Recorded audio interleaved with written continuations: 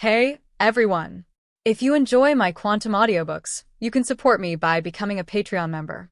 Your support helps me keep creating, and you'll get exclusive perks. You can also access my audiobooks directly through Google Drive. Check out the link in the description. Now, let's get started. And just when Usopp and the others were bearing the brunt of this conqueror's haki, another conqueror's haki swept with even greater might towards the place where the golden lion fell. Under the invisible impact of this conqueror's haki, cracks began to appear in the surrounding buildings. The surrounding trees were even broken by the impact of this conqueror's haki. At this moment, two conquerors' haki collided together and the invisible impact began to show black and red lightning. With the wild dance of the black and red electric snakes, everything around was shaken by the collision and impact of these two conquerors' haki. As for Usopp and others, after another wave of conquerors' haki swept out, the originally chaotic brains were also awake at this moment. The conquerors' haki just now had given up the coercion against Usopp and others and turned to contend with this conqueror's haki. Although the feeling of dizziness is not there, the imposing wind formed by the collision of the two conquerors' haki still makes everyone feel that they are unable to move an inch. Jai ha ha ha ha. Sure enough, how could you, who can push me to such a degree, don't have this aptitude? Conqueror's haki's confrontation is still continuing, and in the ruins, the embarrassed figure of the golden lion is slowly walking out. Although Shiki was disheveled at this time, his clothes were tattered, blood was flowing from the corners of his mouth, and there was even a dent in his back waist. But under the collision of the two conquerors' haki, the embarrassed figure had an aura of dominating the world at this time. Have you pulled the rudder off? Compared with the injury of the lower back, Golden Lion Shiki's head injury was significantly heavier at this time. The rudder that had been stuck on his head had disappeared, and the blonde hair on both sides of Shiki's head had been dyed bright red. Even so, blood continued to flow down Shiki's head. Jai ha ha ha ha, Layazi admits that the one with the rudder stuck on his head is not your opponent, ahem. It really... Hearing Luffy's words, Shiki laughed out loud but seemed to be hurt again, coughed twice and spat out another mouthful of blood. But Layazi can't let this younger generation look down on you, ahem. Now Layazi has pulled the rudder off the boat. Although Layazi won't survive, this will be Layazi's strongest blow. The collision of Conqueror's haki ended at this moment, and everything around him that was constantly shaking due to the strong wind also calmed down. But the black and red electric snakes are still wandering in the air. This is the phenomenon that the two people unconsciously revealed and converged with Conqueror's haki. What was that just now? After the two strands of Conqueror's haki disappeared, Perona asked in disbelief. The dizziness at that moment and the feeling of being unable to move an inch under the two momentum afterwards made Perona feel a sense of suffocation. Although Gecko Moria is also a big pirate, after all, he has always been nested in the Devil's Triangle. And the person who can be taken away by Gecko Moria is naturally impossible to have any decent powerhouse, so Perona can understand that he has never seen Conqueror's haki. That's Conqueror's haki. It was Zoro who answered Perona, but Zoro frowned. If I remember correctly, Luffy once said that Conqueror's haki is a mental coercion to others, and the Conqueror's haki just shown by the Golden Lion is just like that. But what happened to the Conqueror's haki that Luffy used later? Looking at the cracked walls and broken trees around, Zoro was a little puzzled. However, Layazi didn't expect your Conqueror's haki to be able to cause damage to real objects. Shiki also found the surrounding cracked walls and trees, and said with a slight sigh. It's just a bit of a breakthrough recently, 35. To be honest, Luffy was a little surprised that his Conqueror's haki could do this. Although after taking the pill before, Luffy felt the change in Conqueror's haki. But it was not until I used it today that I found that my Conqueror's haki had actually improved to this level. That's amazing, but Layazi's last trick, you have to pick it up. Shiki's face was already dripping with blood, and looking at him, he really couldn't last long. As he said, the next blow will be his last attack. Lion Fruit's abilities were activated again. This time Shiki didn't use anything under his control, just floated himself. Puff! The famous swords Kuki and Sakura Ju, who were used as prosthetic limbs to replace the feet, were pulled out from the joint of the lower legs under the control of Shiki. Blood spurted from Shiki's calf again. Old friend, this is the last time I will fight with you. Shiki held Deadwood and Sakura 10 in his hands, looking at these two thin swords that never left him, with a touch of melancholy in his tone. Withered wood and Sakura 10's hilts are almost corroded because they are connected to flesh and blood. But at this moment, Shiki was holding the hilts of the two knives, but he didn't feel any strangeness. Luffy doesn't mean to attack directly, the hero is late and this respect still needs to be given. Although Golden Lion is not a hero but the end of a generation of legends, there is always a dirge worthy of him. But this also means that Luffy has considerable confidence in his own strength. Otherwise, take advantage of his illness and kill him. Konai still raised his hands high, but his body was supported by Nami, and the ability to slow the fruit was activated for the second time. To maintain such a wide range of ability activation for her, even if her physical strength has been improved qualitatively, it is still a bit difficult. But the others didn't urge Luffy, not even Konai's, to ask Luffy to solve it as soon as possible. But even if they don't say it, the battle is coming to an end. Wang Wang's Tilda Straw Hat Boy Luffy, the golden lion that once swept the sea, is about to end, so can you withstand the requiem of the old era and play the ode to the new era? Black and red lightning began to appear on the double swords in Golden Lion's hands. Black and red lightning began to radiate toward the blade from the tip of the blade of Deadwood and Sakuraju. A darker, thicker lightning bolt stretched to the Golden Lion's arm. The momentum of the Golden Lion seemed to be gathered on the double swords wrapped in black and red lightning at this time. And when Golden Lion turned his gaze to where Luffy was, Golden Lion's eyes showed shock, disbelief, and joy. The same black and red lightning was entangled, but on Luffy's side it was wrapped around his entire right hand. Jai ha ha ha, I really didn't expect. Straw Hat Boy, maybe you will be the Roger of this era, 39. Luffy didn't answer Golden Lion's words. Black and red lightning wrapped around his arms. Luffy's eyes were calm and sharp, and his black hair was automatic without wind. In comparison, Golden Lion's appearance was much more miserable, with blood flowing on his head and back. The clothes were torn and the hair was disheveled. However, all this was insignificant in the laughter of Golden Lion. Along with the wild laughter of Golden Lion, the black and red lightning stretched, and the figures of Luffy and Golden Lion disappeared at the same time.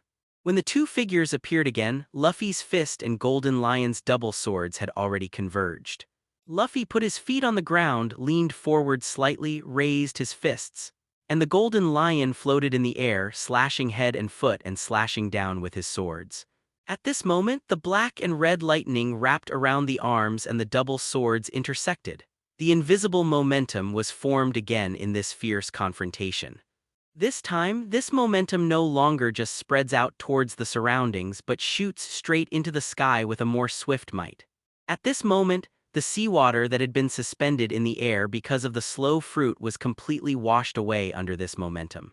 This is not over yet. The momentum continued to rise after all the sea water was washed away. For a time, the 660 layers of clouds rolled up and converged toward each side. The sky cracked. Zoro and the others, whose hair was blown by the strong wind, stared blankly at the sky that was divided into two halves. At this time, Luffy's fist and Golden Lion's double swords were in a stalemate. Black and red lightning danced wildly between the two of them. The fists and the crossed swords did not touch each other, but they were deadlocked as if they had collided. In the vacuum area where the fist and the two swords meet, the dark red singularity is constantly spinning, and black and red lightning continues to wrap around. Flying sand and stone, dust flying, the surrounding trees seem to be broken to one side under the collision of the two. The ground of the island is also torn apart inch by inch. If it continues, this floating island may be completely broken under the collision of the two. However, this violent collision did not last long. Puff. Golden Lion finally couldn't bear the injuries on his body and head, and a mouthful of blood spurted out.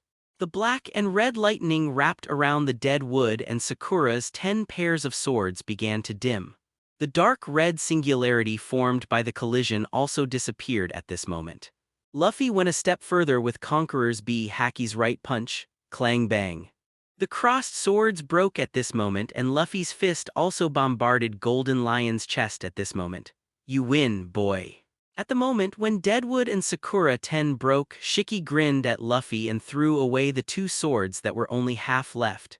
He opened his arms and took the initiative to meet Luffy's punch that wrapped around Conqueror's haki. Boom! The figure of Golden Lion flew out again. I won, so I'm not Roger. Luffy's voice drifted into the ears of the Golden Lion, who flew out backwards. At this dying moment, hearing the last words from Luffy, Golden Lion closed his eyes and seemed to remember the scene when he invited Roger and was rejected without hesitation. Who knows? The water droplets began to fall from the sky, and it was the sea water that had just been smashed by the momentum of the 2. A generation of legendary pirates also at this moment finally ushered in his end. Win. Did you win? Everyone was immersed in the shock of the sky splitting just now, but now all the visions have disappeared. This sudden change made everyone unable to react. The final battle has deeply shocked everyone. The scene where the sky is split and the ground is torn apart is like doomsday. The imposing storm formed by the violent collision, even Zoro at that time has a feeling of how small he is. 3. Frankie, time for work. Luffy's calm voice awakened everyone who was still there. At this time, the Golden Lion had his last breath left. If he died completely, the island and the floating things that Golden Lion Shiki had previously controlled would be out of control at that moment. At that time, the island that regained its gravity, etc., will fall straight down. At that time, as long as there was a little carelessness, Luffy and others might sink into the sea. Oh. Galtino and Frankie, who were called by Luffy's names, hurriedly wiped their cheeks wet with sea water and walked to the Golden Lion lying on the ground. At this time, other people also woke up from the shock and also gathered around. At this time, Perona was a little shivering, but she was forcibly invited by Luffy to board the boat. If one day Luffy doesn't need him anymore with the strength Luffy just showed, he's afraid that he won't even be left with scum. In the future, I must be obedient, for the sake of my own life. Not to mention Perona and others who just joined, even the few people who have followed Luffy to sea from East Blue are the first time they have seen Luffy's level of power. At this time, they were not much better than Perona and the others. Although I don't worry that Luffy will take action against himself and others, this is purely Perona's own brain supplement. But if there are many people with the strength of Luffy in this sea, can these people really continue to keep up with Luffy's footsteps? However, there shouldn't be many such people, right? Galtino waved his hand to create a liquid candle to wrap the Golden Lion, and then the candle solidified. Frankie opened his mouth wide and the ability of Munch Munch Fruit was activated, swallowing the Golden Lion wrapped in candles. And at this moment, in Luffy's observation haki perception, the last breath of Golden Lion disappeared at this moment. The island under his feet began to tremble, and Nami and the other women supported each other under this trembling. What's going on? The Golden Lion is dead, and the islands that he controlled with the lion fruit will naturally start to fall out of control. However, Luffy is still a little worried about whether Nami, who just ate lion fruit, can control the entire island. Luffy explained, looking at Frankie at the same time, motioning him to speed up, although it's a little weird. If not, Luffy can only let Nami control Thousand Sunny to land. Facing this sudden shock, Usopp reacted immediately and looked around in panic. Frankie asks that now is not the time to dawdle, and the only way to solve the current situation is to let Nami eat the lion fruit and control the island.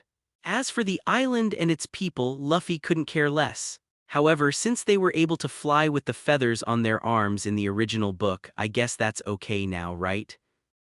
How is this possible? Watching Frankie spit out the Golden Lion wrapped in candles and a strange fruit, Perona said incredulously. The whole person took 2 steps back as if frightened. Everyone ignored Perona like this. The most important thing now is to see if Nami can control the falling island after eating the lion fruit. Frankie handed the lion fruit to Nami. Nami glanced at Luffy, and after seeing Luffy nod, he took a bite without hesitation. Then I saw that Nami's beautiful face was wrinkled. It was really the devil fruit that tasted really bad. How are you feeling? Seeing Nami eating devil fruit, Usopp was particularly curious among the few people on the field who didn't eat devil fruit. Although it's not the first time to see a partner eating devil fruit, but every time Usopp can't help it, his inner curiosity. Swallowing the devil fruit in his mouth with difficulty, Nami felt the changes in his body. Then, he squatted down as if he was feeling it and pressed his hands on the ground of the island that was shaking violently and descending rapidly. And just when Nami put his hand on the ground, the island that was descending rapidly stopped descending again at this moment. No, this island, I can only control the island we are staying on now, and the other connected islands cannot be controlled. Nami's voice was a little anxious. She was worried about the existence of people on other islands. In that case, those people would really have no way out. Don't worry, on this island there are only people living on this island. Except for those animals, no one lives on the other islands. Luffy is not comforting Nami. Under the perception of observation haki, Luffy does not perceive the human breath on other islands. It's actually lion fruit. There were still some who didn't believe that Luffy and the others could capture devil fruit's piranha. The moment Nami stopped the island, it was finally confirmed that Luffy and the others indeed possessed the ability to capture the reborn devil fruit. And at this moment, the self who knows this secret will also be completely bound to this boat. So is Nami able to fly now? After confirming that the island was no longer falling, Usopp and others turned their attention to lion fruit's abilities. And Nami was relieved after hearing Luffy's explanation. At this time, when he heard Usopp's question, he didn't answer. He directly activated lion fruit's ability and let himself float in the air. Wow. It's really flying, so there's one more flight on board. 35. Konai's, who had just grown wings, Piranha, who had the power of spirit fruit, and Nami, who now eats lion fruit. Then what to do with this golden lion's corpse? Just throw it here. 99. Glancing at the candle box containing the body of Golden Lion, Zoro asked. Hearing Zoro's words, Luffy couldn't help but look at the candle box. As usual, Luffy doesn't care about the people he kills. However, the golden lion in front of him was different. Although he was undoubtedly a heinous B*******D, it was still a legend. Just throwing his body here is not an option. Just bury him here. By the way, the golden lion's 2 knives are good knives and you can ask Frankie to help fix them if you need them. 35. Thinking of Deadwood and Sakura Ten, who had just been interrupted by himself, Luffy also asked Zoro. If Zoro needs it with the processing ability of Frankie Munch Fruit, it is possible to restore 2 broken swords or even fuse them into one.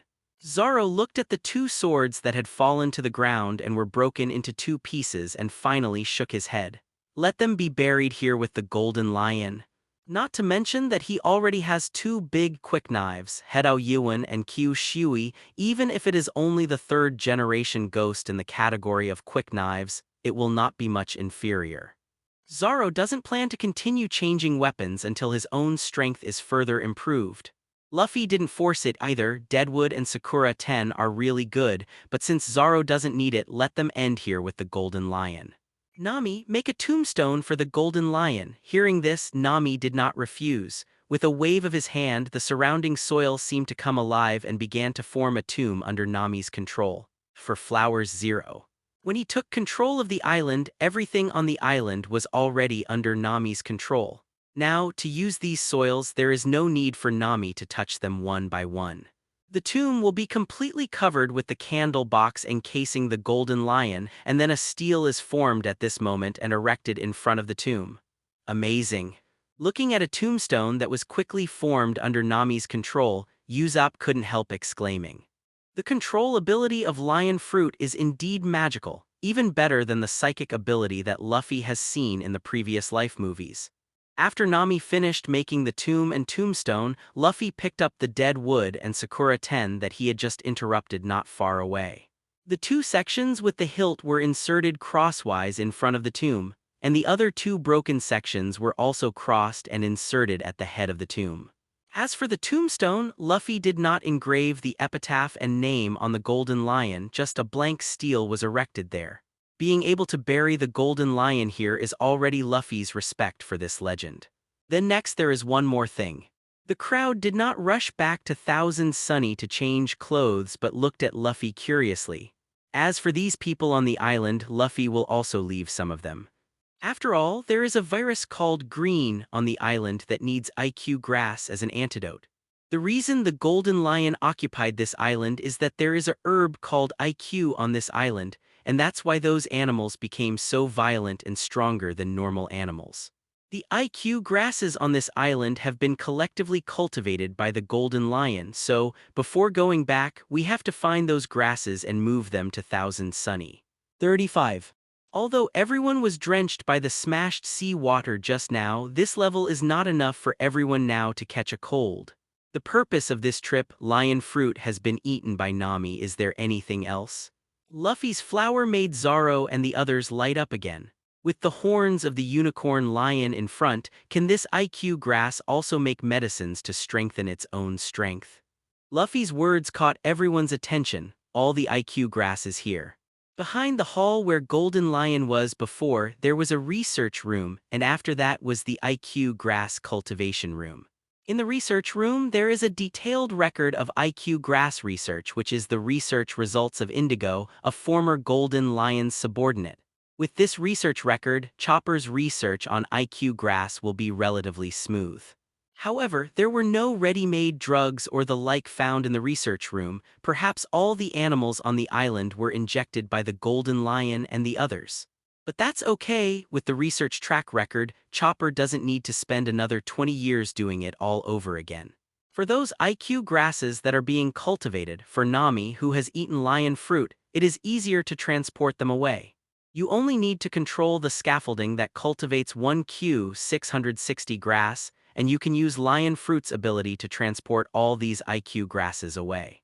If the IQ is grass, we will keep a part for you and we will take all the rest. Do you have any opinion?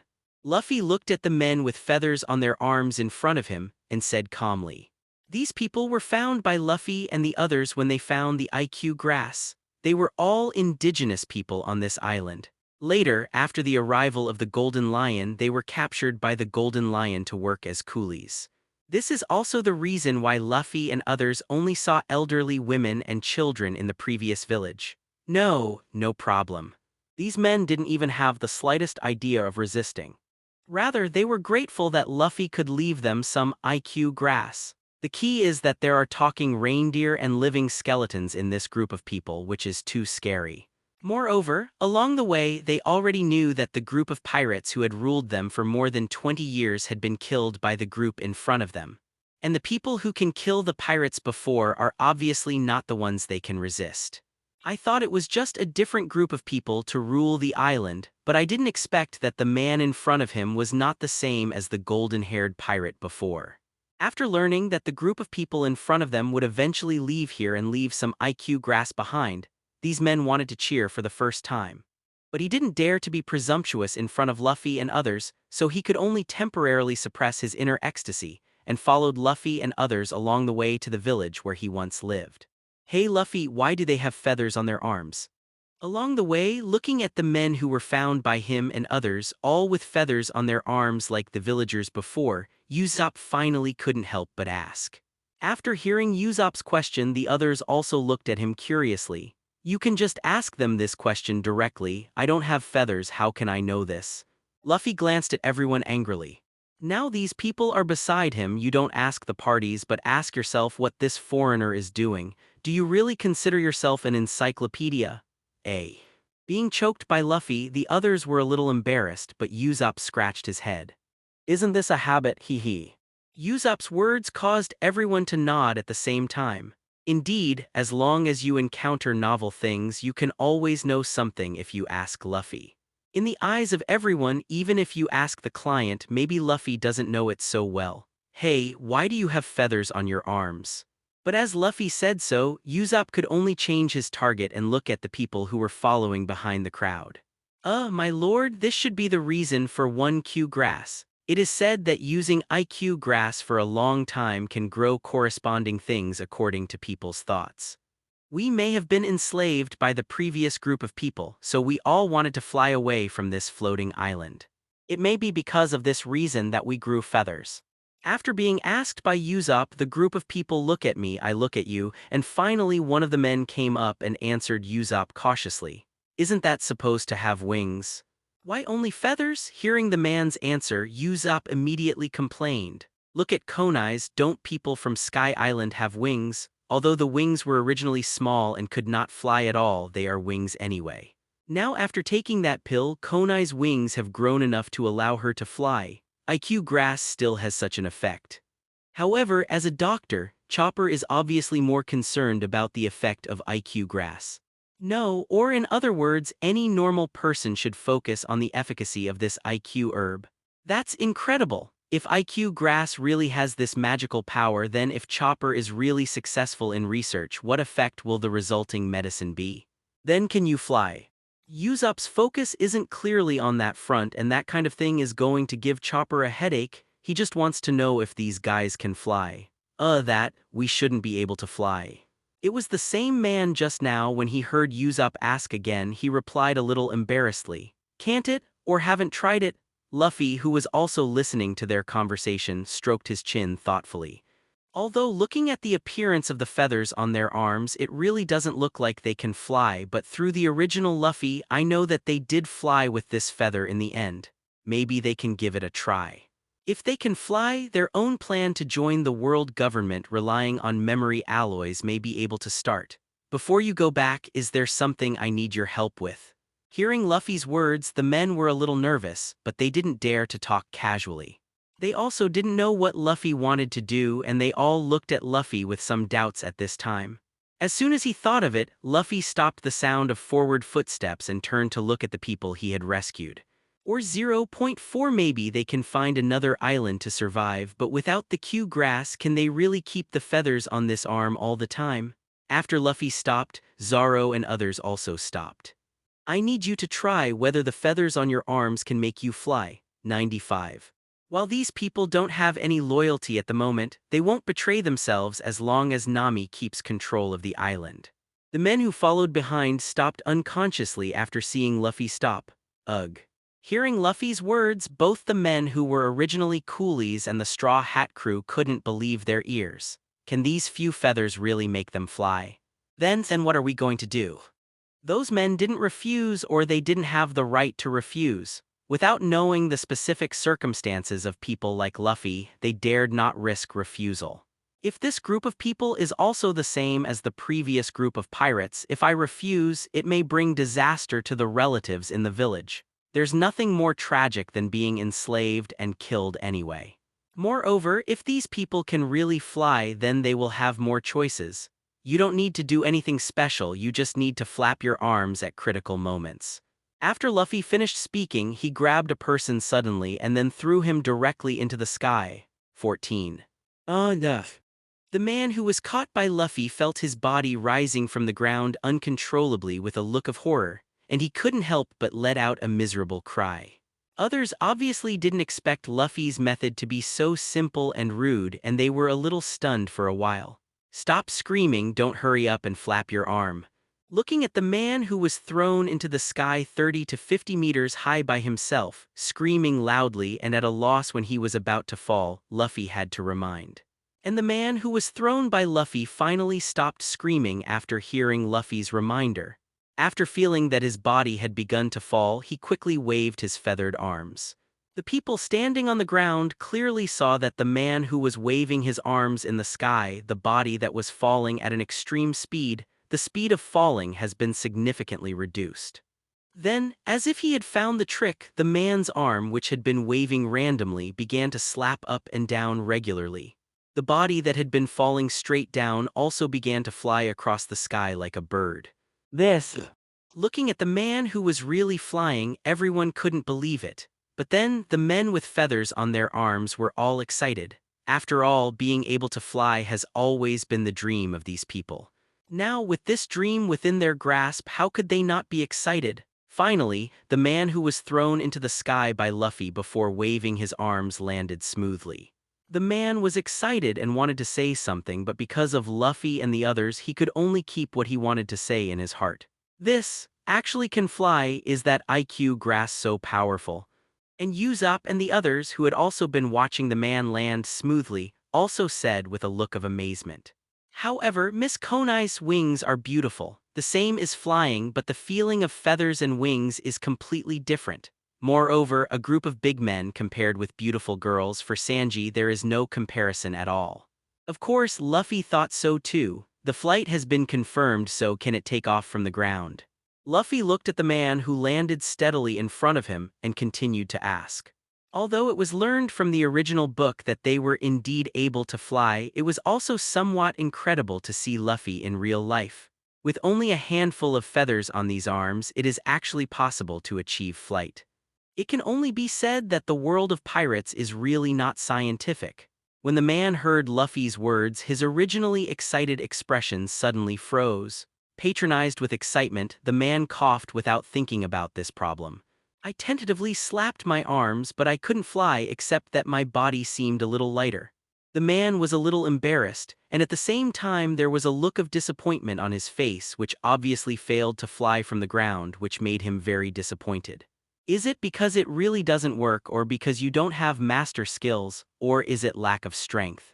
When in the air due to air resistance, the buoyancy of the feather enables him to fly and glide. But if it is said to take off from the ground, there is no power that can be used, unless you rely on the same method that Luffy just threw up. Looking at the man who couldn't fly, Luffy was also a little disappointed. If these people can't fly by themselves or don't fly high enough, their plans may have to be delayed. After all, Luffy's plan was to make the floating island a secret state. At that time, send some people to find an island in the sea as a cover.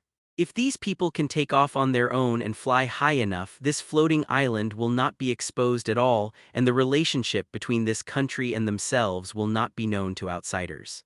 After all, Nami has already eaten the lion fruit. In the future, Nami's ability will definitely be exposed to the eyes of Marine and the world government. And if this floating sky island is also exposed, then the relationship between this island and the Straw Hat Pirates is directly exposed. At that time, Luffy's plan could be said to have failed completely. So what Luffy wants is that they can fly alone and can fly at least tens of thousands of meters. Seeing the disappointed look in Luffy's eyes, these people were startled and anxious. The man in front of him wouldn't kill him for this reason, would he? Luffy certainly couldn't have killed these people for that reason. 660. Glancing at Konai's, Luffy froze for a moment, then thought of the pills Chopper had made.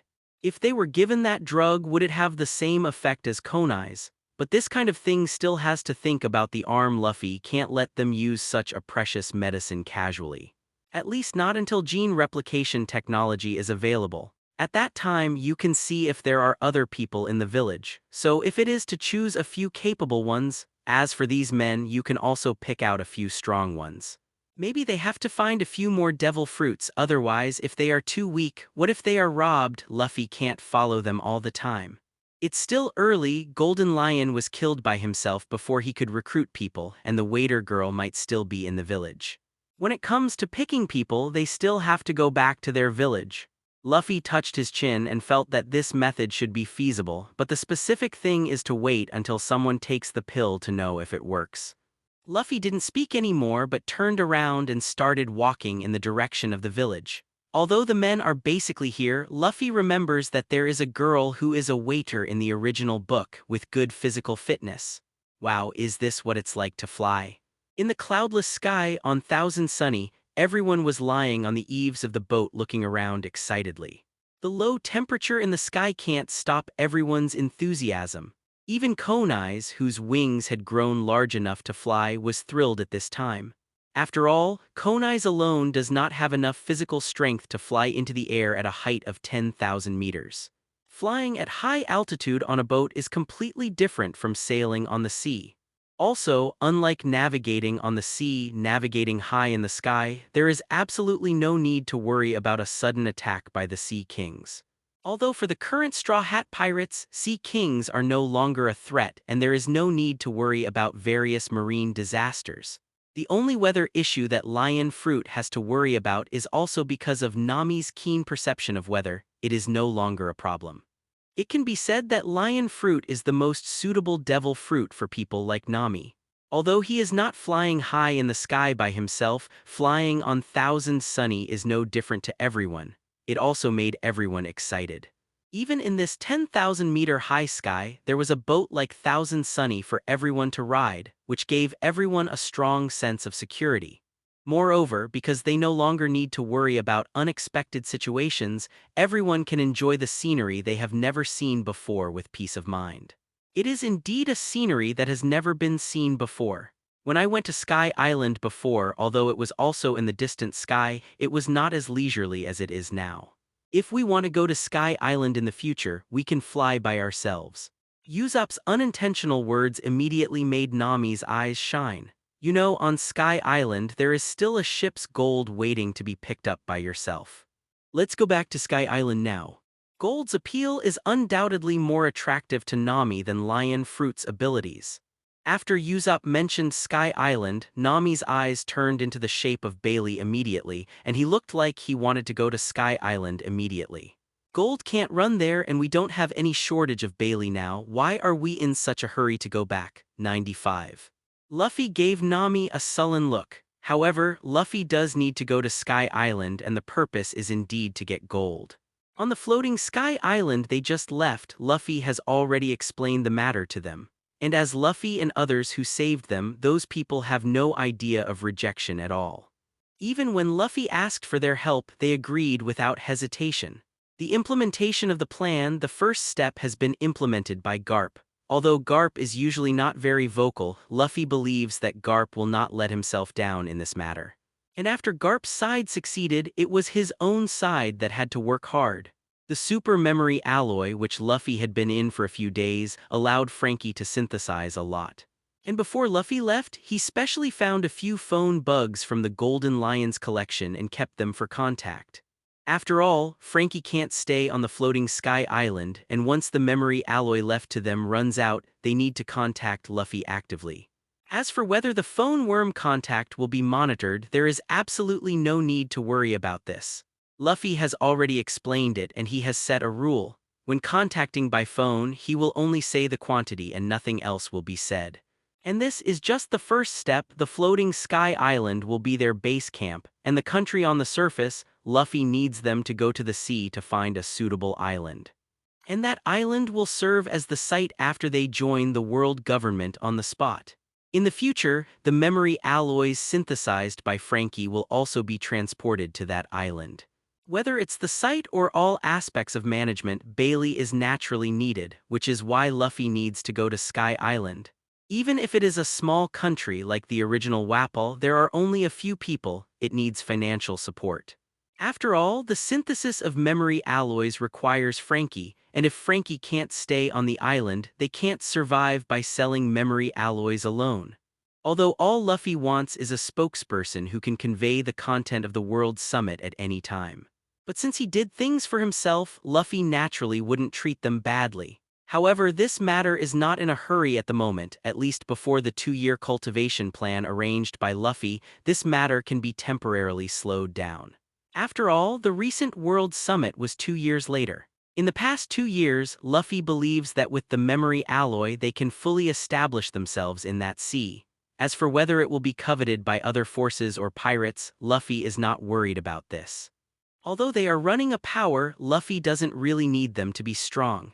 Even if you get kicked out after just one World Summit, that's fine. Because of the form of the pirate world, it is estimated that after the World Summit 2 years later, the next World Summit will not be maintained. So this kind of power is not necessary for Luffy, and as for the safety of those people, there is no need to worry about it. The people who stayed on the ground were the ones who Luffy gave the Killin Lion pills. After experiments, after taking pills made of unicorn lions, the feathers on the arms of those people did make them take off from the ground. Although it is impossible to fly to the floating Sky Island, which is 10,000 meters high, it is more than enough to avoid the general pursuit. If one day, Luffy can't believe it, Marine will send Kizaru to deal with the mere few people. As for what those people on floating Sky Island need to do, it is responsible for cultivating IQ grass. There was no way Luffy could take them all over the islands. My own adventure is not over yet. Even if I take them, 1,000 Sunny is enough to seat so many people. But these things take time, at least the first thing, to find a suitable island to settle for those people. Still a question. Luffy can only give them some financial support after they find a suitable island. Although it is still uncertain whether Chopper can use IQ grass to research Wang Wangs to make the corresponding strengthening medicine, but there is no mistake in planning ahead. In this regard, Luffy will not help them, nor will they help them. Therefore, all this can only be done by themselves, even if they have not left the floating sky island for more than 20 years.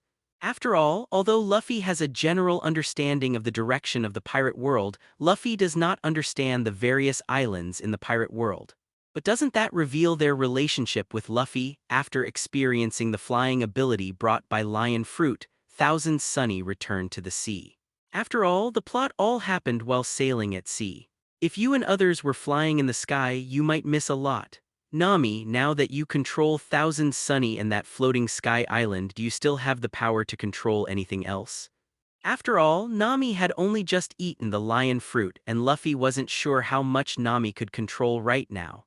According to Golden Lion's situation, those things that floated after he touched, as long as Golden Lion didn't control it, didn't seem to consume his physical strength. Otherwise, even the Golden Lion would not have been able to control so many islands floating in the air for more than 20 years. I can now feel that the floating sky island that I controlled before will not consume my stamina if I don't control its movement. 95. On the bow, Nami, who heard Luffy's questioning, stopped the movement of constantly controlling a coin to float up and down and answered Luffy. Having just acquired Devil Fruit's abilities, Nami has been in a state of excitement. After all, I used to watch others eat devil fruit and use various magical abilities. Nami said that it is impossible not to be envious. Although he has been talking about selling devil fruit 660, it is just talk. If there is no devil fruit in his own situation, he can only hide behind everyone in every battle, which is not what Nami wants. Although her role on the ship is a navigator, Nami also wants to fight alongside Luffy. I can feel that only the moment I touch it for the first time will consume my physical strength. If I don't control the actions of the things I touch, it will not consume my physical strength. Nami continued to explain that Nami would naturally not hide anything from Luffy's inquiry. Even, Nami wanted to know what Luffy had in mind when it came to the development of lion fruit.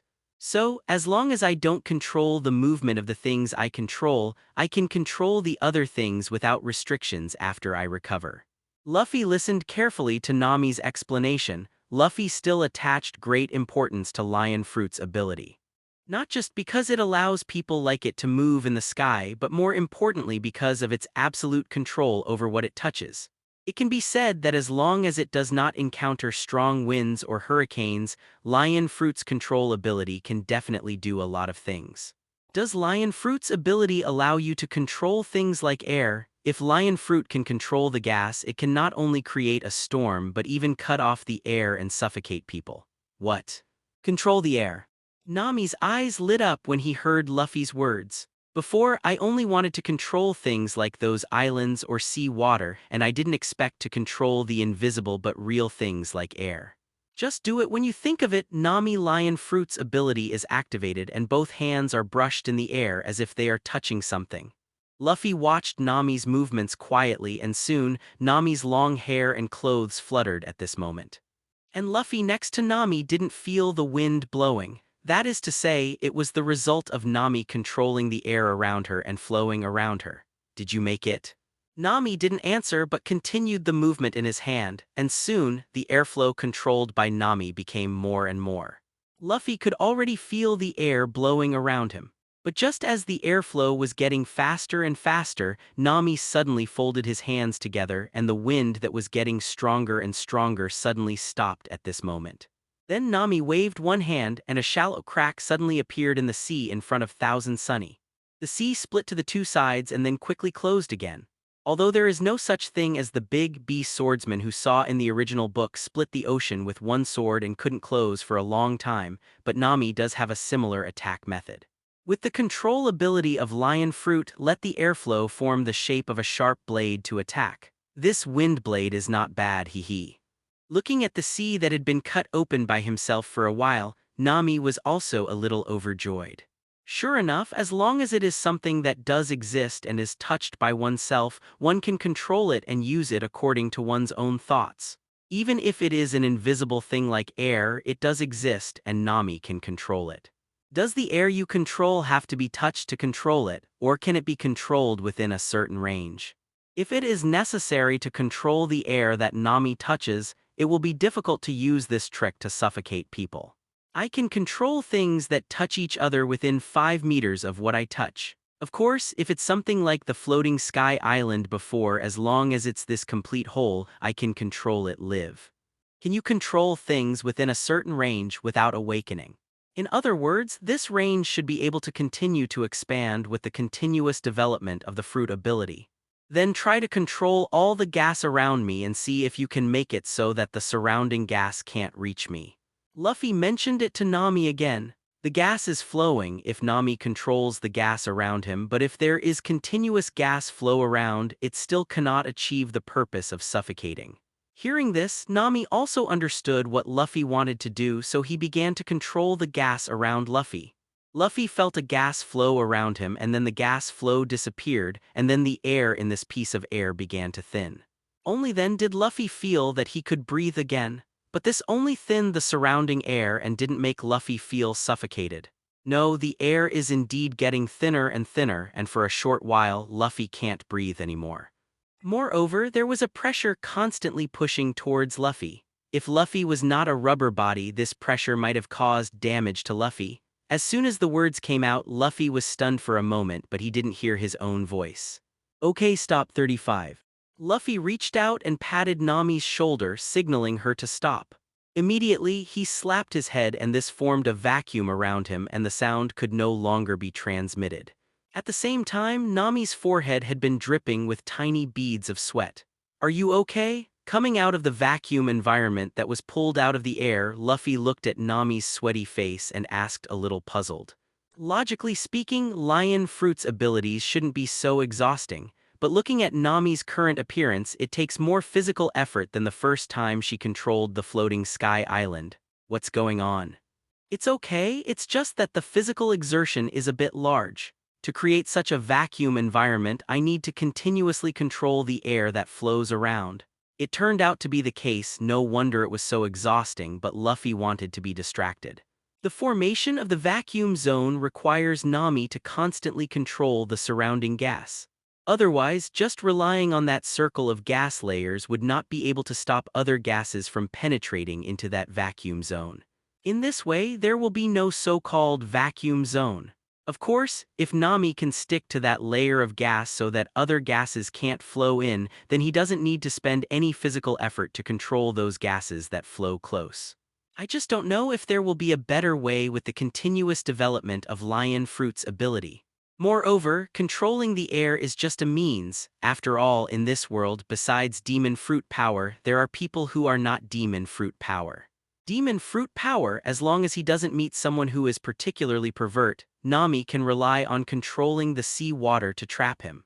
But if it is an incapacitated person, if Nami doesn't want to do anything else, he can only rely on lion fruit's ability to fly and quickly escape this way. After all, Nami itself doesn't have any fighting ability and Luffy has no plans to let Nami practice taijutsu. In Luffy's mind, Nami just needs to develop lion fruit's abilities well. When the master has the air dominance, Nami doesn't need to confront other people at all. Then think about whether there are other ways. Lion fruit's ability has great potential and I can only give you this suggestion.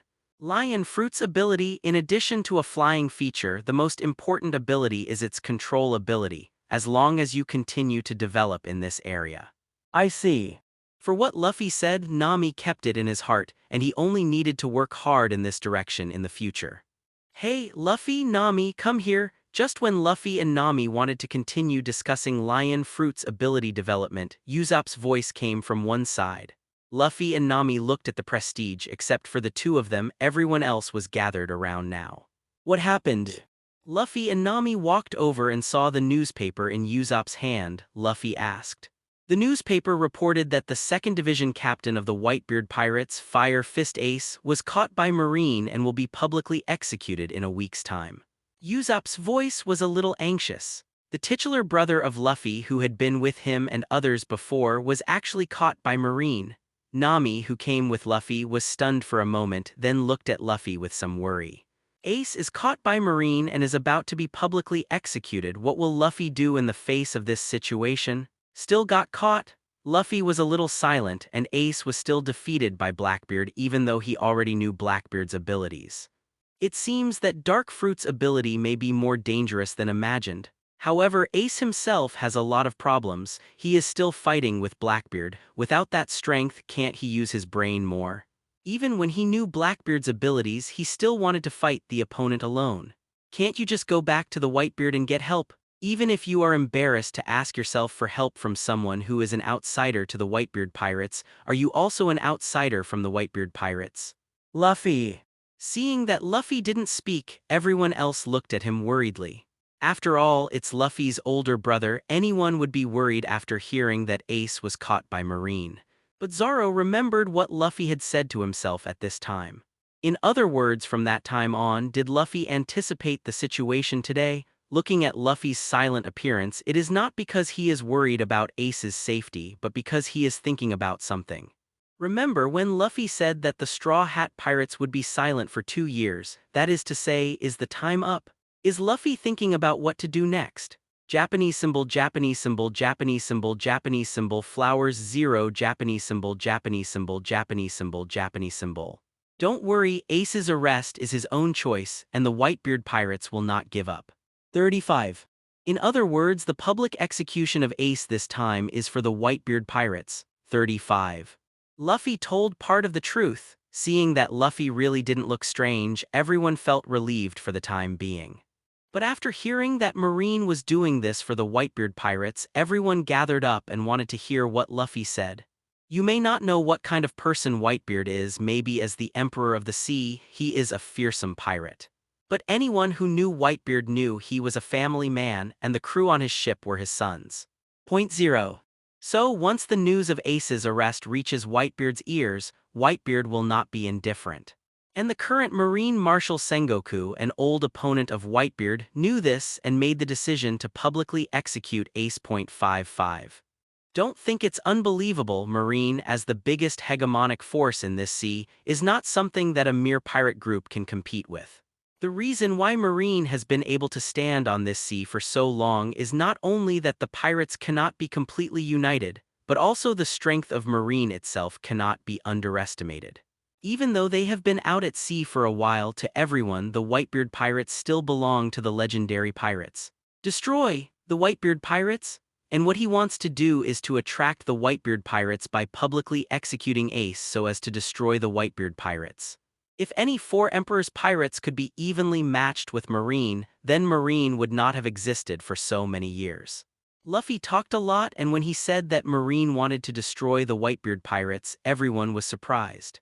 As a pirate, it is impossible to unite against Marine, so if there is no outsider intervention, it is a sure thing that the Whitebeard pirates will be killed by Marine. Now Marine actually wants to take action against the Whitebeard pirates, which feels unreal to Usopp and others. How could that be? Although a bit unexpected, it seems to be reasonable. If Marine doesn't have enough power, why should pirates run away every time they encounter Marine?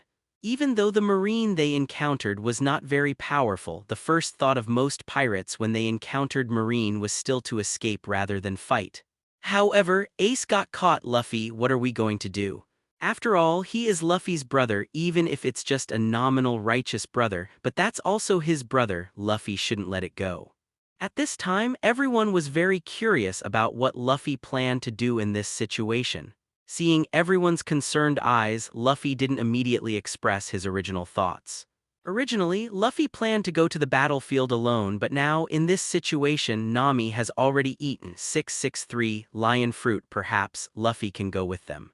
Even if they are not allowed to participate in the war, it is good to be able to see the powerful people who are famous in this sea. However, how can Nami and others be able to observe the entire battlefield in the sky without being easily spotted? By the way, perhaps the Revolutionary Army can help with this. The transparent fruit that he used to trade with their abilities should be able to develop the entire Thousand Sunny into a transparent state, right? Even if the transparent fruit could not completely hide from observation Haki's perception, in that case, no one would have the leisure to perceive the empty sky, right? I'll go to Marineford. This was decided from the beginning. Moreover, with Luffy's current strength, it was obviously impossible for Marine to keep himself while fighting the Whitebeard pirates. Even if Kizaru and Aokiji are not paddling, Garp Sengoku is also involved and Luffy has the confidence to get out of the water. What do you guys think? My original plan was for me to go to Marineford alone, but now that Nami has eaten the lion fruit, we are fully capable of getting out of it, so I want to ask what you mean. While it is true that lion fruit and clear fruit are guaranteed, this trip to Marineford will still be dangerous. At least on that battlefield, there are not a few large-scale attack capabilities like Marine III Admiral, and even if they fly in the sky, it is impossible to completely avoid risks. After all, if you want to see the entire battlefield clearly, you can't fly too high. If you fly too high, you won't be able to see anything, so Luffy isn't going to make that decision for them. After all, Luffy will definitely be on the frontal battlefield at that time. If Wanli Sunshine is attacked, Luffy will have no time to care. Marineford, that's naval headquarters. I didn't expect us as pirates to have the opportunity to go to naval headquarters. As soon as Luffy finished speaking, Usopp showed great interest. Although his legs were still trembling, at least he no longer trembled when he spoke. Whitebeard, to be honest, I still really want to see what kind of existence is at the top of this sea.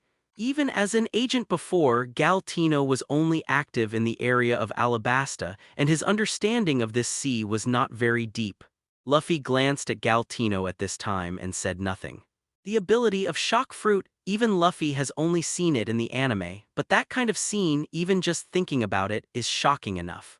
Moreover, there is another reason why Luffy changes his mind and wants them to go to Marineford together, and that is whether he can pick up devil fruit in that war. If Whitebeard were still going to die in that war, Luffy could have taken the first shot and grabbed shock fruit. No matter how bad it is, Blackbeard can't get shock fruit. Moreover, since he has no plans to break into the underwater prison at all this time, can Blackbeard still summon so many subordinates? Zoro glanced at Luffy unexpectedly. When Luffy told himself about this before, he really planned to go alone. But now Luffy has changed his mind, which is undoubtedly good news for Zoro. Although I have seen the power of Eagle Eye, there should be other strong men who can open their eyes in that war. Even if you can't end the battle, but being able to see more of the top power in this sea, it is also an exciting thing for yourself. Hey Chlorella, do you have any ideas? 35. Even though he asked, Sanji was sure that Zoro completely agreed with him. From the original Hawkeye to the previous Aokiji to the Golden Lion just solved. These people have shown Sanji the power of the world's top powerhouse. It was just a collision, and the power that could tear the sky apart already made Sanji excited. Does it need to be said?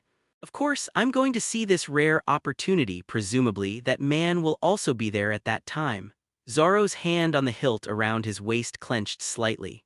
The more he practiced haki, the more Zoro felt that he was far from being the world's #1 swordsman. However, this would not be a reason for him to back down, or rather, it was precisely because he understood his weakness that Zoro wanted to be stronger. Although there is a possibility of self-defeating, but who made me already a member of the Straw Hat Pirates? Robin crossed his arms with a faint smile on his face. The old self may have avoided Marine Sasori like a snake, but now Robin glanced in Luffy's direction and there was nothing to fear. In this piece of Qinghai, I can only follow you where you are, I will naturally be there. Compared with Sky Island, life in Qinghai is indeed more colorful, but that is Qinghai with the Straw Hat Pirates. For Konai's, the zero point 0.4 Straw Hat Pirates is the reason why he is willing to take risks in Qinghai. Hehehe, I didn't expect it to become a bone, and there is still such an exciting moment. Even when he was still in the Rumba Pirates, Brook never thought that he would take the initiative to go to naval headquarters one day. You guys made me super. The legendary Golden Lion, the 7 warlords of the sea, and now the naval headquarters. This short 10-day adventure is even more exciting than the years he has spent in the 7 waters. This kind of life is worthy of the super Uncle Frankie. Nami's hands were already on Luffy's arms, the meaning of which was self-evident. I'll try my best to help. Marianu stood behind everyone, a small figure, but his tone was very firm. Chopper, how about you? Usopp looked at Chopper. As the closest existence to Chopper on board, Usopp felt that it was better to have Chopper by his side. Of course I'm going to. If you are injured, I can also treat you in time. Even if Usopp didn't ask, Chopper wouldn't refuse to go with him. I have nowhere to go except to follow you. Mikita always puts the realization on Luffy. Witnessing the battle between Luffy and the powerful enemy again and again has made Mikita have a fanatical admiration for Luffy. HMPH kidnapped Miss Ben onto this ship. Do you want Miss Ben to leave by herself? Perona floated in the air in the form of a spirit body, folded her arms around her chest, and said with a tsundere face.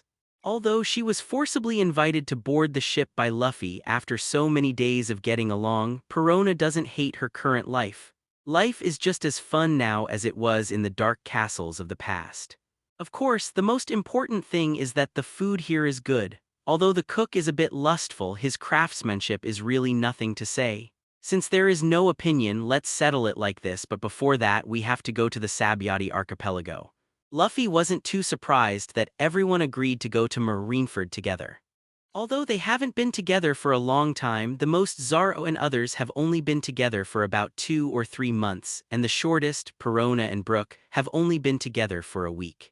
But Luffy knew very well what kind of people they were. However, although everyone agreed to go to Marineford, there was no need to go immediately.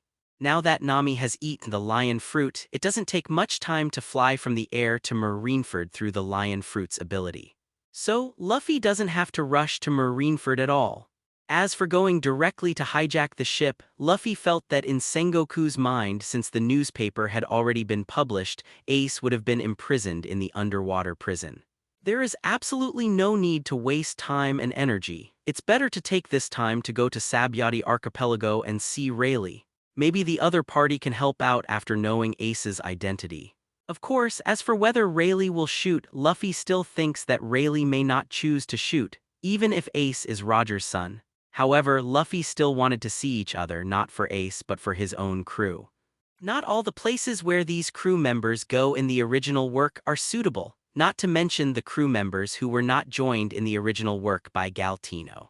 Instead of struggling to find a suitable place for them to practice, it is better to ask Rayleigh to help him exercise. There must be a relationship with Shanks, and Rayleigh is still willing to help.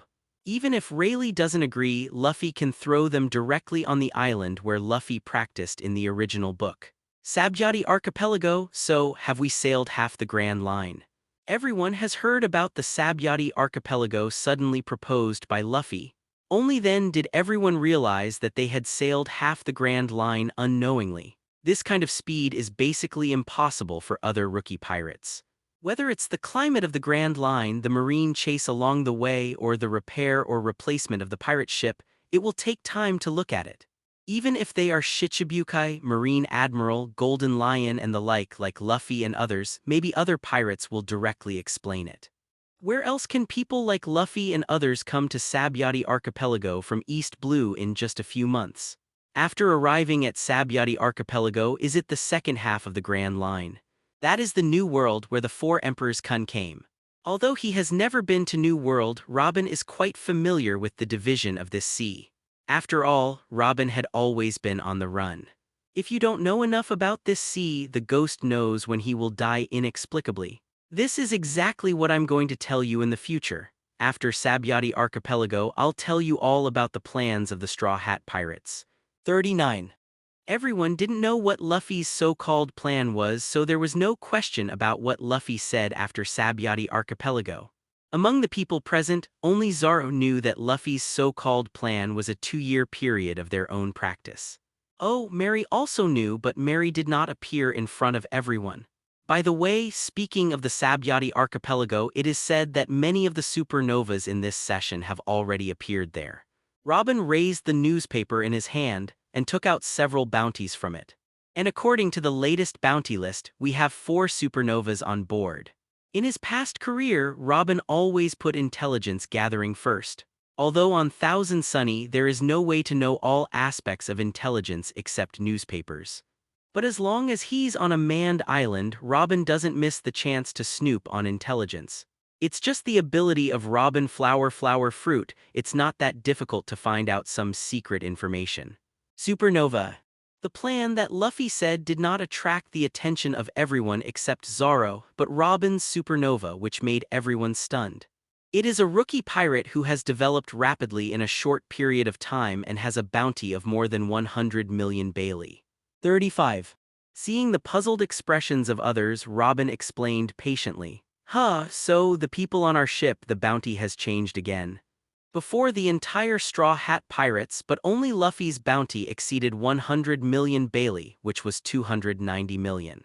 Now Robin says there are 4 so-called supernovas on board, which means that in addition to Luffy, there are 3 others who also have a bounty of 100 million Baileys. Warcraft Roronoa Zaro with a bounty of 140 million Baileys. Blackfoot Sanji a bounty of 120 million Baileys. Galtino the Candleman, a bounty of 121 million Baileys. Besides, Makita the Kilogram Girl has a bounty of 60 million Bailey. Angel Coneyes with a bounty of 66 million Baileys. Transformer Frankie with a bounty of 56 million Baileys. Pet Chopper there is a 50 Bailey bounty. Straw Hat Luffy a bounty of 350 million. My bounty has also become 90 million. Usopp, Nami, Marianu have no bounty yet. 35. Perona and Brook also have no new bounties, 35. This is our latest bounty amount after the Seven Waters incident. In the capital of Seven Waters, it was the first time that the Straw Hat Pirates showed their strength. At that time, except for Nami, Usopp and Marianu who hadn't gotten Devil Fruit yet, and Brook and Perona who hadn't yet joined, everyone else made a move. It was also at that time that the abilities of Konais and others were completely exposed to the world government. And although Frankie didn't make a lot of shots, but he himself has the Pluton design, so he also has a high reward.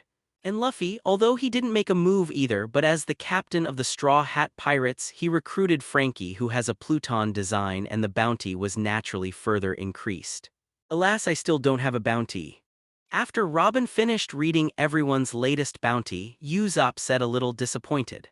As Usopp, who is determined to become a brave sea warrior if he can be rewarded by the world government, that is the recognition of his dream. However, because there is no chance to take action, it is not in the eyes of the world government. Idiot, wouldn't it be nice to have no bounty? That way you won't be the enemy's main target in the future. Unlike Usopp, Nami clearly doesn't feel that he's not being offered a bounty. While Usopp was still groaning, a certain reindeer suddenly began to bark. What's up, Chopper? Usopp didn't have much energy at first, but Chopper's name made Usopp startled, and he hurried over to see what happened to Chopper. Why is my bounty 50 Bailey tilde? Chopper held his own reward list with tears in his eyes, pointed to the 50 Bailey above and cried. Unlike Nami's who don't care whether it is Usopp or Chopper, they all take the bounty very seriously. Originally, Chopper seemed very excited when he heard that he had also been offered a bounty. But Chopper's excitement came to an abrupt end when Robin read 50 Baileys. Chopper, don't be sad, you see you've been offered a bounty although it's only 50 Baileys, but I don't even have a bounty. 35. Usopp crouched down and patted Chopper's shoulder solemnly, as if to comfort Chopper. But looking at his shrugging shoulders, he was obviously holding back a smile. But. Chopper opened his mouth but didn't know what to say. No way, Chopper, I can't take it anymore. Although I'm a little sorry, Chopper, for laughing so loudly, but seeing Chopper like this, Usopp couldn't help it. Usopp, you be ****D, don't laugh. Chopper, who was still a little sad, finally couldn't help but be angry after seeing Usopp laughing at him recklessly. He didn't care about being sad because the bounty was only 50 Baileys, and he jumped on Usopp's head all of a sudden and his hoof was a slap. I don't laugh anymore, Chopper, stop, it hurts a bit, Although he stopped laughing, Usopp didn't mean to stop at all and instead had a tendency to intensify. I'm really happy. Seeing the two of them like this, everyone couldn't help but laugh. Although they just learned the news that Ace was arrested, everyone also said that they would go to Marineford together.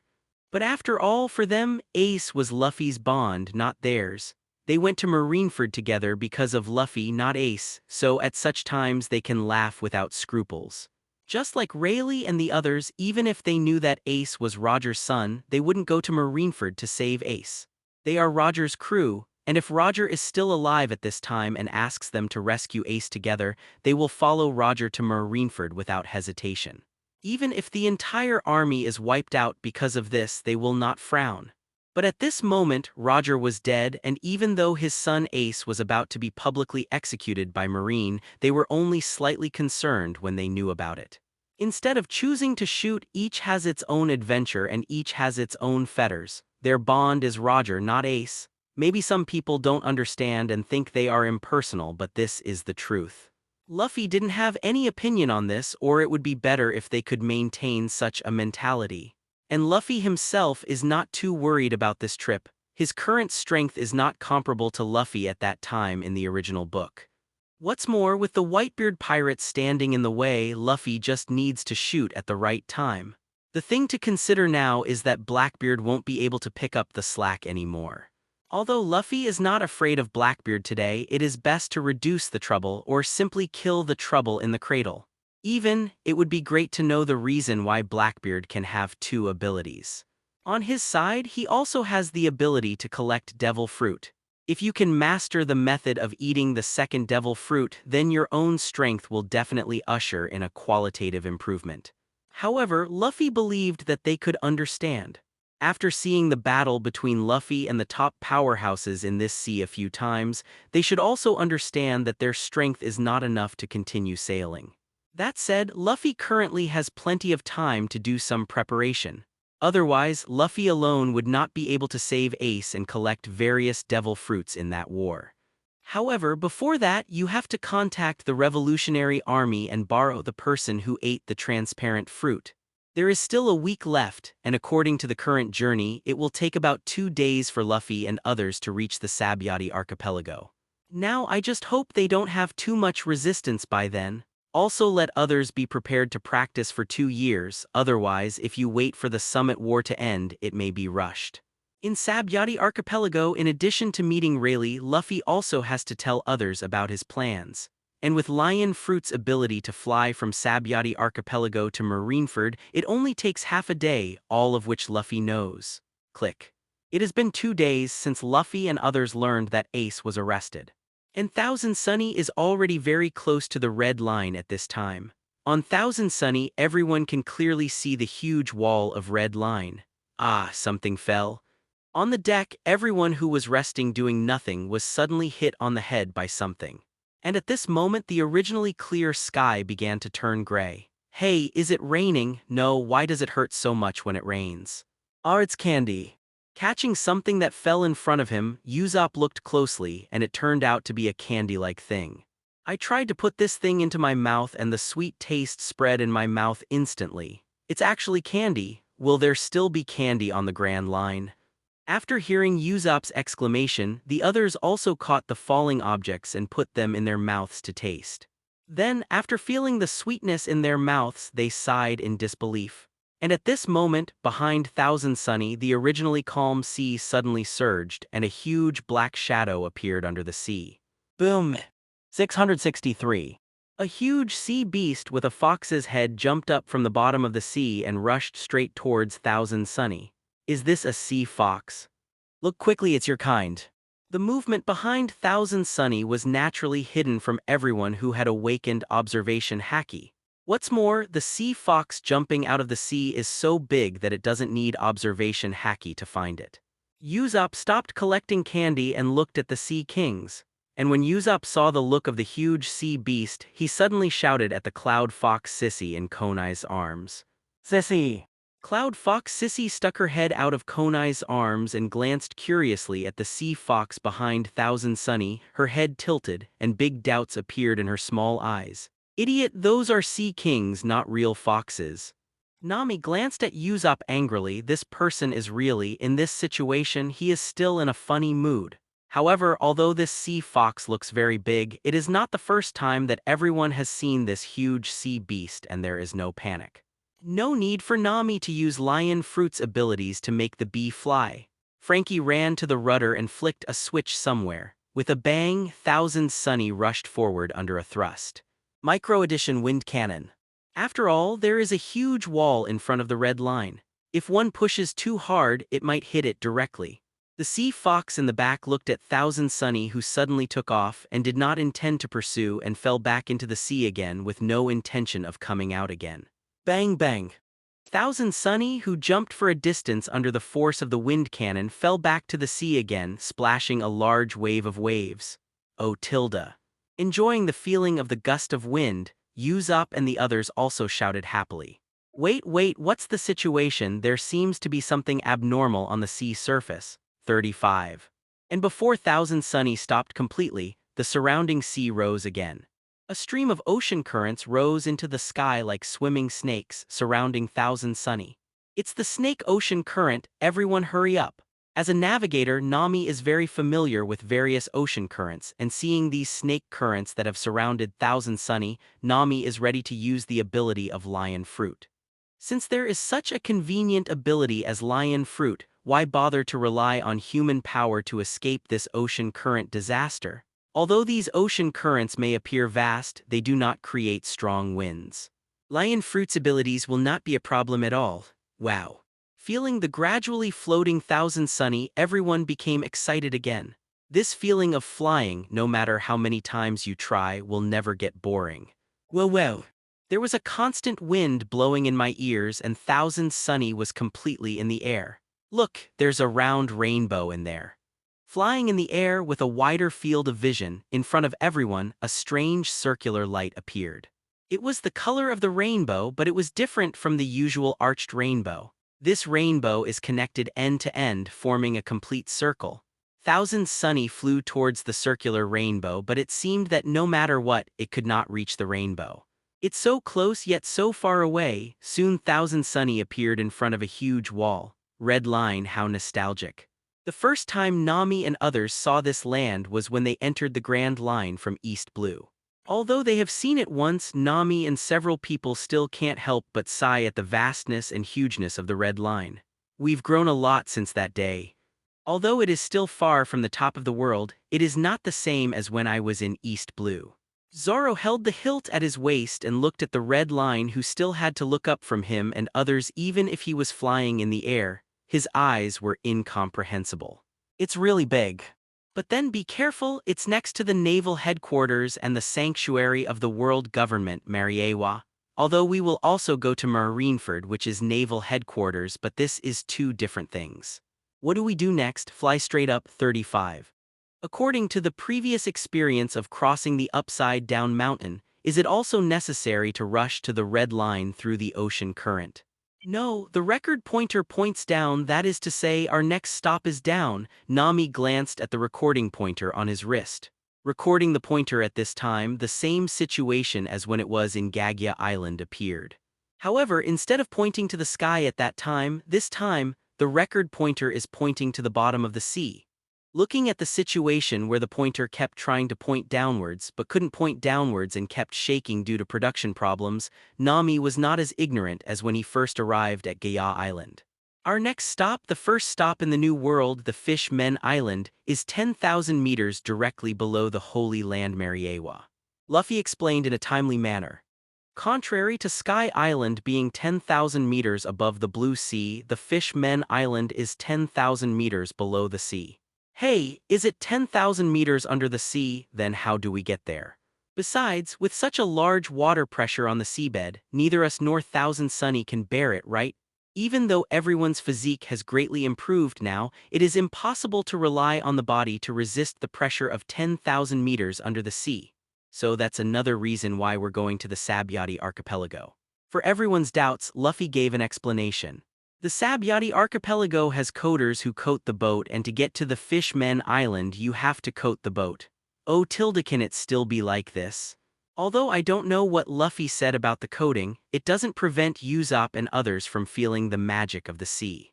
It must be amazing to allow ships to dive into the ocean with a depth of 10,000 meters. Nami, let's get Thousand Sunny back to the sea first. 99. After answering everyone's doubts, Luffy said to Nami. While the feeling of Thousand Sunny flying in the air is truly mesmerizing, the Sabyati archipelago is not in the sky. Understood. Nami answered and controlled Thousand Sunny to land again to the sea. After 2 days of familiarity, Nami is not so unfamiliar with the application of Lion Fruit, and it is also effortless to control Thousand Sunny. And just when Thousand Sunny fell back to the sea, another huge sea kings was drilled from the bottom of the sea. This sea king's is no longer a fox but a crocodile-like shape, which is somewhat similar to the offshore king when Luffy first went to sea. Sea kings in the shape of huge crocodiles leaped high and swooped towards Thousand Sunny. With a huge stature, Thousand Sunny is a thing to swallow in front of it. "Give it to me." Galtino stepped forward, a hard candle sledge already condensed in his hand. When the others saw Galtino's shot, they had no intention of continuing to move forward. Such a sea king's, although it seems huge, does not pose any threat to Galtino. Galtino slammed on the deck, his body jumped into the air, and the giant candle hammer in his hand swung out with force. Boom! The incomparably hard candle hammer hit the crocodile sea king's jaw with its ferocious fangs. Under this blow, the huge body of the crocodile sea kings changed from the action of lunging forward to leaning back. The sharp teeth in the mouth were also shattered by this blow. Puff. The crocodile sea king's bleeds from the mouth of Galtino's blow, and at the same time it seems that something was spit out by it and flew straight to Thousand Sunny. Huh. Is that a human? The first thing everyone noticed was what was spit out by the crocodile sea kings. At first glance it looks like a human, but at a second glance it looks like a fish. Isn't it a man? Is it a fish? Difficult could it be that? It's a mermaid. As the spit-out figure got closer and closer, everyone finally saw what the spit-out thing was. And at the moment of seeing clearly, a certain color cook's entire body twisted and his eyes also turned into pink hearts. Boom! Boom! The crocodile sea kings returned to the sea, and the figure that was spit out really fell on the deck of Thousand Sunny. The upper body of the girl and the lower body of the fishtail, there is no doubt that this is a mermaid. At this time, the green-haired girl mermaid didn't pay attention to the surrounding environment at all but rubbed the fishtail that had just hit the deck on her own. Apparently, the mermaid hit the mermaid with pain just now. It's really a mermaid? Ah, this must be a gift from God to me. With love in his eyes and his body softened, Sanji twisted his lower body like a whirlwind, swaying from side to side.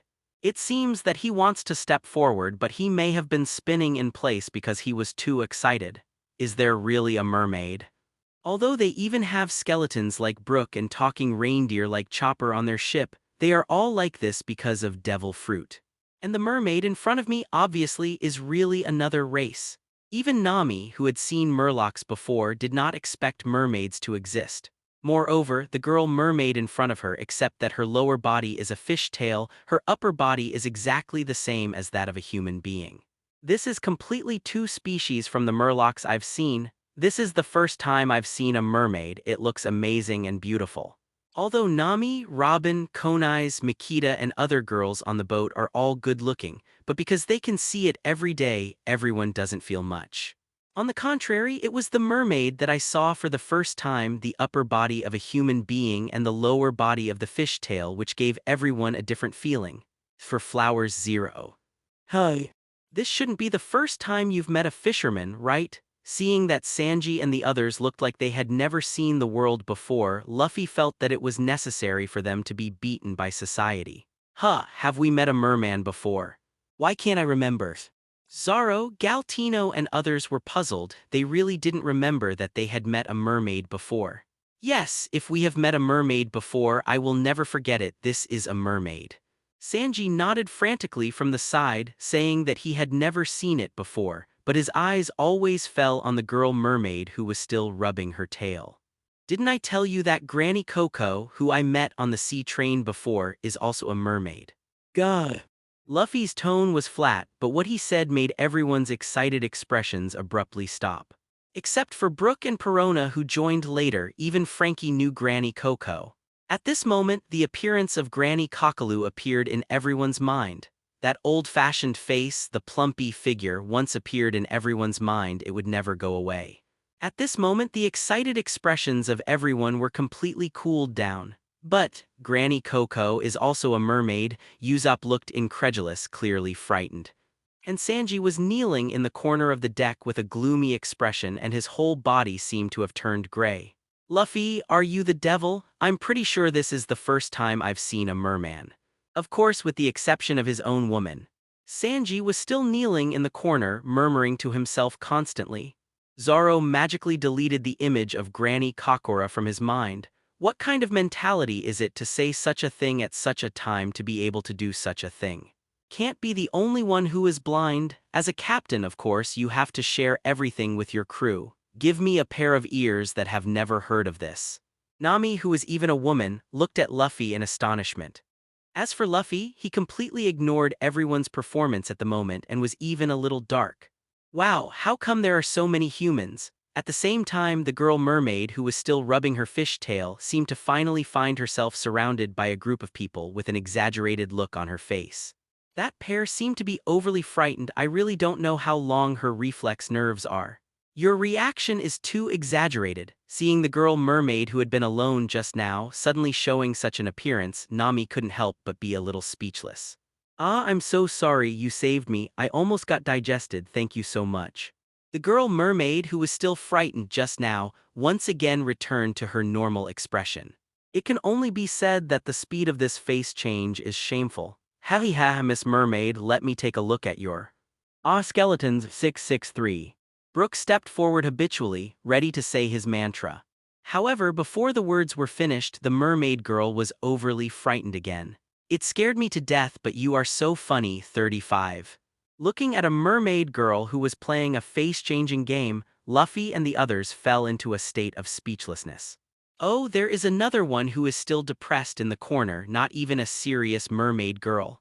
Is there something wrong with this mermaid? For Galtino and others, the mermaid girl in front of her was obviously not acting like a normal person. Maybe this is the mermaid, Robin's timely gangster. Thank you very much for your help, let me treat you to takoyaki. As if she didn't hear Galtino and the others at all, the mermaid girl spoke to Luffy and the others. By the way, my name is Kami, the kissing Murloc. After all, he also introduced his name. We'll talk about takoyaki later. Now we need to go to Sabyati Archipelago. How about you? Do you know the way? The direction indicated by the recording pointer is the Fishmen Island. Although they know that it is not far from the Sabyati Archipelago, Luffy and others are not very clear about which direction they should go. That's why Luffy let Nami control Thousand Sunny down. Although the time was a lot earlier, Luffy still felt that he should be able to meet the mermaid girl in front of him. Ah, I don't know exactly where this place is.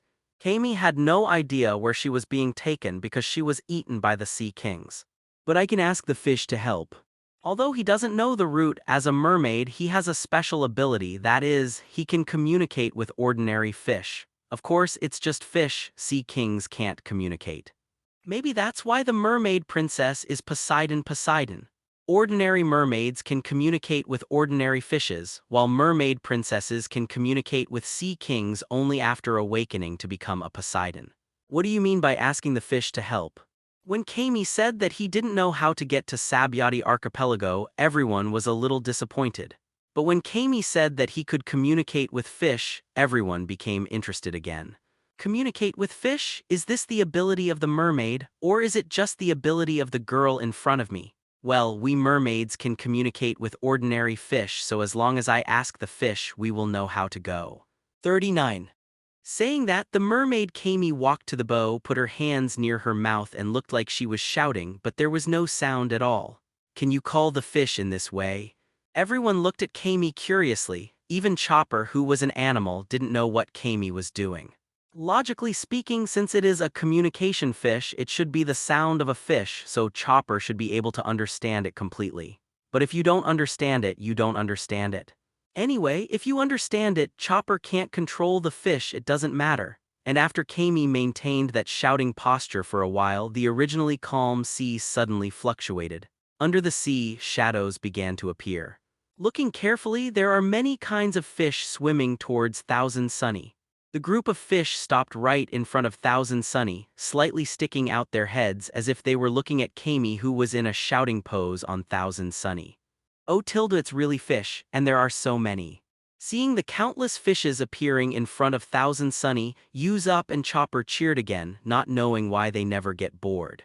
If Kami can come with us, we won't have to worry about food in future sailings at sea. Galtino looked at the fish called by Kami, touched his chin and said seriously, "Hey you damn candleman, speak carefully." Although he didn't say anything strange to Kami, the words that made Kami call the fish to feed him still made Sanji roar. How should I say it? Although it is true that it is impolite, what Galtino said is also true. Huh, what's wrong with what I'm saying, you bloody curly-browed browcook? However, the two of them scuffled directly. Atu, don't fight over me. Kami, who had attracted the fish, saw Sanji and Galtino, who were already fighting, before asking the direction of the Sabyati archipelago, and hurriedly waved his hands. Although I don't know why the two started fighting in just one sentence, Kami still heard why the two fought. Heh, a candle man, a curly eyebrow, don't mind them. Zoro on the side saw Sanji and Galtino scrambling together with a sneer at the corner of his mouth and said to Kami, let her not take it to heart. However, just as Zoro finished speaking, Sanji and Galtino, who were fighting together, each stretched out a hand and pulled Zoro in as well. So what was originally just a fight between two 0.4 people turned into a three-person scuffle. Ah, are all humans so scary? Seeing that the green-haired swordsman who was originally comforting him also joined the fight, Kami's calm face, which was quite beautiful, was once again covered by exaggerated yan yi. Hey, Kami, don't waste time, point me in the direction, we'll leave as soon as we reach the Sabyati archipelago, they're pirates. A starfish suddenly came to Kami's side, then came close to Kami's ear and said to Kami in a low voice. As everyone knows, when he appeared, everyone had already noticed him, and his voice was really not small. What he said was literally heard by everyone. What is this? Starfish can talk? Is it a mermaid too? This, that. Cold sweat began to flow from the starfish's head, from the starfish. Starfish froze suddenly at the body that was talking to Kami and then closed her mouth immediately. Hey, this starfish is so interesting. Seeing the starfish who didn't dare to move, the whole body of the starfish kept sweating. Brook moved his entire skull up, his signature laughter coming out of his mouth. Starfish turned his body stiffly, and then the target was a skull with an explosive head and a gentleman's hat. Ghost! The terrifying skeleton head filled the entire vision, and the starfish's originally rigid body straightened up and then fell back in a daze. How rude! I am obviously a skeleton, not a ghost. Brook grabbed the starfish's body and head by the cheek and threw it at Perona. Where is the ghost? However, after 14, the starfish figure crossed a perfect arc and flew straight to the direction of Perona. Stupid skeleton, don't throw things at me. Negative ghost. Looking at the starfish flying towards her, Perona dexterously turned around and successfully avoided the impact of the starfish. At the same time, it generates a negative ghost like a conditioned reflex and throws it at the starfish. Although Perona, as a spiritual body, will not be touched by the starfish even if she does not hide, she always feels that it will be very uncomfortable to be penetrated by the starfish. Boom! I'm really sorry to be born a starfish. The crash sounded and the starfish hit the deck of Thousand Sunny. Then he didn't see him screaming in pain. Instead, half of the starfish's body bent down, and at the same time his mouth began to mutter with a very negative look. Ah, don't bully Papagu, he is my master. Kami, who was still communicating with the school of fish, discovered the ravaged pet starfish in a series of voices, even if the nerve reflexes were too slow. Before she could explain what the fish were doing, Kami hurriedly waved to Brook and the others to tell them not to bully the starfish. Then, regardless of the school of fish that had just called out, he trotted all the way to the starfish, who was still in a passive state. Hey, Papagu, are you all right? Kami, who walked to Haixing's side, helped Haixing up and asked with a worried look. However, just when Kami was about to check the starfish for a problem, the negative ghost just summoned by Perona poked his head from the wall. A ghost, Kami showed her astonishing face again, then tilted her head and fainted. 66:95. For a time, the deck of Thousand Sunny fell into a brief silence. What now? The man passed out. 35. Nami raised his forehead and looked at Brook and Perona speechlessly. These two guys, one skeleton and the other can summon ghosts, are indeed easy to scare people. But this mermaid is too exaggerated, the reflex nerves are so long and they are actually scared. Ah, Miss Kami, are you all right? I'm here to give you artificial respiration. Seeing the fainted Kami, Sanji's lower body immediately contorted, his eyes glowed with love and his mouth pouted. Boom! Sanji, who was in heat, was knocked to the ground by Nami's punch. His upper body was clinging to the deck, his lower body was pouted, and his head was still facing Kami's direction. The ruthless cook, idiot curling eyebrows. 99. Two mocking voices came from the mouths of Zoro and Galtino respectively. Then, Sanji, who was still lying on the ground with a sullen face, suddenly got up from the ground and scuffled with Zoro and Galtino. These guys are really helpless. Nami looked at the few people who were fighting again and turned to look at Luffy. Well, Luffy is better. On the side, even Konai's and his sons and daughters stopped paying attention to the three people who were fighting together but looked at the fainted Kami and the still passive starfish. What now? Just wait until Kami wakes up. 35.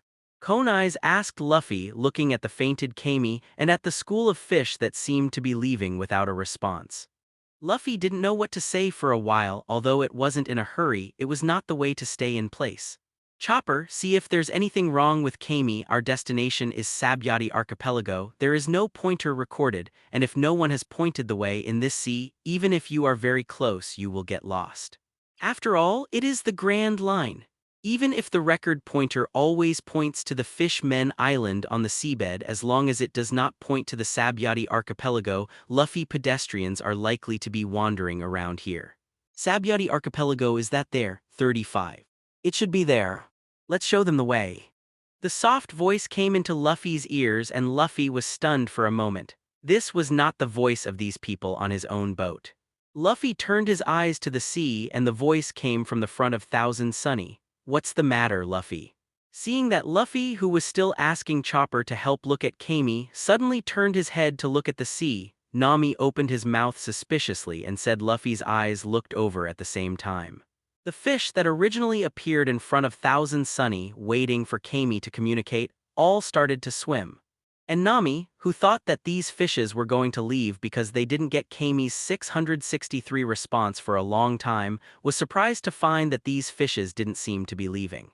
The difference between Nami and Luffy also aroused the curiosity of others.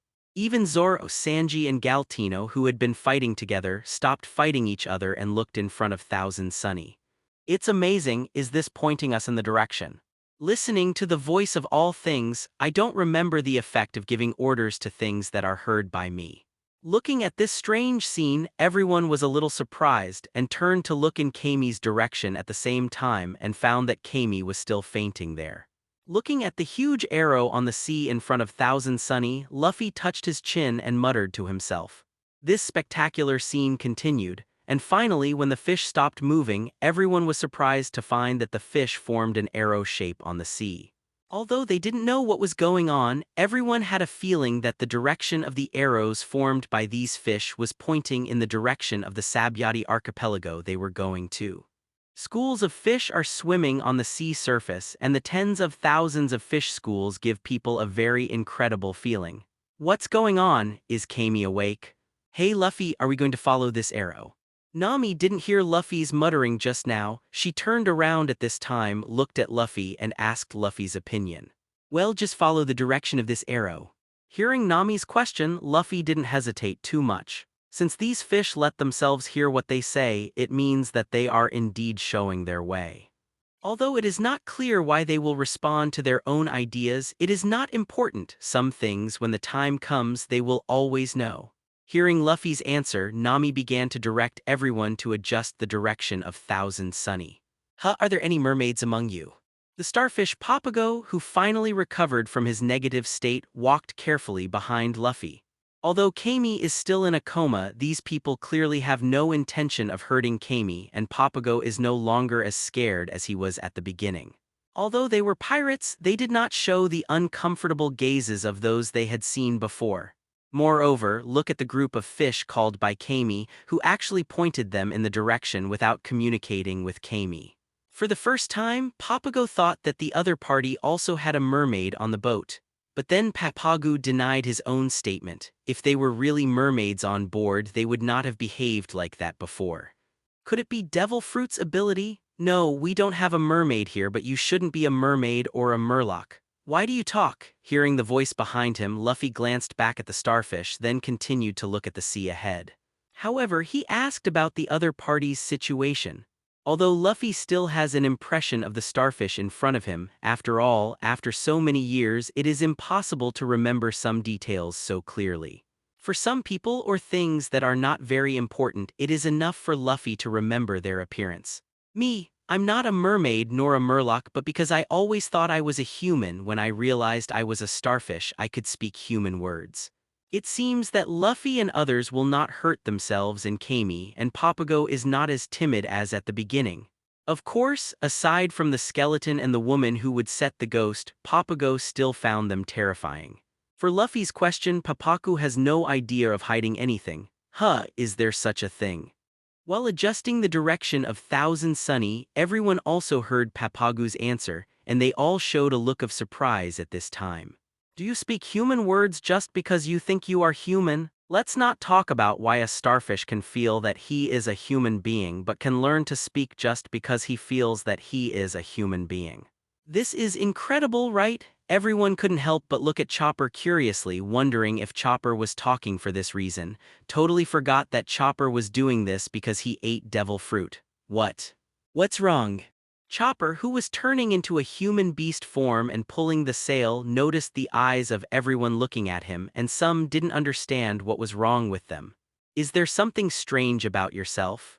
Simple Chopper can't think of the reason why people see him this way. No, nothing. Everyone shook their heads and dispelled the thoughts in their minds. They had been sailing at sea for too long and their minds had become confused. Just as everyone was chatting, Thousand Sunny's direction had been adjusted. It seemed that Thousand Sunny began to move, and the arrow shape formed by the school of fish began to swim in the direction of the arrow formed by them. They're really showing us the way.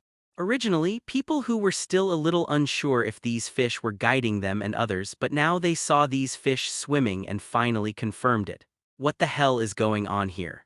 You don't have mermaids here, Kami is still in a coma, no one should be able to command these fish, is it demon fruit power? Papagu still asked his own questions, otherwise he kept holding it in his heart, which really made Papagu's heart itch. Nami and the others also looked at Luffy, and they were also curious why these fishes suddenly pointed their way to these people.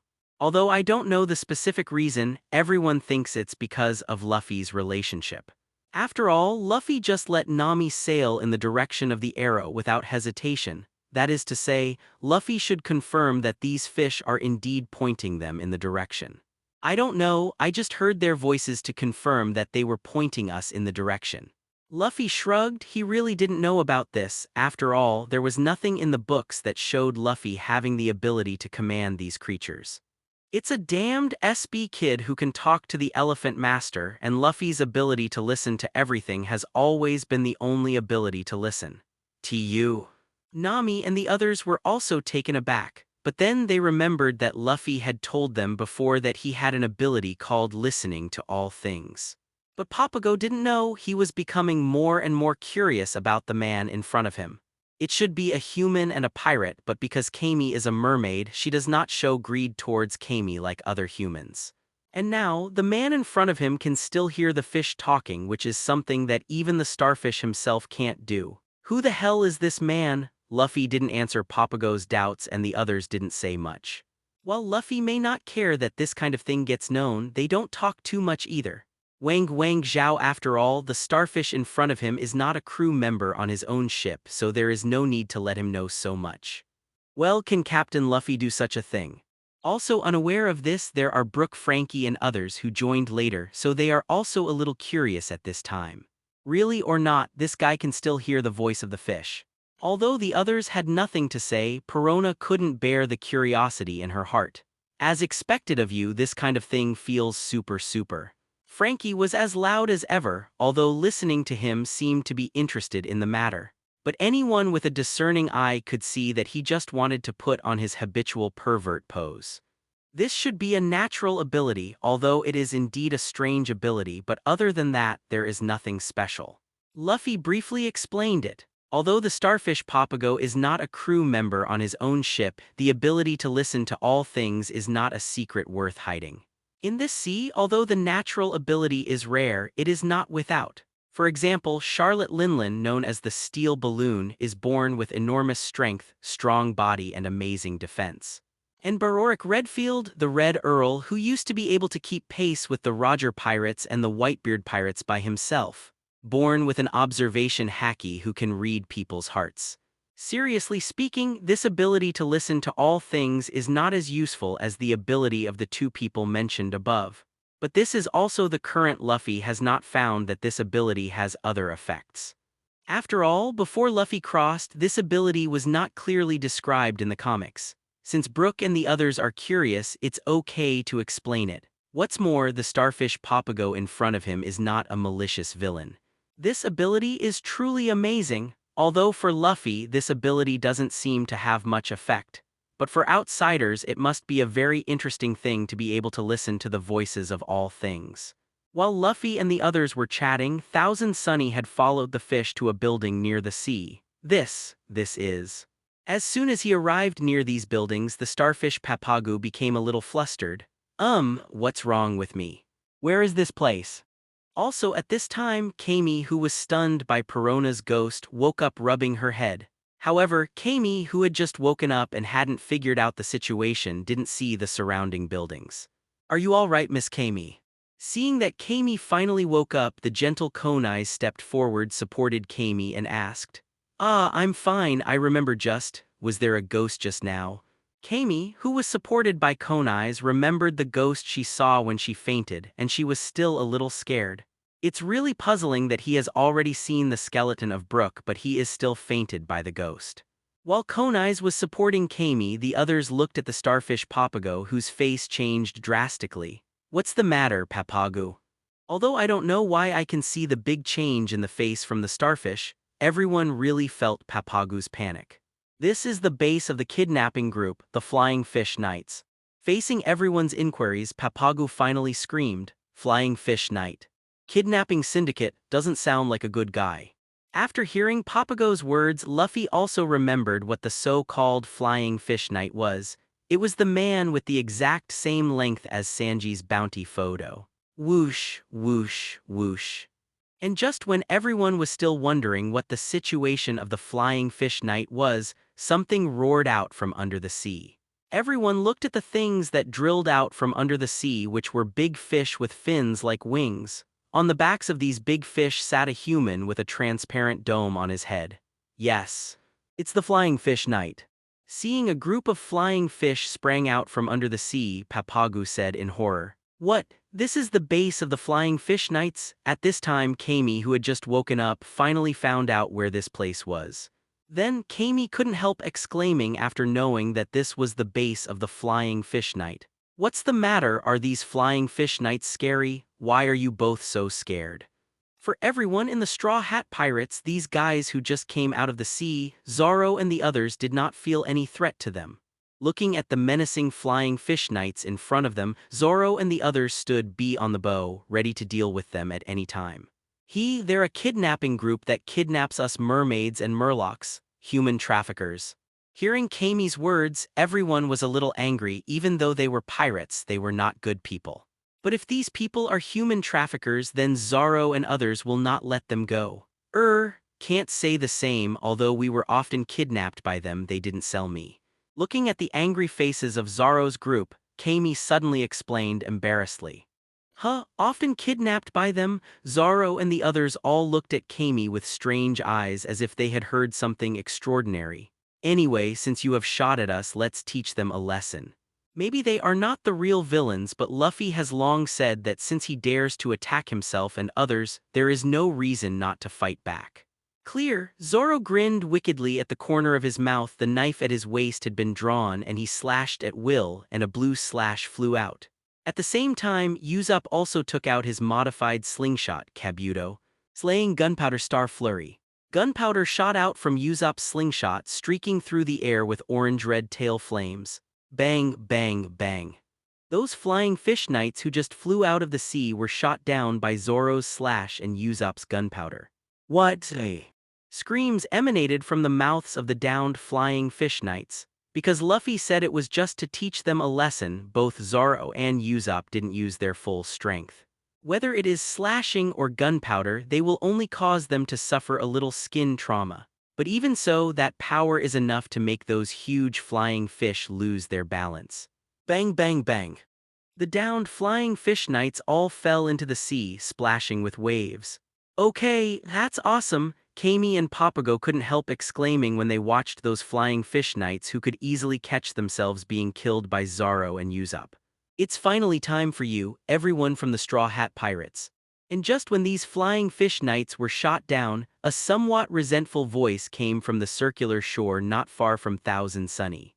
Everyone followed the voice and saw a rather burly man with armor on his shoulders and an iron mask on his head. The man held a gun in his hand and the muzzle was pointed at Thousand Sunny. Although he couldn't see his face, he could still tell from his resentful tone that he was in a state of extreme anger at this time. Everyone thought he was so angry just because his men were shot down and didn't think much about it. It's Dabalu, he's the boss of the Flying Fish Knight. Kami and Papago also saw the man with the iron mask on the shore, and they recognized at a glance that the man was the boss of the Flying Fish Knight. The younger brother has been dealt with, has the boss personally played. Compared to Kami and Papago's surprise, everyone in the Straw Hat Pirates looked at the man calmly. Similarly, although his breath is much stronger than those of his subordinates, it still does not pose a threat to Zoro and the others. Zoro looked at the man who appeared with interest. Although the opponent was not his opponent since he dared to stand up, Zoro didn't mind fighting him. HMPH, the person I'm looking for is not you, that man, I must kill him myself. Dabalu, who was wearing an iron mask, didn't mean to fight Zoro but just stared at Sanji next to Zoro with his eyes under the mask. Noticing that Dabalu's only exposed eyes were staring at Sanji, everyone realized that the gun that Dabalu was holding was also aimed at Sanji. It turned out to be looking for you. I didn't expect you to have enemies here. Since it was Sanji's opponent, Zoro didn't intend to continue and put the word Hedao back into the scabbard. Zoro looked at Sanji next to him teasingly. Tusk, you actually hate curling your eyebrows so much. Hey, curling your eyebrows, did you get in heat on someone's wife? As soon as Galtino on the side saw the opportunity, he immediately taunted Sanji. Anyway, these three people are like this now, they are not happy with each other and they will fight when they talk. What a joke, I respect women very much and I don't remember offending such a person. Although it is a little uncomfortable to be ridiculed by Zoro and Galtino, there are some things that need to be explained, otherwise they will keep talking about them in the future. You guys, stop chattering, I've been waiting for your Straw Hat Pirates for a long time. It's been a long time since Sanji was offered a bounty, and it didn't take long for this guy to be taken as Sanji's capture by Marine. However, the feeling of being blamed is really not very good and it is understandable that he is feeling at this time. However, understanding is understood and the solution is still to be solved. Since it's looking for Sanji, then Sanji, go and solve it. After all, because of Sanji, Luffy didn't mean to kill the opponent directly, so let him have a chance to fight Sanji. Shout, it's really troublesome. Although he said so, Sanji didn't mean to refuse, although he didn't know who the other party was and why he hated himself so much. But if he didn't come forward to solve it at this time, he would definitely be ridiculed to death by the green algae head and the candle man. Hey, although I don't know why you hate me so much, I'm so upset right now that I'm being laughed at by two idiots. 35. Sanji jumped out of Thousand Sunny, put his hands in his pants kabuto and landed firmly on the circular shore. For men, Sanji doesn't talk about chivalry. Sanji only knew that because of this guy's appearance he was mocked by Zoro and Galtino, and this was enough for Sanji to do something to him. HMPH, it's your business who laughs at you, but no matter what, I won't let you go. After all, Dabalu has been saying over and over that he will not let Sanji go, which shows how much he hates Sanji at this time. Boom! With a hard finger on the trigger of the gun, Dabalu shot directly at Sanji without any hesitation. The bullet pierced through the air and swiped across Sanji's cheeks, picking up a few strands of Sanji's blonde hair. But that's all. For ordinary people, the power of firearms may be deadly enough. But for Sanji, especially Sanji who has mastered two-color haki now, Dabalu's gun couldn't do any damage to Sanji, not even threatening Sanji. Sanji boy will be okay. The sound of Dabalu's gun making Kami, who was still on Thousand Sunny, trembled. Although Sanji dodged the bullet that was shot at him, Kami, who was caught by the flying fish knight many times, couldn't help but worry. Although he didn't know what Kami's strange name was about, Konai's, who was standing next to her as he walked over with her, shook his head. Don't worry, that man is no match for Mr. Sanji. For Flower Zero. Hey Miss Konais, are your wings real? Didn't notice before. Now that Konais is standing next to him, Kami's attention is once again on Konai's wings. Looking at Kami with a huge reflex arc and unable to grasp the point, Usopp has a groove and doesn't know how to spit. Hey Kami, this is not the time to be concerned about that. Even Papagu on the side couldn't stand it anymore, so he could only help Kami to remind him. Ah yes, is Sanji really going to be okay? Konais decided to ignore Kami and looked at the two fighting on the shore with everyone. HMPH, it's really easy to dodge my bullets twice, but it won't be that simple next time. Dibalu is not surprised that Sanji was able to escape his own shooting. How can he be solved so easily by himself as a big pirate with a bounty of over 100 million? However, although the other party was a big pirate with a bounty of over 100 million, Dibalu had no fear at all and continued to fire a few shots in the direction of Sanji.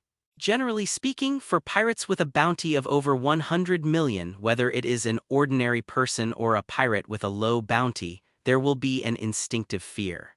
But the man with the iron mask in front of him seemed to not care at all. In the face of the bullets that flew at high speed, Sanji's figure flashed and he easily dodged. At the same time, when dodging, Sanji was also close to where Dibalu was. Seeing this, Sanji did not intend to change the direction of the attack and kicked Dibalu's abdomen with his right foot according to the original trajectory. Boom! Boom!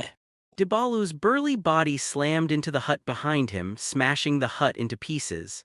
Under this foot, the body flew out suddenly, even if the defensive action was made in advance, but this foot was still not blocked by Dibalu. Good come, Dibalu shouted through the firearm in his hand and folded his hands in front of his chest, trying to block Sanji's foot. The left foot froze and the right foot kicked off the ground. Sanji's kick went directly to Dibalu's abdomen. Violent foot strength came from his hands and the expression on Dibalu's mask suddenly changed. Clang. The iron mask fell off Dibalu's head under the impact, rolled on the ground several times and finally landed in front of Sanji. The smoke and dust from the collapsed house buried Dibalu's figure. In the distance, everyone could only see Dibalu's figure struggling to get up in the billowing smoke. Since the mask has been knocked off, then look carefully. Look carefully at my injured face. Dibalu, who climbed up from the broken walls, stooped and said in a low voice with some kind of grievance. This is 35. No way. Real or fake? When the smoke cleared, Dibalu's face, which was not covered by the mask, was completely presented in front of everyone. Blonde hair, slanted bangs covering his left eye, and his face is rough and 67, but also has a strange tenderness. At this moment, Dibalu's eyes under the curled eyebrows were constantly streaming with tears. Looking at the original appearance of Dibalu in front of them, everyone was shocked and speechless. I've been waiting for today to come. I decided to kill you before I went to sea. But it's so hard to find you. Because you look different from the photo on the wanted list. Speaking of which, Dibalu took out a wanted notice from his arms, and the person on it was Sanji.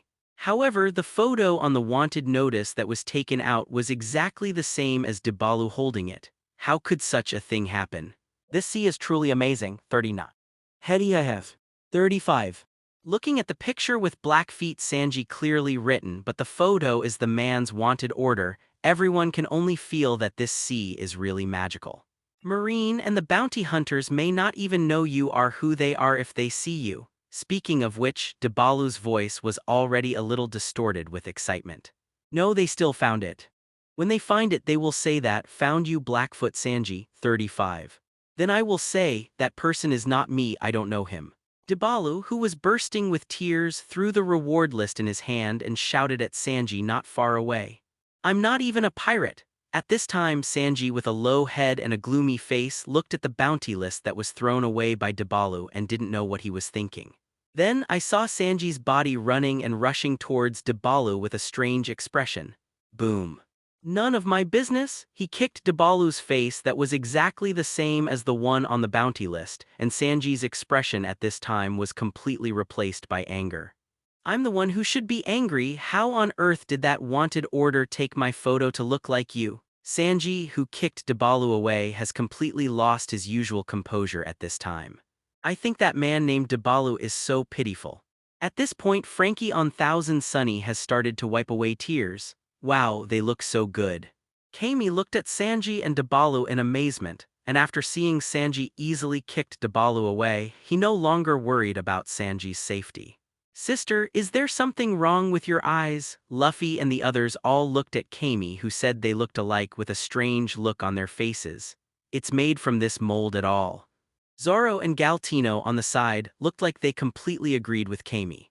You are really good brothers. Fortunately, Sanji didn't hear Zoro and Galtino, otherwise Sanji might leave Dabalu and fight them. If you don't want to look exactly like the photo on your wanted list, change your hairstyle or grow a beard. Some places can be easily changed. At this time, Sanji was speaking loudly to Dabalu. After hearing Sanji's words, Dabalu, who was knocked back and sat up again, fell into a brief silence for a while. Then I saw Dabalu slap his left fist with his right palm and said with a sudden realization, "Yes, so there is such a method. You are really stupid." Sanji roared at Dabalu's face, which turned out to be okay. How can people be so stupid? Whizzing. Just as Sanji was roaring angrily, several spear guns shot out from the building behind Sanji, targeting Sanji, who was roaring loudly. Hearing the movement behind him, Sanji was startled just because he was too angry. Observation Haki failed, and he was not able to detect the surrounding situation at the first time. Bang bang bang. The smell of gunpowder was in the air, and the spear guns that had been fired at Sanji were shot down at the same moment as the flames burst. On Thousand Sunny, Usopp is wearing his goggles and Kabuto is slowly lowering the huge slingshot in his hand. Sanji also has a partner. Wow, Usopp boy, you're amazing. Kami, who was a little terrified after seeing the spear guns that suddenly appeared, couldn't help but marvel when Usopp shot down all the spear guns with precision. You must know that those spear guns were moving at a high speed, and when the incident happened suddenly, he was a little unresponsive, and Usopp had already shot down these spear guns. Although I had seen Usopp shoot down those flying fish knights before, now even such a quick and sudden spear gun can be shot down. Are all the people on this ship so powerful? Ha ha ha, this little thing can't be difficult for my uncle. Usopp, who was praised, burst out laughing instantly, but this is enough. With precautions, Sanji will not be attacked by such an attack again. Well done, Usopp. Sanji thanked and calmed himself down again, and observation Haki recovered. 0.4 can't be more careless. If he overturns against such an opponent, he will definitely be laughed at by Zoro and Galtino. If that's the case, don't blame me for being rude.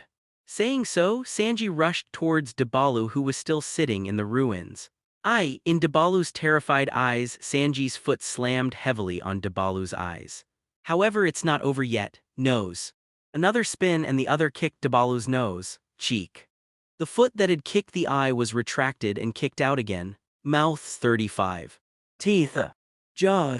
Landing on one foot, the other foot kicked out continuously and kept kicking Dabalu in the face.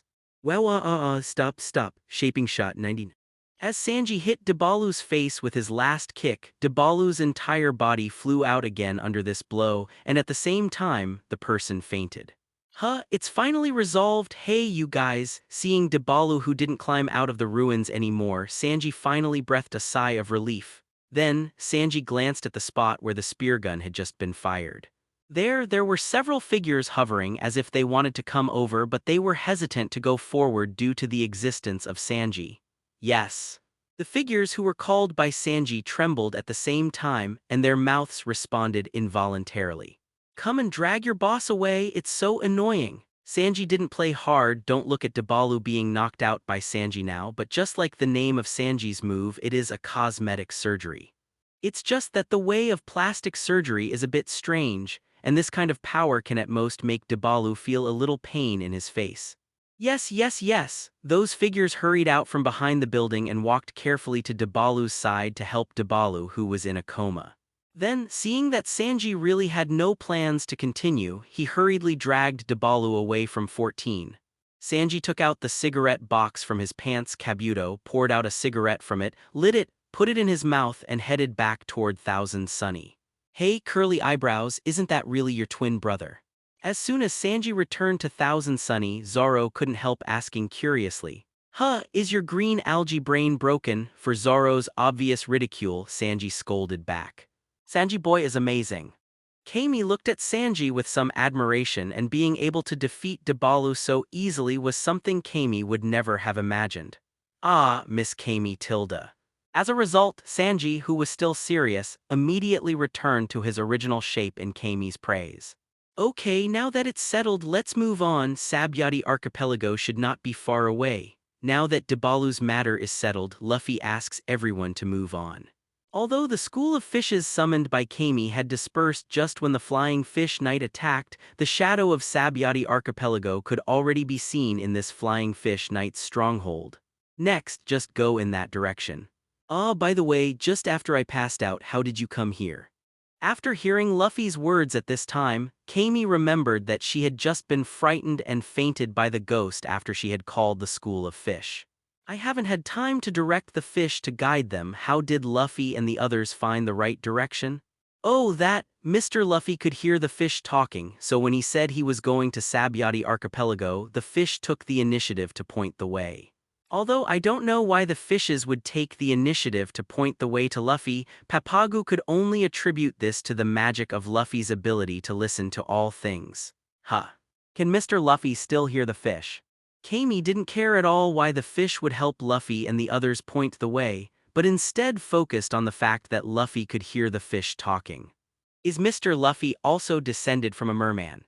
Although the child born by a female mermaid and a human male can only be human, but the water is very good, is it because of this reason? Okay, don't worry about these issues. For Kami's brain supplement, Luffy has no intention of explaining it. This mermaid's brain is not very normal, and Luffy is afraid that the more he explains, the more confused he will be. Before I get to Sabyati Archipelago, let me make takoyaki for you. Although the craftsmanship may not be as good as Yaze, I haven't seen Yaze for a long time. Kami immediately forgot about Luffy's ability to hear the sound of fish, who was just curious, and turned to Luffy and the others to talk about the takoyaki mentioned earlier as a thank you. Hearing the name Hatchizai, Luffy remembered the octopus Hatchai in the original book, a member of the evil dragon pirates. The Bazai mentioned by Kami should be the octopus Hatchai, but in this world the dragon pirates were all arrested by Garp as early as 5 years ago. Of course, it also includes octopus Hatchai, and that's why Kami hasn't seen him for a long time. However, in the original book, Octopus Hatchai seems to have escaped, but now he does not appear in front of him again, and he does not know whether it is because the place of detention is different or some other reason. But none of these matters. Since something like that has been done, we must be prepared to bear the corresponding consequences. He wasn't directly killed by Garp but was sent to prison and took his life. It was a great luck. As for the Kami in front of him, Luffy didn't mean to explain it, so why bother? When Kami talks about Bazai, even Nami doesn't know who she's talking about. After all, it's been so long. Kami wasn't talking about Octopus Hatchai, and it was normal for Nami not to think about going together. Takoyaki so good. Others didn't pay attention to the Bazai mentioned by Kami. After all, they are not people worth caring about, and they don't need to know too much. Instead, it was Kami's takoyaki that excited the likes of Usopp and Chopper. After all, it is a beautiful thing to have food to eat. However, are you going to use your abilities to call the octopus? Galtino looked at Kami curiously. Did what he said before come true? After this guy joins himself and others, there will be endless fish. Ah, I forgot that I don't have any octopuses. I'll go catch them now. Hearing Galtino's words, Kami suddenly showed an exaggerated expression, apparently forgetting that takoyaki needs octopus. Then, seeing Kami leap into the air, she immediately wanted to jump into the sea. Don't bother, we just caught quite a few octopuses on the boat, so let's use those. When you get lost in the sea, do you want us to find you? In Thousand Sunny's aquarium, there are indeed a lot of fish, which are usually caught by Galtino and others, and there are also octopuses and the like. The sea is so big, even if you are a mermaid, you can swim extremely fast, but what if there are no octopuses here? Seeing Kami's mindless action, Luffy grabbed the collar of Kami, who had jumped into the air. Kami, who didn't feel anything wrong with her reckless actions just now, immediately became excited again. Really? That's great. Luffy dragged Kami back to the deck and spoke. Don't be kidding. If this is the case, Luffy will leave her without hesitation anyway. It is a mermaid, and it is basically impossible to die in the sea. The Straw Hat crew has arrived at the Sabayati archipelago. It is time to inform Sengoku and let Kizaru deal with him. Holy Land Mariewa between the powers of the five elders to negotiate. At this point, the five elders have received word of the Straw Hat crew's arrival at the Sabayati archipelago. By the way, a group of pacifists can be dispatched to solve the supernova gathered at the Sabayati archipelago this time. Wearing a white kimono, the five elders holding a dagger in both hands were murderous. Whether it's Pluton's design or the devil's son Nicole Robin or even the damn devil fruit, they're all worrying about the world government. At this point in time, is it appropriate to let Kizaru pass? 35. In 2 days, Marine will publicly execute Fire Fist Ace. In this case, Marine Admiral will be dispatched, which may lead to unnecessary consequences. Another five elders spoke. It's just a group of newcomers who haven't entered the new world. With Kizaru's ability, it won't take much time. The knife-wielding five elders answered with slight disdain. That devil fruit, do you think it will awaken on the Straw Hat? Even though Luffy didn't show Rubber Fruit's ability in front of the world, but with the intelligence ability of the world government, it is not difficult to know this. Originally, the five elders didn't care that the devil fruit Luffy ate was a rubber fruit. After all, this fruit has not awakened for hundreds of years. There are not 20 people who have eaten this fruit, but there are 17 or 8, but without exception, no one has successfully awakened. However, Luffy fought Hawkeye one after another, killing Crocodile and Gecko Moria, but had to make the five elders take Luffy seriously. Furthermore, Nicole Robin, the only person who understands ancient writing today, is on his boat again. The devil fruit, coupled with Nicole Robin, who can read ancient texts, makes the five elders always have a thrilling feeling. With the current strength shown by the Straw Hat Boy, it should not be enough to awaken the devil fruit shadow. The battle between Luffy and Aokiji Sengoku did not inform the world government. The location of the battle was an island that could be said to be an uninhabited island like the Long Chain Island, and the five elders did not receive any information on this. Now they just think that Luffy is at the Shichibukai level like Crocodile and at most is better than Crocodile. As for Hawkeye, according to the report at the time, Hawkeye did not fight with all his strength. At most it was just a test for the younger generation. So, in the eyes of the five elders, now Luffy, except for Nicole Robin on his ship, is really only a threat to the Pluton blueprints. But no matter what, there is this risk, so it's better to solve it as soon as possible. Wow. Luffy, this Sabayati archipelago feels completely different from any island we've encountered before. After eating the takoyaki made by Kami, Luffy and others finally came to this archipelago formed by the Yakuman mangroves. Of course it's different. This archipelago is not the usual kind of island but is made up of the largest mangrove tree in the world, the Yalchman mangrove. Kami heard Usopp's exclamation and immediately explained excitedly.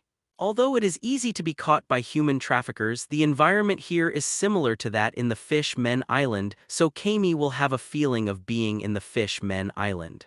Ah, an island of trees. Hearing Kami's explanation, Usopp exclaimed in disbelief. That is, doesn't the archipelago affect the record of the record pointer? Robin is more concerned about this aspect. After hearing Kami say that this archipelago is made up of mangroves, he immediately thought of this. It is assembled by mangroves, that is to say, there is no magnetic force, so there is no need to worry about the record of the record pointer will be affected. Well, that's right. Kami nodded. Unlike Luffy and the others who had just arrived here, Kami and Papagu spent most of their time in Sabayati Archipelago after leaving the Fishmen Island, so they still know quite a bit about Sabayati Archipelago. I found these trees outside before, but I didn't expect to get closer and see how big they are. Everyone looked at the big tree in front of them, not only huge, but also had Madura patterns on the trunk which looked a lot like candy. If the ship is to stop here, Thousand Sunny has reached the root of this giant tree. Throwing down the anchor, everyone jumped off Thousand Sunny. With Mary here, there is no need to leave others to watch the boat and everyone can explore the island together. These bubbles are so pretty. Although these rising bubbles were seen on the boat, after getting off the boat, it was discovered that these bubbles actually condensed from the ground. Moreover, these bubbles show the colorful Madeira color under the sunlight and they look really beautiful. Konai's flapped his wings and danced among these rising bubbles. Blonde beauty with wings, colorful Madeira bubbles in the sun, all intertwined, giving a dreamlike feeling. Tilda sister Konai's is so pretty. Marianu's eyes were filled with longing and she looked at Konai's at this time with bright eyes. Miss Konai's, you are my angel. It would have been even better if there wasn't some lustful cook spoiling the atmosphere at the moment. It didn't take long for Konai's to be embarrassed by Sanji's call and then quickly return to the ground. Every tree here has a number on it and we're at number 41 right now. There must be bridges between each island, so as long as you remember the number on the tree, you won't get lost on the island. Tusk, we didn't say anything, why are you suddenly fighting with us? Is it because of a guilty conscience? Now that they're off the boat, there's something to watch out for and Kami and Papago also need to talk to Luffy and the others.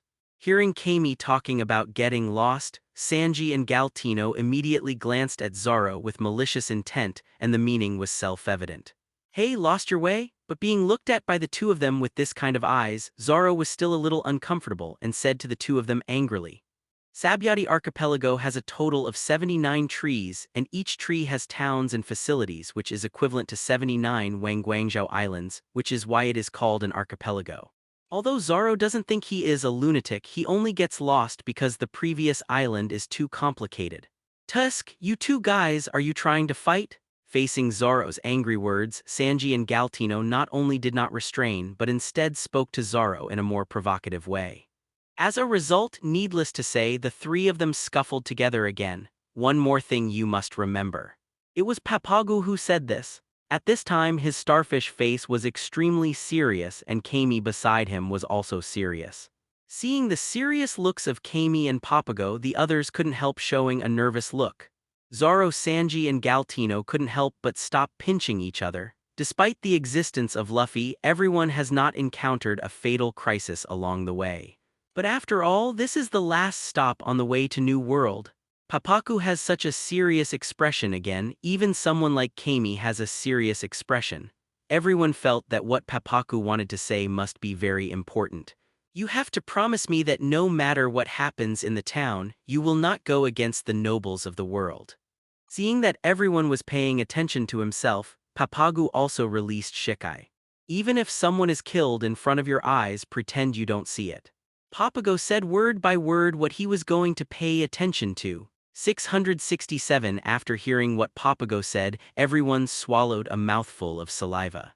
World nobility, what is that? While nervous, Usopp and others were a little curious. It's just a bunch of scumbags, don't worry, if you really can't see it you don't have to bear it, I won't let you have an accident.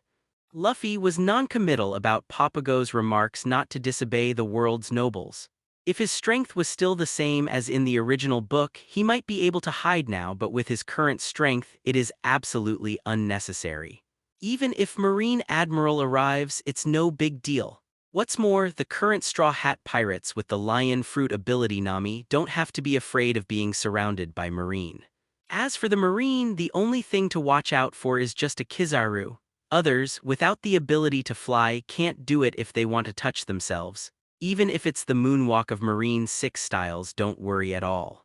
With the height that Lion Fruit can fly and wants to fly up by moonwalk, Luffy feels that no one in this pirate world has such outrageous physical strength. Luffy's sudden speech made the Straw Hats, Kami and Papago, who were still a little nervous, fell into a brief silence. Then Kami and Papago just exclaimed and looked around as if trying to see if anyone else was around. Kami and Papago breathed a sigh of relief when they saw that there was no one else around, and then they looked back at Luffy. Hey, Mr. Luffy, don't say things like that. Although the celestial dragons are indeed what they are, if you mess with them they will attract Marine Admiral. 9. Kami and Papago were a little anxious when they saw Luffy's unconcerned look, but they didn't know how to persuade them, so they could only look at Nami and the others. I hope Nami and the others can help persuade him. This is really no joke. Marine Admiral's power is definitely not something that people like him can afford. In Kami and Papago's thoughts, even if Luffy and others are already strong, they will definitely not be Marine Admiral's opponents. So, they hope they can persuade Luffy. But they were destined to be disappointed, and although Nami and the others persuaded, Luffy might indeed listen to them, but they wouldn't go against Luffy's way without touching the bottom line. What's more, Luffy would never do anything to embarrass them. Since Luffy said this now, it must be those so-called world nobles, and they are indeed the scumbags that Luffy said, so there is no need to persuade them. Even if they do attract Marine Admiral, as long as Luffy is around, they won't be shaken. Moreover, he and others had seen Marine Admiral Aokiji before, although the strength displayed by the other party was indeed not something that they could compete with. But he wasn't able to keep his own people, and after that battle, Luffy had gone a step further. If I encounter Marine Admiral again, I think Luffy will be able to deal with it. Although I can understand why you are so afraid of the world nobles. Looking at Kami and Papago like this, Luffy continued. If you're attracted to the celestial dragons, Kami, do you want me to stand by or save you from the celestial dragons? Luffy's words made Kami and Papago stunned at the same time. This kind of thing is not impossible, even because Kami is a mermaid, it is more likely to happen. Ask yourself, in that situation, can I calmly let celestial dragons take me away? Don't say it's you, those rubbish people. Do you think if they see Konais they will let Konais go? Konais with wings like a real angel, with the way of doing things of the celestial dragons, it is impossible to let Konais go. Will I be caught? Hearing Luffy talking about him, Konais pointed to himself curiously and said. Everyone looked at Konais in the same way. After getting along for a long time, everyone might not feel any difference in Konais. But if they see Konais for the first time, especially now Konais, those white wings have grown, and anyone who sees it will be surprised. What's more, Konais herself is such a beautiful beauty. But despite the question, Konais showed no signs of worry. Even if he was caught, Konais believed that Luffy could rescue him. Besides, he has been staying by Luffy's side, who can take it away from Luffy's vice admiral himself. Although not much time has passed since coming down from Sky Island, Konais already has a deep trust in Luffy. Kami and Papago were silent, although they were only taken to the Sabayati archipelago by the way. But in this short time together, Kami felt the difference between Luffy and others. Although he is a pirate, he doesn't have the hostility of those pirates that he usually sees. On the contrary, their relationship with each other made him feel more envious. Okay, let's not talk about it. I really want to meet it, and then I will talk about it. By the way, do you know any coding workers? Luffy remembered that Kami and the others should have known Rayleigh as well. Although they did not have the identity of Octopus Hatchai's savior, they should also be able to meet Rayleigh through them. The legendary pirate, the right hand of One Piece, Pluton Rayleigh. Although I have seen the Golden Lion, after all, the Golden Lion's strength has declined a lot over the years because of the rudder. Even if the power that the legendary pirates should have erupted in the end, it was only a single blow. Now, I don't know if I have the opportunity to really see the legendary power. A coding worker? I remember that Bazai has an acquaintance who is a coding worker, but I have never met him. The topic was brought up, and when Luffy said that he was looking for a coding worker, Kami immediately remembered the friend Bazai once said about him. Yes, Luffy was a little surprised, thought Kami would know Rayleigh and the others, but he didn't expect to hear about Rayleigh because of Octopus Hatchai, and haven't you seen it? It doesn't matter though, the Sabayati archipelago is huge, but Shaki's ripoff bar shouldn't be a hard place to find. Just ask, you should be able to find it soon, and then you will be able to meet Rayleigh as well. Then Kami, do you know where Shaki's ripoff bar is? Kami, they've been in the Sabayati archipelago for a while and should know about this place. Well, I know this, Shaki's ripping bar is located in Mangrove on the 13th, but I heard that the proprietress there is a person who loves ripping off. Kami nodded. She had indeed heard of this, although she had not been to it, but Shaki's rip-off bar had a certain reputation in the Sabayati archipelago. Of course, it's not a good reputation. You know it as soon as you hear the name. After hearing Kami's words, everyone couldn't help but complain. Some people actually call the name of the store a ripoff, so will there really be customers to patronize? Then let's go to Mangrove Tree number 13. By the way there, I will also tell you about the arrangements after that. Luffy nodded, and now that Kami knew, it could take a few detours. When we got there, in addition to meeting Rayleigh, we also needed to talk to them about our future plans. Moreover, you have to contact the bear. Thousand Sunny is not equipped with phone bugs. Maybe you can buy a batch this time. At that time, even if you go to practice, you can still get in touch with emergencies. What's so special about that Shaggy's ripoff bar? You're going there as a name. 39. Kami and Papago led the way, and Luffy and others followed behind. Nami couldn't help asking Luffy curiously. Generally, as long as Luffy mentions a specific place, it means that there is something worth visiting for Luffy in that place.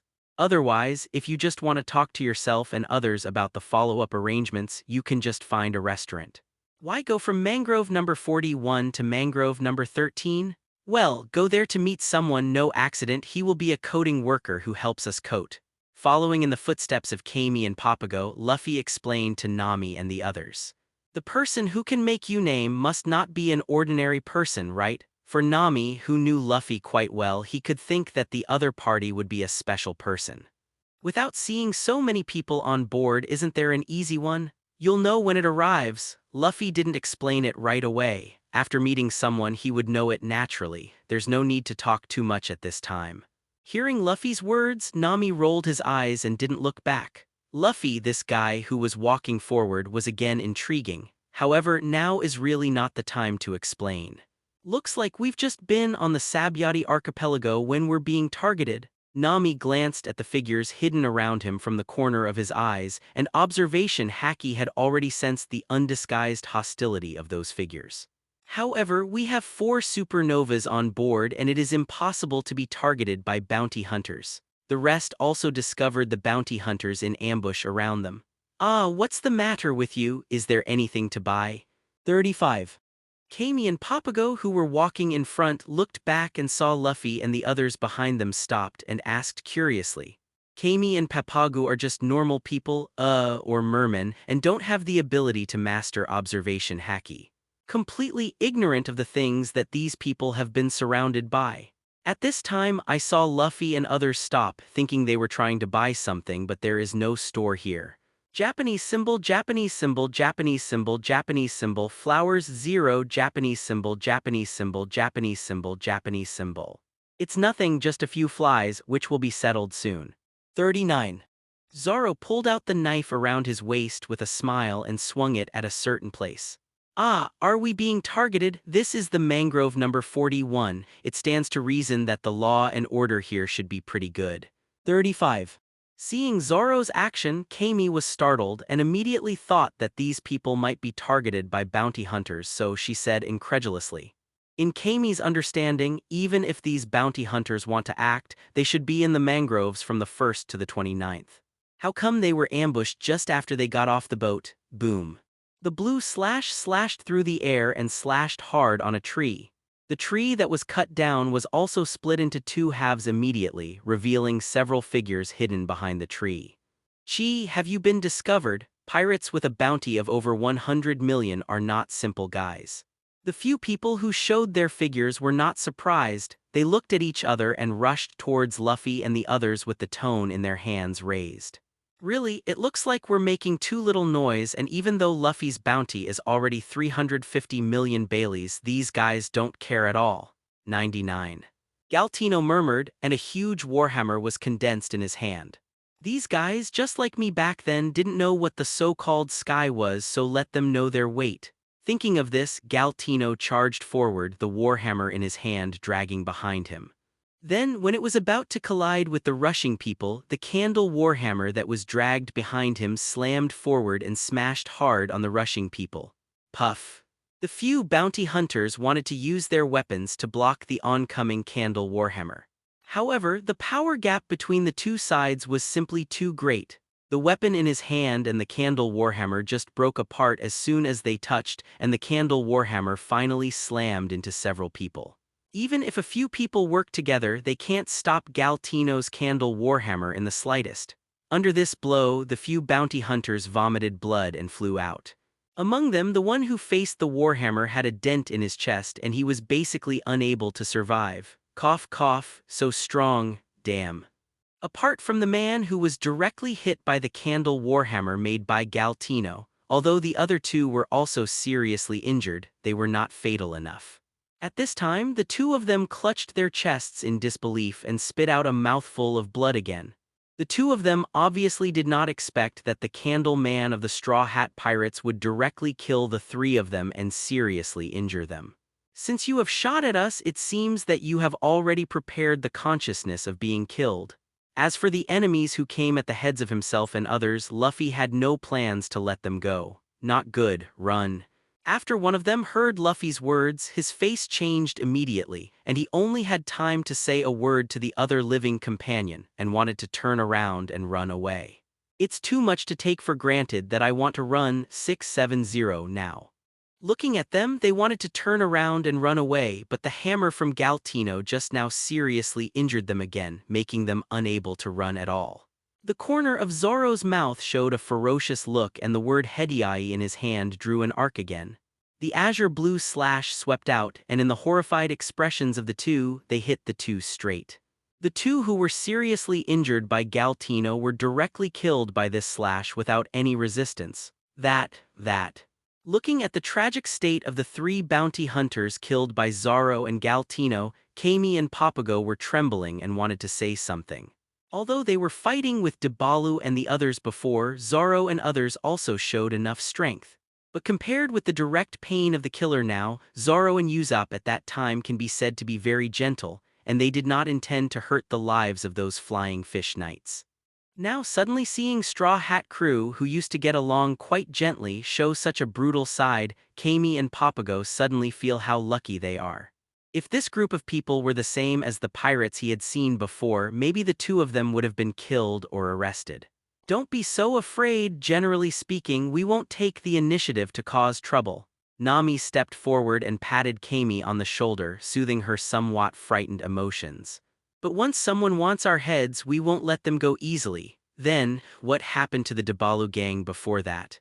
Papago asked cautiously. There was no way, the scene just now really scared him a little. Even he did not expect the Straw Hat crew in front of him to be a group of decisive pirates. Although it was not our fault, what happened to Dabalu was also caused by us. Although I didn't kill them, I taught them a lesson. If they come to make trouble later, we won't be merciful.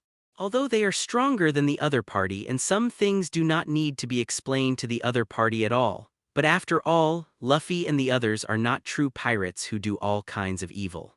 However, once Dabalu's gang wanted to attack him and others again, the situation would be different. However, judging from Luffy's understanding of Dabalu from the original book, the other party should no longer want to trouble himself and others. That's it. Kami and Papago nodded, indicating that they understood, and then, without saying anything, continued to lead the way.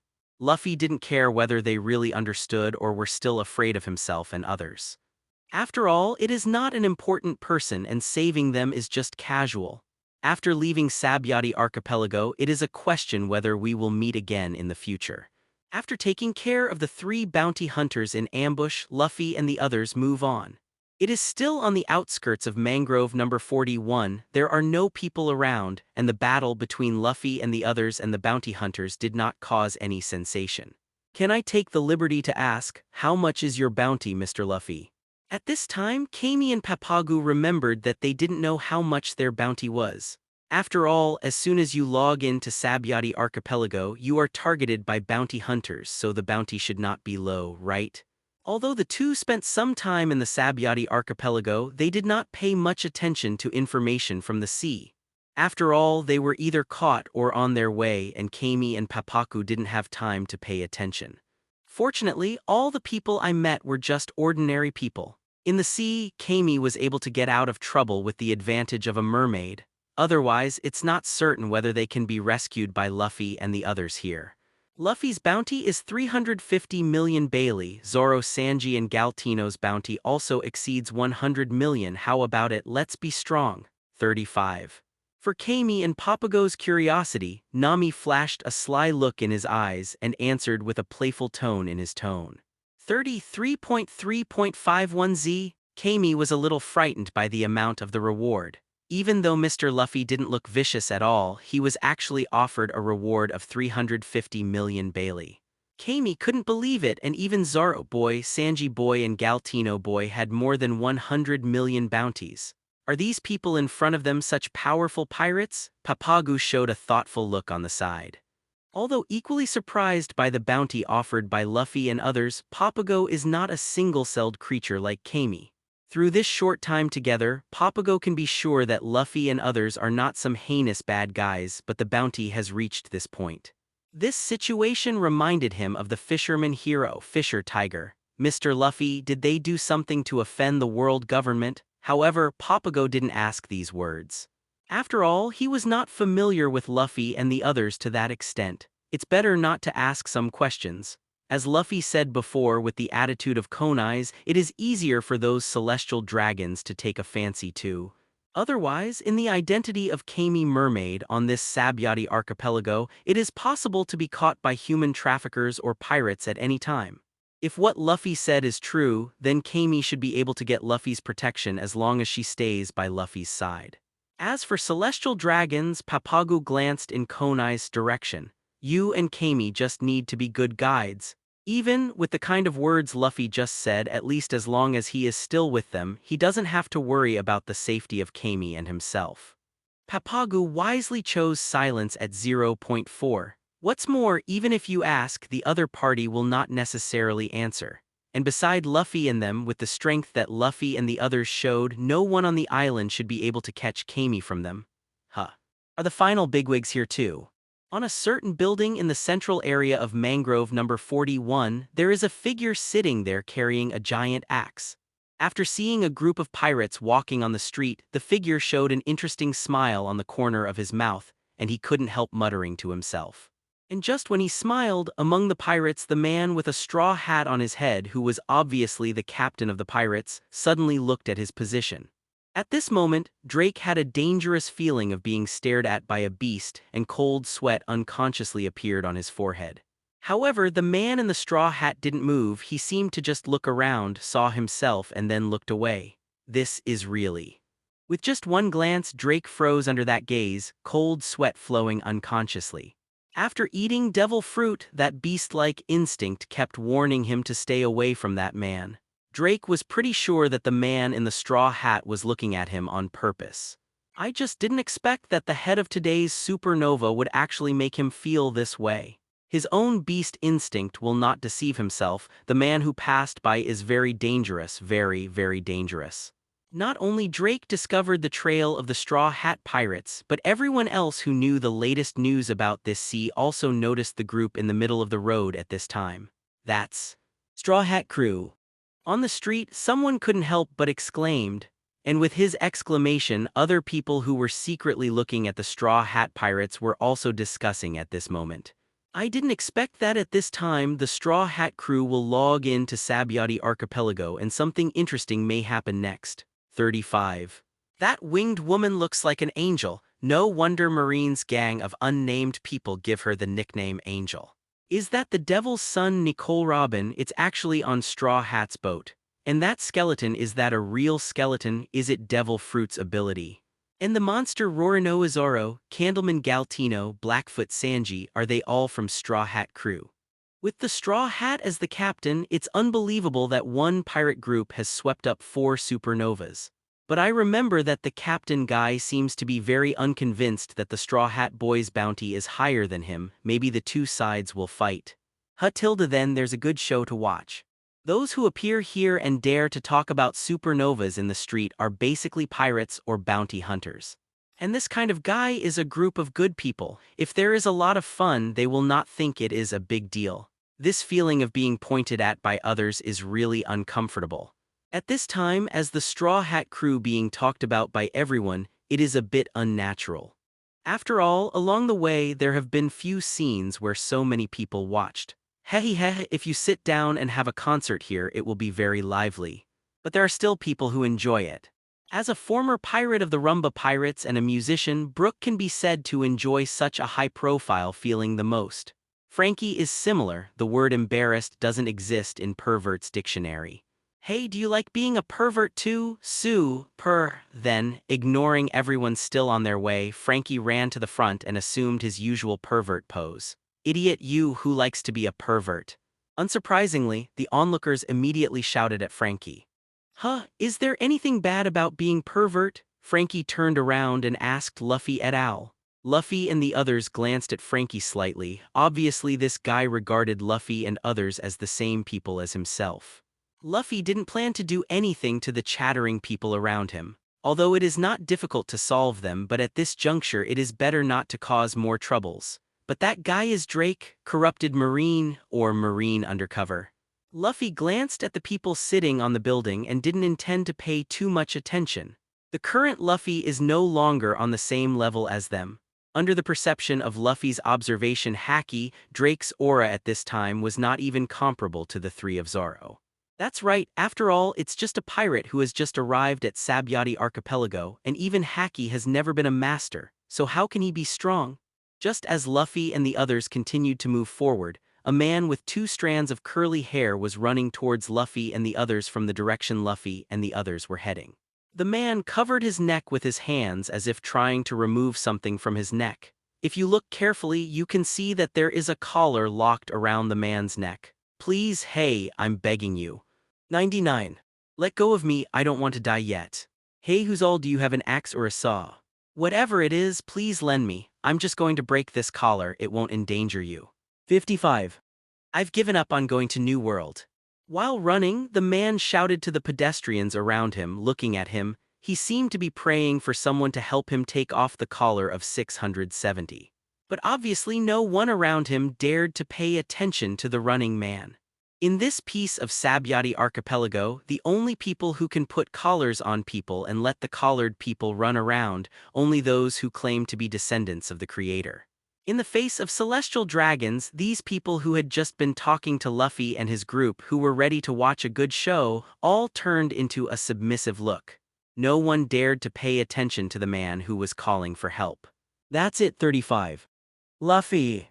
In the face of pirates who have nothing to do with him, Luffy has no obligation to take action. If it was just a civilian, Luffy would even help him take off the collar, but the man in front of him who was trying to escape and calling for help was a pirate. Since it's a pirate, Nami naturally won't say anything more. However, Nami was still a little curious about such a situation and wanted to see how the so-called celestial dragons were different from ordinary people. If it were encountered under normal circumstances, Luffy might not be able to kill the opponent directly. Looking at the pedestrians around who didn't dare to step forward to help and even looked like they couldn't avoid it, Nami looked at Luffy and seemed to want to ask Luffy if he wanted to shoot. Don't worry about him, he is a pirate himself and it doesn't matter if such a person is killed by a group of pigs. 35. Help me. The man who was running towards Luffy and the others saw that Luffy and the others had no intention of moving away and hope flashed in his eyes. However, boom! A violent explosion sounded from the man and the man's screams were buried in the explosion. The intense firelight disappeared and the man lay in the rubble covered in black with scorched black smoke constantly coming out of his body. Luffy and the others who were not far from the man could still feel the residual heat after the explosion. Konai's covered his mouth and looked at the man who fell to the ground in disbelief.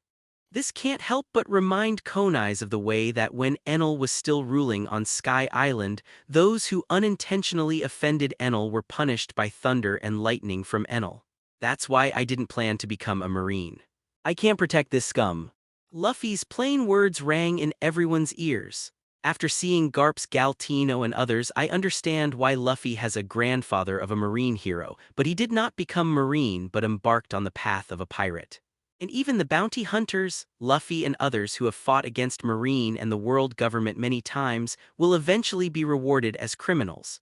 Just when everyone was still silent because of the man who was killed by the bombing, a big dog with an air hood on his head walked up to the man who was killed by the bombing. He raised one of his hind legs and urinated at the corpse of the man who was still smoking black smoke. That's the dog of the celestial dragons. They all wear this kind of hood, and they feel it's insulting to breathe the same air as everyone else. Kami has retreated to Luffy's side, and said to Luffy and the others with a trembling body. As a mermaid, she did not dare to walk in front alone, and celestial dragons had great interest in these mermaids. The appearance of the dog in front of him means that celestial dragons is coming soon. Pat pat toe. Sure enough, while the dog was still urinating, the surrounding pedestrians knelt down one after another, Even those pirates who were arrogant just now were no exception. As for those who didn't want to kneel, they quietly retreated behind the shadows or left here quickly. At the same time, two people with bubble hoods walked over slowly surrounded by a group of people.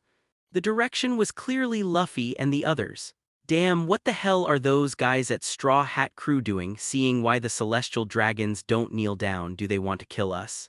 Those on their knees dared not look at the two celestial dragons that were approaching. But when he saw the Straw Hat Crew standing still where celestial dragons must pass, his tone couldn't help but bring a ferocious taste. Father, you broke another one. The two celestial dragons approached slowly. One of the female celestial dragons looked at the charred corpse and said to an elderly celestial dragon who was already very old. That indifferent tone, as if speaking of a beast that can be handled easily. Can you prepare me a new slave? This is already the first time you broke it. It seems that your training skills are still not at home. The old celestial dragons also did not take this charred body to heart and only spoke of the female celestial dragons with a slightly critical tone. Hey, father, look, there is a woman with wings over there. Can you take her to me? Celestial dragons, the female celestial dragons who was looking around to see if there was a slave who was looking at her eyes, lit up when she saw the Straw Hat Crew who was still standing there. Seemingly found something of interest, he said to the elderly celestial dragons beside him. It's the angel of Straw Hat Crew and she's been spotted by celestial dragons. HMPH who told them not to have eyes and they don't know how to kneel when they see celestial dragons, they deserve it. There was a gloating look in the eyes of those kneeling around, as if they were wise for their kneeling. Hey soldier, do you hear me? Why don't you go get someone for my daughter? Elder celestial dragons also saw Konai's with wings. Although he is also interested in this woman with wings, but since his daughter has spoken, it is not easy for him to snatch his daughter's slave. Yes, Lord Roswald. The soldiers behind the two celestial dragons immediately agreed when they heard the old celestial dragon's words. Cold sweat broke out from time to time on his forehead for fear that the slow answer would make celestial dragons unhappy and then he should be unlucky. Saying that, two soldiers jumped over everyone and walked in front of Luffy and the others. Hey, you guys, bring that woman here. The two armored soldiers who came to Luffy and the others pointed to Konai's behind Luffy and shouted loudly. Although the group of pirates in front of them did not kneel when they saw celestial dragons, the soldiers obviously didn't care about this now. It's better to get the woman first and talk about other things. Once the celestial dragons are impatient, they will only be killed by one shot. Luffy, what should I do? Seeing the people around them all kneeling in fear after seeing celestial dragons, Nami realized what the so-called celestial dragons really are. However, these celestial dragons actually do not know how to beat Konai's. Do you really think the celestial dragon's identity would be useful in front of Luffy? Oh no, it's still useful, maybe it will die faster. Zoro and others are also in a fighting posture. Obviously, as long as Luffy gives an order, they will attack without hesitation. What bullshit, celestial dragons in the eyes of Zoro and others, there is no reason why celestial dragons can't be cut. Nami and the others silently looked at the people who were kneeling on the ground. Although they were far apart, Nami and the others still heard what they said clearly. Are these people really unable to get up after kneeling for a long time? They don't know how to resist, but they actually blame those who resist. Looking at the two soldiers standing in front of him, Luffy spoke lightly. Are these guys crazy? Trying to do something to celestial dragons? Cold sweats began to form on the foreheads of those kneeling, and this was no joke. Hey, what are those guys trying to do? Aren't they trying to kill celestial dragons? Are they trying to kill us? Wang Zhao's doing that will attract Marine Admiral. The actions of Zoro and others caused a commotion among those kneeling around. Obviously, the actions of Luffy's group exceeded their expectations. If they do, they will definitely attract Marine Admiral. At that time, including them, they will not be able to escape. Have you gotten used to being a dog with celestial dragons? Don't even have human dignity, you be ****D, do you know what you're talking about? Luffy's indifferent words made the two soldiers standing opposite to burst into anger. They couldn't help holding the long spear in their hands and aimed them at Luffy and the others. Oh, didn't you hear me? Then I'll say it again, you people, let's call you people. Are you really not ashamed to be those scumbags? 35. Quiet. After Luffy said this, the scene fell into a dead silence. Although Luffy was only speaking to the two soldiers in front of him because of the celestial dragons, the people kneeling on the ground didn't dare to make a sound. So even though Luffy's voice was not loud, it still fell into the ears of everyone present. Then there was an uproar. This guy in the straw hat, do you know who is standing in front of him? This guy dares to say in front of celestial dragons that celestial dragons are scum, lunatic, really lunatic. There was nothing wrong with Luffy saying that the soldiers were the dogs of the celestial dragons. But Luffy directly called celestial dragons scum in front of celestial dragons, which made those people fall into shock and panic. Huh, how dare you say such a thing in front of celestial dragons? Just based on this, I think the reward of 350,670 for the Straw Hat Boy is reasonable. 39. Of course, there are also good deeds. Those pirates who retreated in the shadows, neither leaving nor kneeling, all showed interest. Does this guy really not know what kind of existence celestial dragons is? Drake, who was sitting on the roof, also didn't leave. With Zoan Devil Fruit's excellent hearing, he also heard what Luffy said. Then, it was a deep shock. What is that pariah talking about? He calls us scumbags. Does he know that standing in front of him are the noble celestial dragons, the descendants of the 20 kings who created the world government? The two celestial dragons also heard Luffy's words, and after a short delay they fell into a deep rage. Guards, let me catch that rebellious pirate, remember, catch me alive. I want him to be my slave. I want him to know that celestial dragons is the most noble existence in this world. Then the female celestial dragons yelled hysterically. The old celestial dragons had the same angry expression, but because the female celestial dragons had already given orders, he didn't say anything else. Yes, yes. In addition to the two soldiers who were already standing in front of Luffy, those behind celestial dragons also stepped forward and raised their weapons against Luffy and the others. You don't protect the civilians who should be protected by you. Instead, you help these scumbags to bully civilians. I'm really ashamed of you so-called soldiers. Looking at the soldiers who surrounded him and others, Luffy looked awe-inspiring. The pirate world of New Oda will be smothered by a few celestial dragons. These soldiers who don't know how to resist, as well as Marine who dare not resist the world government, are all responsible. Buzz. Luffy's eyes narrowed and an invisible momentum swept out like a gust of wind, heading straight for the soldiers who surrounded him and others. Conqueror's haki poured out like a tide, sweeping everyone on the field. The soldiers who bore the brunt of it all rolled their eyes and fell to the ground as soon as they came into contact with this momentum. The surrounding wooden houses began to break inch by inch, and the branches of the mangroves also swayed under this momentum, causing the leaves to rustle.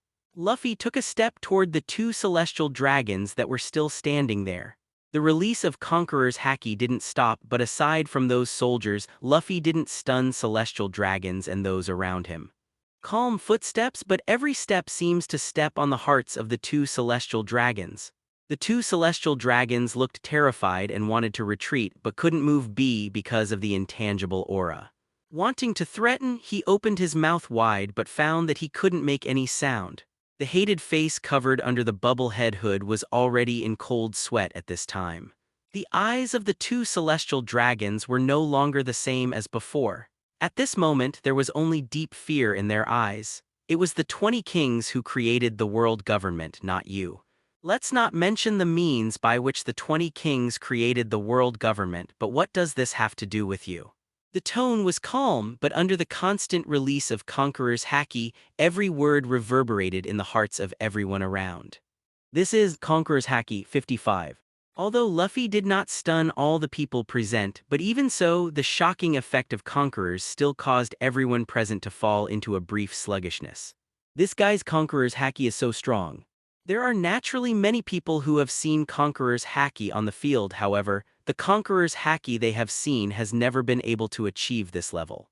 While Luffy only stunned the soldiers who surrounded them, no one thought Luffy's Conqueror's haki was only that far.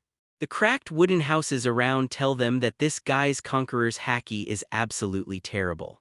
Shaking their confused heads, those who are still able to stay awake want to see what will Luffy do next. They are sure that after today, the name of Luffy, the Straw Hat Boy, will resound through the sea again. It's just a bunch of pigs. Do you really think that no one dares to do anything to you? Luffy kept walking, still walking towards the two celestial dragons step by step. With Luffy's constant approach, Conqueror's Haki's deterrence continued to strengthen, but Luffy controlled it to the extent that it wouldn't stun them. At this point, the two celestial dragons couldn't hear what Luffy was saying, they only shook their heads in fear as if denying something. He looked sharply at the two celestial dragons who had been terrified. Then let's see if the Marine Admiral who came here can save you from me. Do you think if you move you will attract Marine Admiral? So no one dares to move you? This guy really wants to take a shot at celestial dragons, damn, does he really want to get Marine Admiral? I wanted to leave but my feet couldn't move. But he didn't even know why he shook his head. Those around who were still awake couldn't help but change their expressions after hearing Luffy's words. The heart that originally wanted to watch the excitement was now restless. With the final step out, Luffy was already standing in front of the two celestial dragons. What did you say? Straw Hat kidnapped two celestial dragons. Naval Headquarters Marineford, Sengoku's office, suddenly heard Sengoku's roar.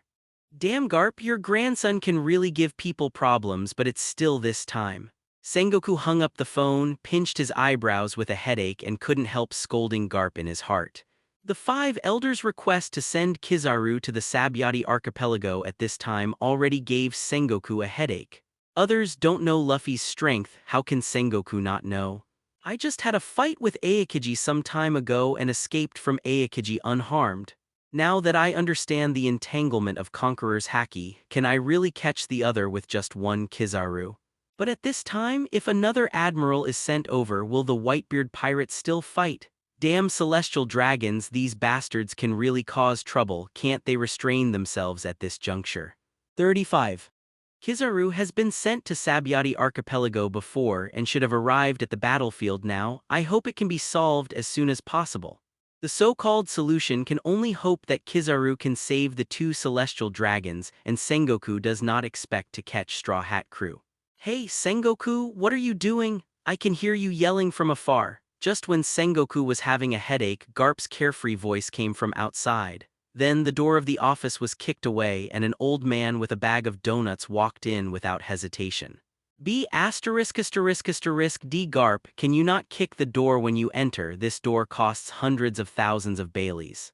Seeing that the door of the office was kicked away, Sengoku's brows twitched into a word. Especially when he saw Garp lying on the sofa without image while stuffing donuts in his mouth, Sengoku almost exploded. Also, what do you think of the marshal's office? Sleep and eat donuts. Garp didn't care about the furious Sengoku at all, but replied in a serious manner. 66-39. With blue veins bulging on his forehead, Sengoku walked from his seat to Garp and snatched the bag of donuts from Garp's hand without Garp's defense. Then he tilted his head and poured all the remaining donuts in the bag into his mouth. Ah, my donuts, stunned B********D Sengoku, I'm fighting you. Garp stared blankly as Sengoku devoured all his donuts. Then he reacted quickly and grabbed Sengoku by the neck as if to want Sengoku to spit out the donut he ate. Cough, cough, let go, I'm dying. Cough B******D, do you want to kill me? Breaking free from Garp's hand, Sengoku rubbed the neck that Garp had just caught, coughing several times. Hey Garp, what the hell are you thinking? After the fight was over, Sengoku sat next to Garp and asked Garp's puzzled questions. What do you think? Are you stealing my donuts? Of course I want to beat you up. Garp stuck his little finger into his nostrils and said foolishly while clasping his booger. Don't make trouble, you know what I'm talking about. Your grandson hijacked celestial dragons, aren't you going to give an explanation? As old friends for many years, Sengoku and Garp can be said to have nothing to talk about. Of course, the old B*******D didn't tell himself that Ace was Roger's biological son. Oh, Luffy kidnapped celestial dragons. Hearing Sengoku's words, Garp's eyes lit up, as if he had heard something interesting. Don't forget you're a Marine, 99. Seeing Garp like this, Sengoku knew that Garp was trying to fool around again. You also said that I am a Marine and my duty is to protect civilians from pirates, not to protect those scumbags. Snapped. Sengoku slapped himself on the forehead, and he knew that asking the old guy about celestial dragons wouldn't get any good results. What about your grandson? I already sent Kizaru there, so aren't you afraid that Kizaru will arrest him? Since celestial dragons can't make you old guy react, so you have to react? Luffy, if that guy Kizaru can catch Luffy, then catch it. As I said at the beginning, if that kid Luffy becomes a pirate, I won't show mercy. 35. Garp lay on the sofa indifferently, although there was no strange expression on his face, but no one knew what he was thinking at the moment. For Flowers 0. Sengoku took a deep look at Garp and didn't continue to struggle with the issue. Then what happened to that ace? You old B******** D didn't tell me he was the son of that guy Roger. However, Sengoku didn't intend to let Garp go like this. How could Garp sleep here so easily after all the trouble of the whole family? Hearing Sengoku's question, Garp just laughed a few times without explaining anything. You old B******* D, stop giving me sloppy eyes. Seeing Garp like this, Sengoku broke the defense again. He couldn't believe it, this old guy really didn't want to say anything at all. Sengoku, do you think this world is normal? Garp stopped laughing and instead of answering questions about Luffy and Ace, asked about Sengoku instead. Point 0. Sengoku suddenly turned his head and looked at Garp with a solemn expression. At this time, Garp didn't show his signature smirk again, and his wrinkled face showed a little confusion at this time. Sengoku never thought that he, an old friend who has always been heartless since he knew him, but who has always been firm in his righteous heart, would begin to question his own justice at this time. No, that's not questioning his own justice. His justice has never changed. What is he confused about? What makes such an old sailor with a firm heart of justice question himself? Can this world with celestial dragons really carry out our justice? Sengoku, 35. Garp, Sengoku gave a loud shout. After Sengoku finished speaking, he wanted to get up and go back to his desk. Don't forget you've always been a marine, Garp. No, I've never regretted it, not for saving celestial dragons but for solving rocks with Roger 99. J. Garp also sat up from the sofa, his face returned to his previous heartless expression. Yeah, I'm a marine after all. Don't forget you were the one who defeated rocks and saved celestial dragons from him. Do you regret it now? Sengoku glanced at the marshal's office where the door was kicked open and stopped talking wrong. In other mangrove areas of Sabyati Archipelago, there are constantly pirates running and reporting. Boom. A pirate who was a little flustered didn't see clearly in front of him and suddenly bumped into a man. The person who was hit did not take a half step back. Instead, it was the pirate who hit the man whose center of gravity was unstable and fell to the ground with one buttocks.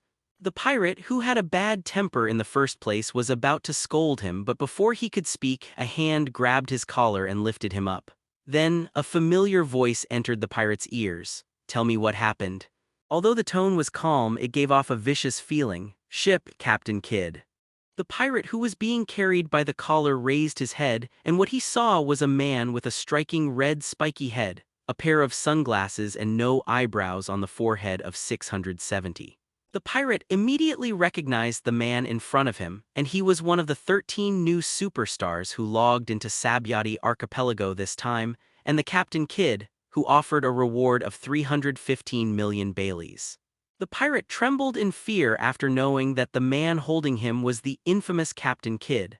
Unlike other supernovas, Captain Eustace Kidd is said to be a powerful man with a cruel personality who likes to kill innocents indiscriminately, so he has such a high bounty. If you fall into his hands, you won't be killed by him, right? Stop talking nonsense, tell me what happened. Kidd doesn't care if he's scared or not. If he doesn't answer his own question, he'll just kill him anyway. This is the unstoppable area where the numbers are high. Yes, I'll just say don't kill me, don't kill me. The pirate who was caught by the collar immediately opened his mouth and did not dare to struggle. Kidd let go of his collar and motioned for him to continue. The pirate staggered back 2 steps, did not dare to escape, rubbed his aching neck and said, Yes, it is Marine Admiral Kizaru to the Sabyati Archipelago. Hey, you're not lying, are you? Marine is preparing for the Whitebeard pirates. How can you send Marine Admiral here? Of course, Kidd knew about the biggest news in the newspapers lately, and Marine publicly executed Ace's purpose as long as anyone who knows a little about the Whitebeard pirates knows.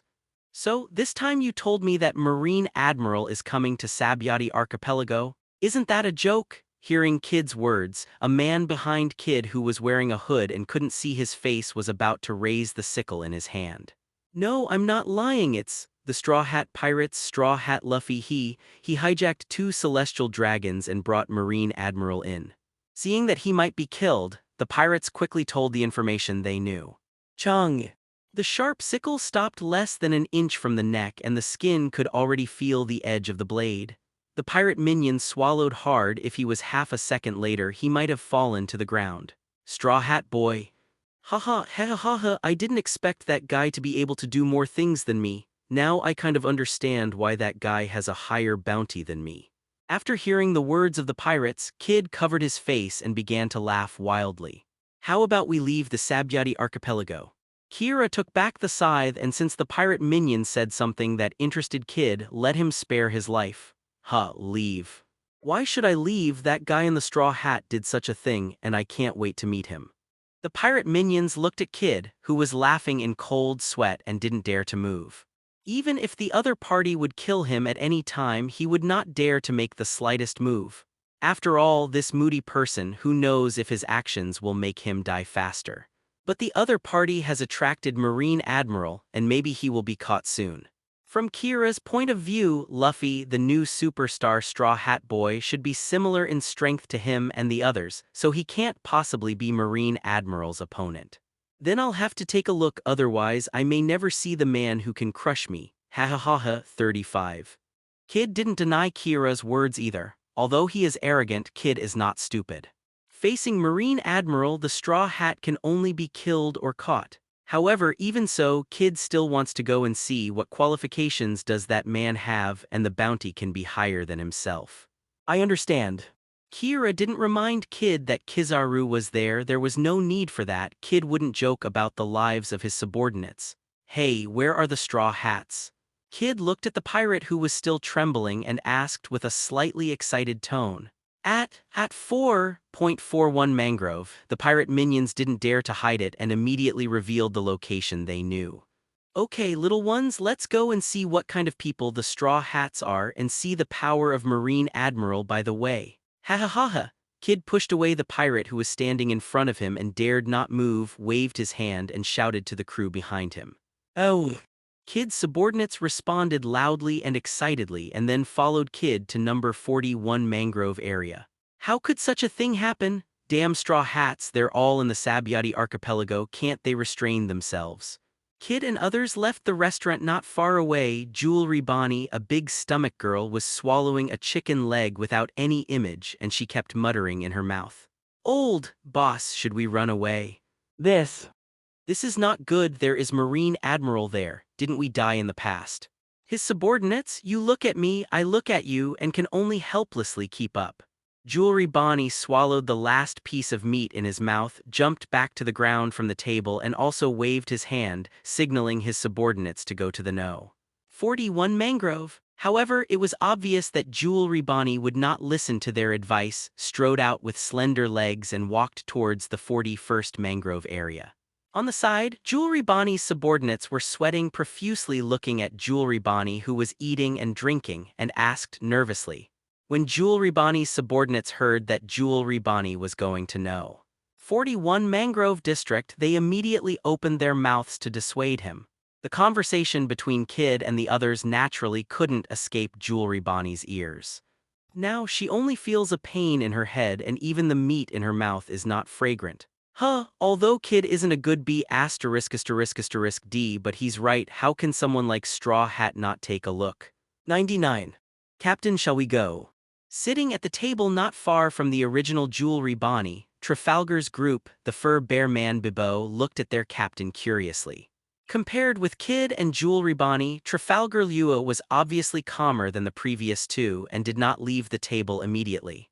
Marine Admiral. Trafalgar Lua groaned. He knew his own strength, and now he can't even beat that man, let alone Marine Admiral. But let's go see too. 39. Luo was crying while holding the demon knife, thinking about his future plans while he got up. If the Straw Hats were capable of escaping Marine Admiral, maybe they could be pulled together against the man and the 4 emperors. Moreover, there is no need to wait for Straw Hat Crew to escape. If they can show enough strength with the ability of Opop Fruit, they may be able to save them. At that time, even if it is a negotiation, the master will be able to take the initiative. But we can't go all the way. Except for Bipo, Pekin, and Shaki, everyone else will go back to the pirate ship first. If there is any emergency, we can also respond immediately. Watching Marine Admiral is not a good job, and it is naturally the best for Luo's subordinates to not go. Clear. Therefore, the Heart Pirates were divided into two groups. Trafalgaro took the Bear Man Bipo and two other crew members, Pekin and Shaki, to Mangrove number 41 while the others returned to the pirate ship first. The Trafalgaroman guy is a good person. He knows how to plan things before he does things, and he is much smarter than that idiot kid and that unreasonable woman. Although they are both captains of Pirate Supernova but sitting in the same restaurant at this time, these supernovas did not fight. Capone Bijet took the last bite of dessert, took the tissue handed over by his hand, wiped his mouth and said leisurely. Behind him, two men in black suits stood still, and they did not dare to answer Capone Bijet's self-talk. Because Capone Bijet didn't let them talk, if he spoke without permission he would be greeted by a steaming bullet. But since there is such a lively thing happening, you can take a look, you two come back. Capone Bijet stood up and turned his head to the two men behind him. Yes. The two men agreed and walked to Capone Bijet from behind. A faint red light appeared in front of Capone Bijet and it came out from his chest, opening a door like a castle. His two men stepped forward and the moment they touched the red light, their bodies began to shrink. Eventually, the two minions appear inside the portal opened by Capone Bijet's chest. Putting his men into the inner castle, Capone Bijet glanced at another supernova captain in the restaurant and strode out. And the person he glanced at also stood up from his original seat. After standing up, only to find that the big man in front of him was almost 3 meters tall, with wings that were much smaller than his size growing on his back. And in his hand, a bounty is being held tightly by him. The big man grinned, threw the bounty in his hand, and said to the men behind him, "Go and see what's going on with my compatriots." After speaking, Uruj took his huge hexagonal pencil and walked out of the restaurant first. Seeing this, his subordinates also followed Uruj. In midair, the reward order dropped by Uruj was fluttering and finally landed on the dining table. The avatar on the reward order is a beautiful woman with golden hair, and behind the woman is a pair of snow-white wings that can wrap her entire body. That is the Straw Hat Pirates, Angel Konai's bounty. In the same way, on the other side not far from where Kid and others were originally, the Hawkins pirates are gathering there. Captain Basil Hawkins, with long blonde hair draped behind him, sat expressionlessly on a rock. In front of him, at this time, cards were suspended and his hands kept moving between the cards as if some kind of ritual was going on. Captain Hawkins, are we really going there? Marine Admiral is not something we can contend with. Hawkins' subordinates were all wrapped in black robes. At this moment, one of his subordinates asked. These subordinates wore black robes of the same style and the whole person was wrapped in black robes, making it impossible to see their appearance. Coupled with Hawkins' divination like a magician at this time, people have to wonder if this is a group of MLM organizations. Basil Hawkins did not immediately answer the question of his subordinates but continued to move the cards suspended in front of him. Soon after Basil Hawkins moved the last card, he put away all the cards. Today we do not appear dead. Basil Hawkins got up, his blonde hair was scattered behind his back, and with what he said, he looked a bit like a genius. After saying this, Basil Hawkins took the lead in walking towards the number 41 mangrove. Those subordinates followed quietly and did not issue any more questions. 670 ba. Basil Hawkins, Capone Bijet, Uruj, Jewelry Bonnie, Eustace Kid, Trafalgar Low, they're all an incredible group of guys who all want to go to Mangrove 41. However, I didn't see another big man there, X-Drake. Did he hide in fear, or is he already there? Since that's the case, let me take a look at the situation. I saw him swinging his weird arms as if running, jumping between the roofs, and the direction he was heading towards was also the No. 41 Mangrove area. On the roof of the restaurant, a man in a pink robe with long braids and weirdly cut arms looked at the superstars who were leaving alone. After muttering for a while by himself, the man with a syllable on the chest of his clothes, Skulachmanapu, jumped up. For Marine Admiral, these ordinary pirates have an instinctive fear. Kid and their movements attracted the attention of everyone in this area. These people are completely incomprehensible to their actions. Why are these guys going when they know there's Marine Admiral there? Do they think they can get away with Marine Admiral? 5. Then those guys are the supernovas of this issue, came so soon. Is it because something happened to pass by here? Or what is Marine's plan? After the two celestial dragons finally fainted from the shock of Conqueror's Haki, Luffy's observation Haki sensed the powerful aura that had struck. You stay away, the next battle may be a little fierce. Ignoring the celestial dragons who had already fainted, Luffy didn't let Zoro and the others tie up the two celestial dragons. Just let Zoro and the others retreat a little bit, they are not suitable for head-to-head with the Marine prize. Although a little unwilling, Zoro and others did not object to Luffy's statement. I just decided in my heart that I must practice hard in the future, and I can't let Luffy face it alone every time I encounter a strong enemy. Gosh. Celestial dragons are down, that guy in the straw hat won't kill celestial dragons, will he? The pirates and civilians around did not know that Marine Admiral was about to arrive at this time, and they only saw the two celestial dragons which fell in front of Luffy. Damn, whether or not the celestial dragons are dead, we are all dead. Marine Admiral will definitely come, and then we will not be able to escape. Someone had already stood up from the ground, and since celestial dragons had fainted, there was no need for them to continue kneeling. At this time, the pirates who stood up looked at Luffy and his party angrily as if they wanted to sell to Luffy and the others. But despite this appearance, no one dared to take the lead. The Conqueror's Haki, which was enough to shatter the house just now, deeply shocked them. It was originally the existence with the highest bounty among this batch of supernovas, and the exaggerated Conqueror's Haki just now made them dare not act rashly. And just as the scene fell into this eerily calm state, a shining yellow light beam shot straight towards Luffy's chest from nowhere. Luffy's body side lightly dodged the sudden laser beam. The laser beam that was dodged by Luffy shot into the ground behind Luffy, blasting up a piece of sand and blasting a deep pit behind Luffy. This light ... it's Kizaru. Here comes Kizaru. The pirates around are not like Zoro and the others. They just went out to sea not long ago and don't know much about Marine. When these people saw the beam, they immediately recognized that it was Marine Admiral Kizaru's attack. And after recognizing it, there was a burst of despair, and it came so quickly, obviously no one notified Marine. The pirates, who had hoped to use this time to escape, suddenly seemed to have lost all hope and slumped on the ground. Of course, there are also pirates who don't believe in evil and want to sneak away quickly before Kizaru appears, but before they can act, the shining lasers have already swept over. Boom! A series of explosions came from the place where the laser was swept, and at the same time billows of dust were raised. Oh tilde, there are so many pirates gathered here, it's really scary. And in the smog, a tall figure had already stood there. Then, a slow voice with a strange tone entered the ears of everyone present. Those pirates who originally wanted to escape were now scorched black and spit black smoke on their knees and crawled on the ground, while the others who were not attacked were covered in cold sweat on their foreheads. Yellow, Kizaru! The billowing smoke dissipated, revealing the complete appearance of the silhouette that suddenly appeared. He was more than 3 meters tall, wearing a suit with yellow and white stripes and a marine hipster with the words "Justice" on the back.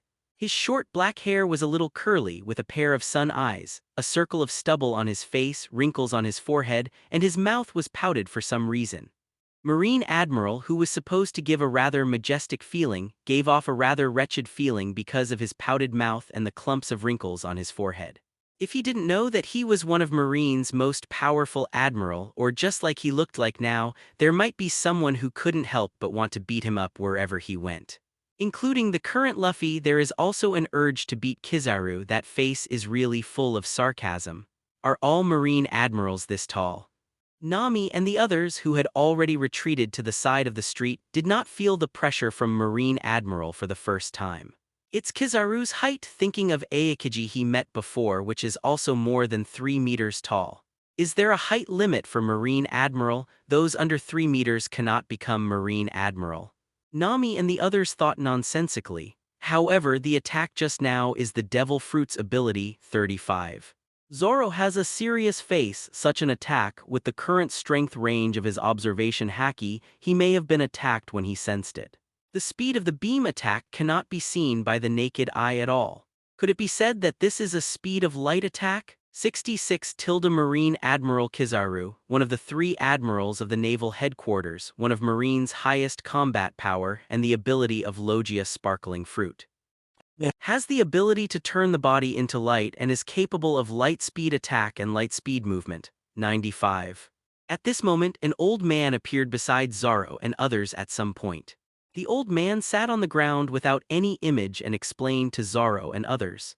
You Straw Hat crew, you really don't know how high the sky is and you dare to touch the celestial dragons. Don't you know that the celestial dragons are the most noble existence in this world?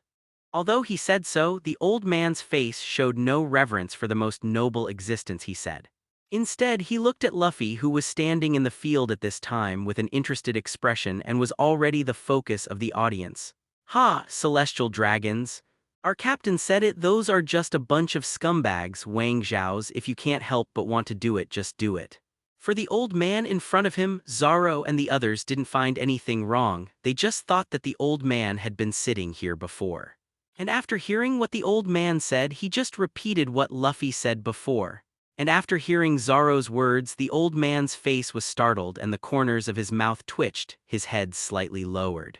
The glasses on the eyes reflected a white glow in the sunlight. Huh, then your captain is really an interesting person. At this moment, Zoro and the others finally realized that something was wrong with the old man. The others around were sweating coldly and looking like they were about to die, but this old man was still in the mood to laugh. Is it because they are civilians? But for civilians, shouldn't they be more afraid when they see this situation? What's more, he and others are still the perpetrators. If they are civilians at this time, shouldn't they stay away from themselves and others? What happened to this old man now? Instead of feeling scared, he looked at Luffy and Kizaru in the field with a look of interest. Are the old men now so afraid of death? Well, may I ask who you are?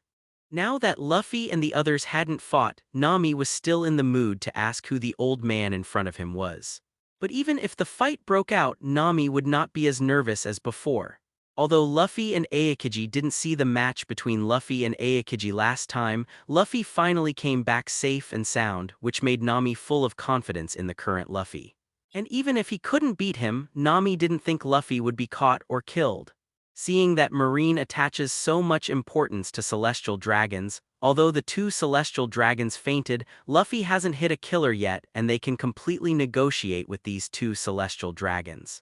So, rather than worrying about Luffy, Nami is now more interested in the old man in front of him. Intuition tells Nami that the old man in front of him is not a simple role. If this old man really had enough power, he might be able to help Luffy because he was so interested in Luffy. My name is Rayleigh and I'm a coder now. The old man did not hide his name, but generously informed Nami and others. Rayleigh, you are Rayleigh. Back here with Nami and others, Kami and Papago looked at Rayleigh in surprise after hearing Rayleigh's answer. Oh, could it be that you have heard my name? Although a little surprised, Rayleigh is not too surprised. As a pirate, it is not surprising that he has heard his name. Well, I heard Bazai say you before that you are a very skilled coding worker, we just don't know how to find you. Kami answered excitedly, but she didn't expect to meet the person Bazai said. Although I haven't met him, I can't get my name wrong and I'm a coding worker, so I shouldn't get it wrong.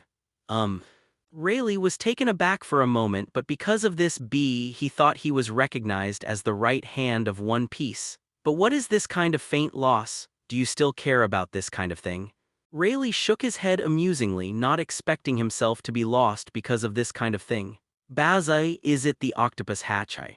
But the mermaid girl said Bazai, it should be Octopus Little 8, right? The only person I know related to Mermaid is Octopus Little 8. That's right, Bazai, I heard Bazai mention you before. This time, Luffy and the others are looking for a coding worker. I didn't expect it to be such a coincidence. Hearing Rayleigh talking about Octopus Hatchai, Kami knew she was right, baby octopus. Unlike Kami's excitement when he heard Rayleigh talking about octopus, Nami's face changed a little and some bad memories came back to his heart. However, Nami immediately shook his head. Octopus Hatchai had already been caught by Marine, so he didn't need to worry about it anymore. And if it wasn't for them, I might never have met Luffy. Although he lost Belmere, he met Luffy himself. The strangeness on Nami's face was only fleeting, but it was still seen by Rayleigh. But Rayleigh didn't say anything. Maybe there was some conflict between her and Xiao Ba, but she hadn't seen Xiao Ba for many years.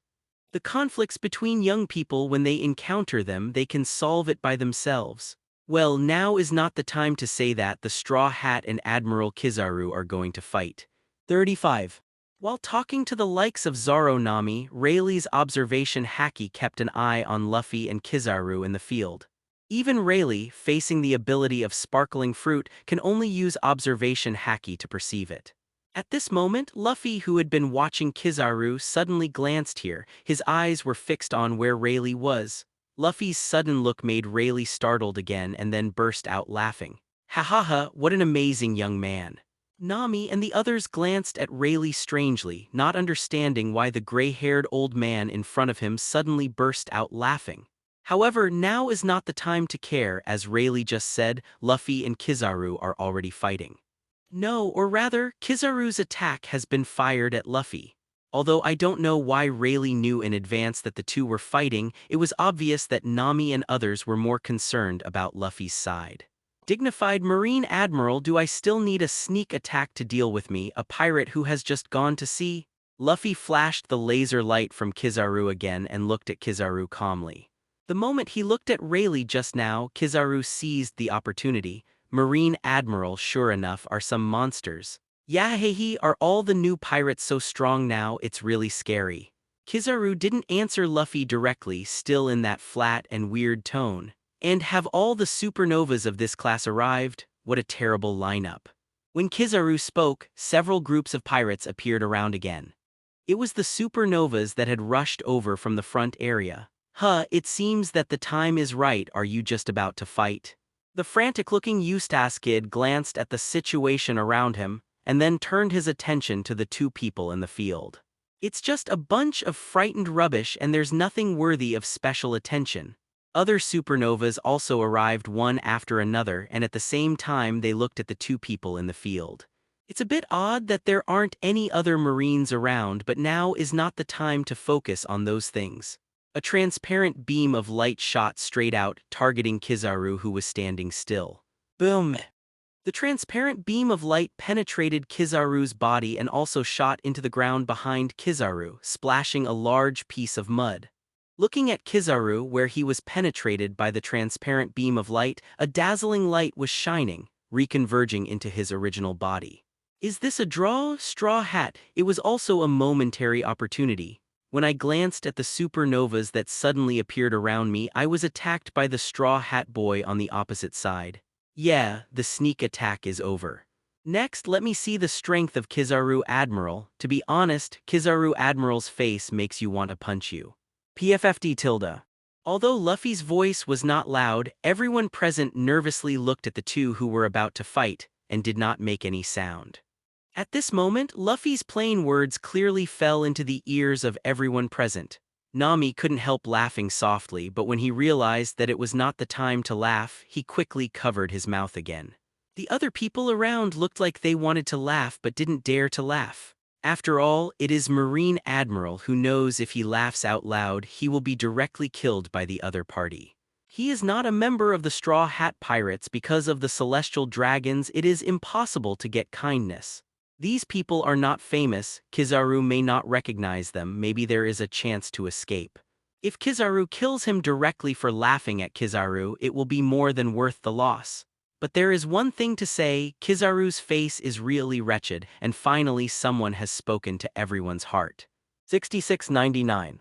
Kizaru was silent for a while, although he didn't feel angry about this, but since he became Marine Admiral, no one dared to talk about his own face. Now it's better. A young man under 20 years old directly and rudely said that he was wretched in person. Even if the other party is the grandson of Mr. Garp, this time he has to teach him a lesson before letting him go. That's right, Kizaru came to Sabyati Archipelago with the intention of letting people go. What a joke! don't look at Garp's heartless day after day, saying that if Luffy appeared in front of him, he would grab him with his own hands. If he really caught or killed Luffy here, Kizaru believed that he would never be better off. Haha, young people are full of vigor, just say anything. Beside Nami and the others, Rayleigh also chuckled softly, seeming to say with emotion. Rayleigh's chuckle once again attracted the attention of Zoro and the others. How dare this old man laugh? Aren't you afraid of Kizaru attacking him? This guy in the straw hat really dares to say anything, so he won't be afraid of being irritated by Kizaru, so he will kill him directly. 35. Jewelry Bonnie sat cross-legged on the ground and couldn't help speaking after hearing Luffy's words. Is the straw hat owner confident enough to run away from Kizaru? Trafalgar Luo crossed his chest with his arms, holding the ghost crying in his arms, murmured thoughtfully. HMPH, it's just a guy who doesn't know how to live or die. I'm really stupid for having expectations for him. But despite saying this, Kid didn't leave immediately. Although Admiral Kizaru is indeed a problem for them, but there are so many pirates here, it is not impossible to escape when the time comes. Straw Hat Luffy, have you been kicked by the speed of light? Kizaru didn't care what happened to the pirates around him. After that, Jean Taomaru came with pacifists and these pirates couldn't escape at all. Now let's settle the Straw Hat Boy first. The two celestial dragons are still lying there. If you can hit it, let's try it. As for Kizaru's lightspeed kick, it can only be said that as long as the observation Haki master reaches a certain level, he will basically not be kicked by him if he is on guard. The shining yellow light condensed on Kizaru's raised right foot. I don't know if Sparkling Fruit's attack needs to be charged anyway. The so-called light speed kick, the forward swing, is really long. But when I just watched him release the laser to attack the pirates who wanted to escape, he didn't have any power. Second gear. However, Luffy didn't mean to underestimate the enemy.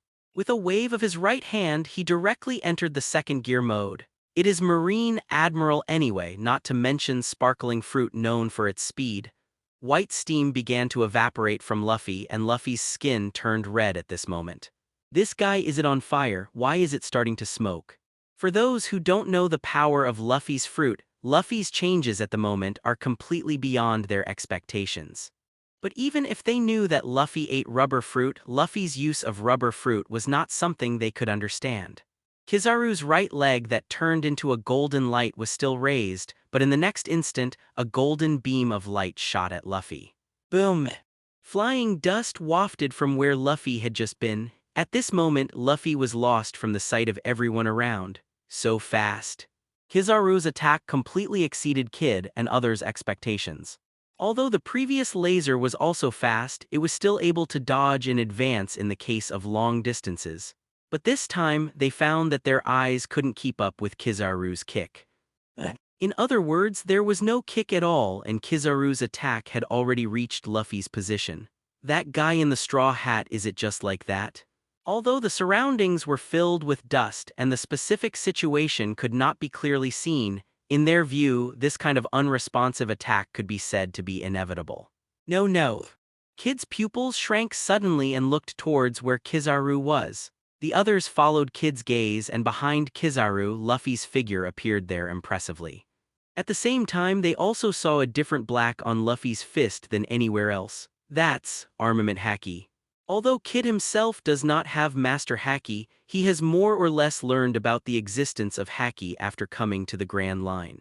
For this kind of thing that can hurt the power of the Logia demon fruit, Kid naturally thought about the power of master. However, along the way, although I know that there is such power, I don't know how to master it. So until now, Kid et al. Don't have master armament haki. In other words, the guy in the straw hat just dodged Kizaru's attack. Is it because the master got observation haki? He has already mastered the two-color haki. No wonder the other party has not done much, but the bounty is higher than himself. From this point of view, the guy in the straw hat might indeed be stronger than himself. At least the lightspeed kick from Kizaru just now, he couldn't dodge it, let alone counterattack in that situation. Really, more and more excited. Kid's expression was hideous, but he was faintly excited. It's really unpleasant to be pulled so much by the Straw Hat Boy, who is also a rookie pirate. The black fist still went through Kizaru's body and it was not able to hurt Kizaru. A golden light shone where Luffy's fist hit. Obviously, the attack just now was sensed by Kizaru observation haki, and he turned his body into an element in advance to avoid it. It's observation haki and armament haki again, and the master is so skilled. The current rookie pirate is really scary. 4. Has the Straw Hat already mastered observation haki and armament haki? With the previous Conqueror's haki is complete. Oh, is this another big pirate born? The pirates who were watching hadn't thought of it, but after hearing Kizaru's words, they couldn't help but gasp. And listening to the meaning of Kizaru, it is not the meaning of the preliminary master haki, but has been able to use it proficiently. Is such a person really just a rookie pirate who has been out at sea for a few months? Hee, that guy in the straw hat isn't just skilled at using haki. Rayleigh, who was sitting beside Zoro and the others, said with a white glow in the lens, although I haven't seen Luffy use other advanced haki. But under the perception of their own observation haki who can make themselves feel threatened, will they only use haki proficiently? Moreover, the Conqueror's haki who brought him here before 673 is not something that the preliminary masters can do. Rayleigh glanced at the surrounding buildings with many cracks and thought to himself, I just didn't expect that at such an age he actually has such strength. How did that guy do it? And that straw hat, Roger, is that the one you're waiting for? Rayleigh's words surprised Nami and the others. They didn't expect that the humble old man in front of him could actually see Luffy's specific strength. You know, the newspaper has never published the specific strength of Luffy. In other words, the old man in front of him saw Luffy's strength completely by his own eyesight. This old man is really not easy. At this time, Nami and others no longer regarded the old man in front of him as an ordinary coding worker. You careless, Kizaru Admiral. Luffy was not surprised that Kizaru was able to dodge armament haki's attack by pre-elementalizing himself. However, did not leave immediately after the elementalization in advance. Is it because of confidence in his own strength? Or did Sengoku not tell them about the battle between me and Aokiji? So at this time, Kizaru doesn't know his true strength? Sakura's pink haki film began to flow on the arm, quickly covering the fist that passed through Kizaru's body. Hearing Luffy's words, Kizaru's pupils under his sunglasses shrank suddenly, and before Luffy's fist covered a mission, his whole body turned into a golden light flashing out. But a flash of red light flashed in Luffy's pupils, and the already condensed emission haki covered his fist and slammed it in one direction. There, a human figure flashing with golden light suddenly appeared. Sakura's pink shock wave directly hit the golden human-shaped light that suddenly appeared. Boom. Kizaru, who had appeared, didn't have time to think and pushed out his palms, and an invisible wave shot towards the Sakura pink beam of light that came first. With this invisible wave blocking, Kizaru's figure once again turned into a golden glow and appeared on the other side. At this time, Kizaru, who had reappeared in shape, had a part of the suit broken at the cuffs of his hands. Kizaru raised his hands and glanced at his cuffs. His eyes were full of solemnity. It's terrifying, Straw Hat Boy. Do you have this level of power now? Although it was still the same dangling appearance as before, only Kizaru knew that he had become serious. Even Mr. Garp can't be this strong at his age. He's a monster. Good boy, not only armament haki has reached the highest level, but observation haki has also been able to achieve this level. If anyone other than Kizaru saw the extent of the two-color haki that Luffy just showed, it was only Rayleigh who was sitting beside Zoro and the others. Although he has overestimated Luffy's strength as much as possible, Rayleigh did not expect that he still underestimated Luffy. Armament haki, both external and internal destruction, observation haki has been able to briefly foresee the future. Combined with the unparalleled Conqueror's haki shown before, Rayleigh can confirm that this era will be led by Luffy. What happened? Why did Kizaru's sleeves break? However, although Rayleigh could see what had just happened, the pirates present did not have the strength and vision of Rayleigh.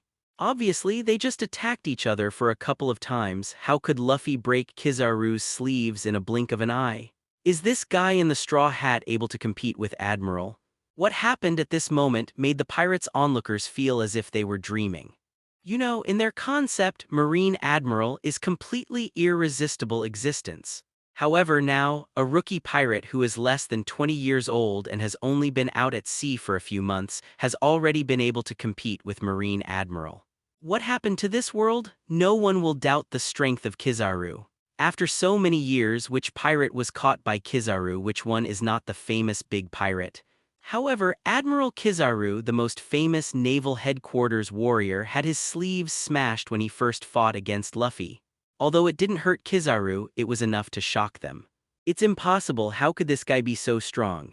The most unbelievable thing about this is Kid, who has always regarded Luffy as his opponent. Although the two had never met before, the bounty was only tens of millions higher than Luffy, the Straw Hat Boy. Kid has always been dissatisfied with the object, always looking for an opportunity to prove that he is better than Luffy. And now you're telling me that Luffy the Straw Hat can take on Admiral? Isn't that a joke? How can Kid be able to bear this? Kid, that guy in the straw hat just happened to hit Kizaru's sleeve. You see, Kizaru wasn't hurt at all. 35. For Kid's mood, Kira can fully understand, and now it can only be explained in this way. I hope 0.4 Kid can see it a little bit. It seems that you can't be treated as an ordinary pirate, and Marshal Sengoku is also true. This guy with the straw hat is so strong, he didn't get any information at all. If Kizaru knew that Sengoku understood Luffy's strength, he didn't know whether Marine Admiral, who was usually lazy, would strike at this. But it's not normal now. The two celestial dragons are still lying there. If you can't solve it properly, you will inevitably be scolded. No, there was a gleam in the eyes under Kizaru's sunglasses. Straw Hat is so strong, I can be forgiven for tying him. As long as the two celestial dragons are taken away, there is no need to waste time here with the Straw Hat Boy. In this way, you don't have to offend Mr. Garp. Perfect. Straw Hat Boy, are you a rubber fruit person? Liuva. Kizaru asked thoughtlessly. You can't eat the invincible Logia Devil Fruit like you, Admiral. Although the Logia Devil Fruit is not really invincible, there is no doubt that the 3 Admiral Devil Fruits are extremely powerful. 66.99. Luffy's words aroused the approval of the surrounding pirates. If they could eat sparkling fruit, presumably this situation would not happen now, right? Even if you can't beat it, you can escape completely. However, in their opinion, as long as they eat sparkling fruit, there will be no such thing as defeat. It can only be said that the strength limits their vision. Although some of them already know the existence of haki, they have not experienced the advanced use of haki. It is terrifying to be able to develop rubber fruit to such an extent.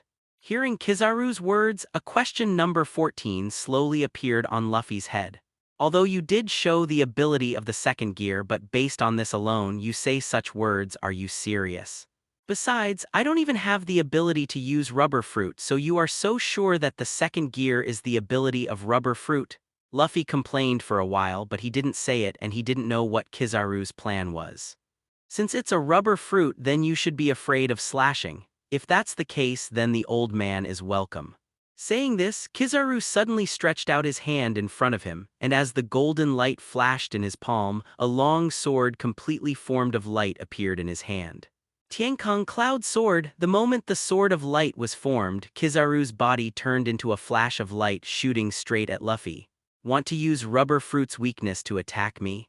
Kizaru Admiral looks down on me too much. Luffy didn't understand what Kizaru wanted to do, and even when he knew that Luffy had master armament haki, he had to use this method to target rubber fruit. Is it more confidence in your own swordsmanship? Or is there some other purpose? The right hand covering armament haki was raised, blocking the attack of the sword of light that Kizaru slashed down at extreme speed. And after blocking the attack, Luffy realized something was wrong. Kizaru's attack wasn't as powerful as it looked, and Luffy's arm didn't feel much force where it touched the lightsaber. This guy doesn't want to fight with himself?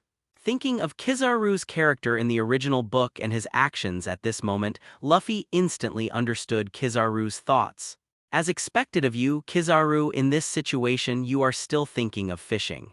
After blocking Kizaru's slash, Luffy glanced out of the corner of his eye to where Nami and the others were. Since you don't want to fight Kizaru, then don't fight. It's not a wise choice to fight Kizaru with all his strength now. Nami and the others are nearby, and if they really fight with all their strength, there is no guarantee that Kizaru's attack will not affect them. Logia Devil Fruit is just that disgusting, and the attack range is ridiculous. Especially Kizaru with the speed of sparkling fruit. If Kizaru made up his mind to attack from a distance, he wouldn't necessarily be able to protect Nami and the others. Thoughts were flying, but Luffy's movements were not slow. With a slight force on his arm, he blocked Kizaru's sword of light. I don't know why Kizaru's Sky Kong Cloud sword has an entity. Ice cubes like Aokiji can still be understood. This light condenses and can become solid. However, now is not the time to study these, although it is said that both of them have already saved the idea of not wanting to fight, but there should be no less in the scene. Rubber machine gun. Like this skill that Luffy commonly used in the original book, Luffy has rarely used it now. Although the multi-stage attack is indeed overwhelming and it can also improve the hit rate through speed, it will consume more physical strength to a certain extent. And because it uses speed to achieve the purpose of hitting, it will also lose a part of its power.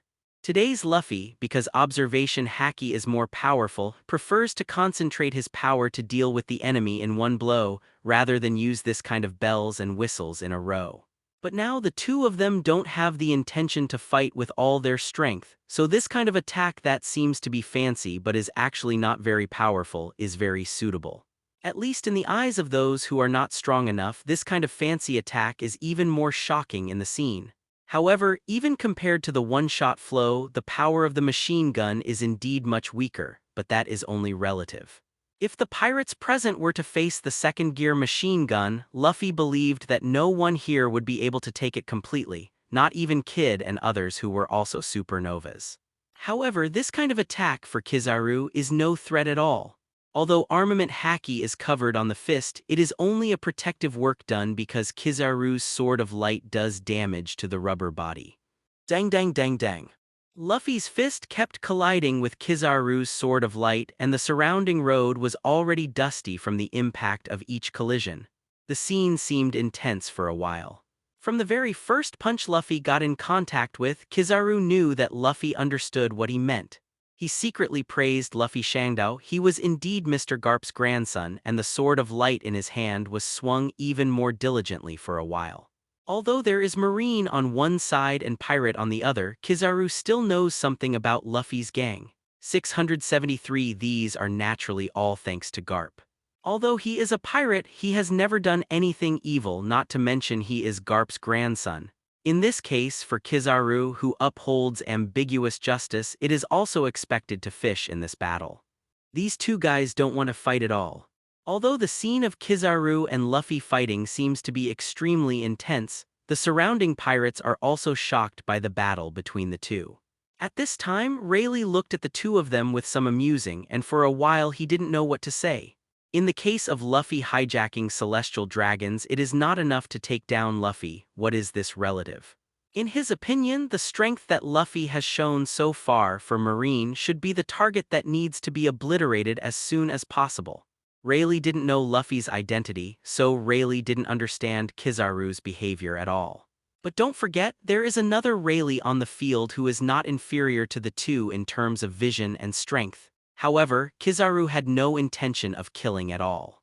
In this case, Rayleigh couldn't help but wonder if Kizaru was an undercover agent of some pirate force. The seemingly fierce situation between the two of them, but in fact they were fishing, could not be hidden from Rayleigh, who was watching the battle from the sidelines. Or just a relative of Luffy, it's as strong as a monster. While parrying Luffy's attack, Kizaru didn't forget to say his catchphrase, "All I can say is that he is an old actor." If the expression was a little richer, it would be more like it. The pirates around are a little unclear, so the two of you come and go and the fight is really fierce. But why didn't either of them attack the other? It was as if the two were deliberately attacking each other's fists and lightsabers. Good. It's amazing. Although I don't know how strong it is, I always feel that it is very powerful. Even Kid and the others who are supernovas can't see that the two are actually acting. After all, their current strength is too far behind Luffy and Kizaru, so it's only natural that they can't see it. However, it is precisely because it is not apparent that this apparent level of power makes Kid, who has Luffy as his imaginary enemy, even more uncomfortable. B********D. How can you really fight like this with Kizaru? Is this guy really that strong? Seeing the fists and lightsabers of Luffy and Kizaru constantly fighting each other, Kid couldn't accept such a scene for a while. The man in the straw hat is so strong, maybe you can consider asking the other party to help you deal with that man together. Trafalgar Row watched Luffy and Kizaru fight, rubbing his chin in thought. If Luffy can really compete with Kizaru, he'll have no problem with that man, but how can I get him to agree to an alliance with him? This guy is actually so strong, what's the matter with him? Didn't he just go to sea not long ago?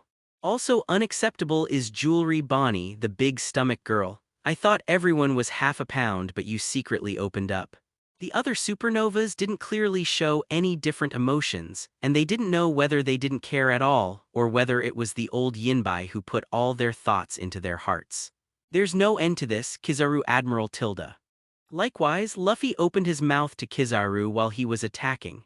Oh, so what do you think? The two stopped at the same time. Kizaru looked at Luffy curiously, but the eyes hidden under the sunglasses were as calm as ever. I'll give you back these 2 celestial dragons, how about you let us go? Luffy glanced at the 2 still unconscious celestial dragons and proposed to Kizaru. Now is really not the time to kill celestial dragons, it's just stunning 2 celestial dragons with Conqueror's Haki, so all is well. But once Luffy actually kills the 2 celestial dragons here, even if Kizaru wants to show mercy, it won't be possible. Luffy is not afraid of Kizaru's full strength, but there is no guarantee that Marine will send other admiral to arrest him and others.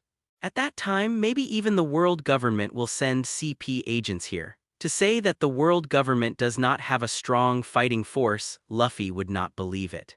To be able to stand for 800 years, the world government naturally has enough strength to rival it. Now, if Luffy really kills the 2 celestial dragons directly, it might attract a combat power that has not appeared in the original book. At that time, if you are not careful, if you are overcast by some strange devil fruit, it will not be worth the loss. Moreover, the Straw Hat Pirates are not alone.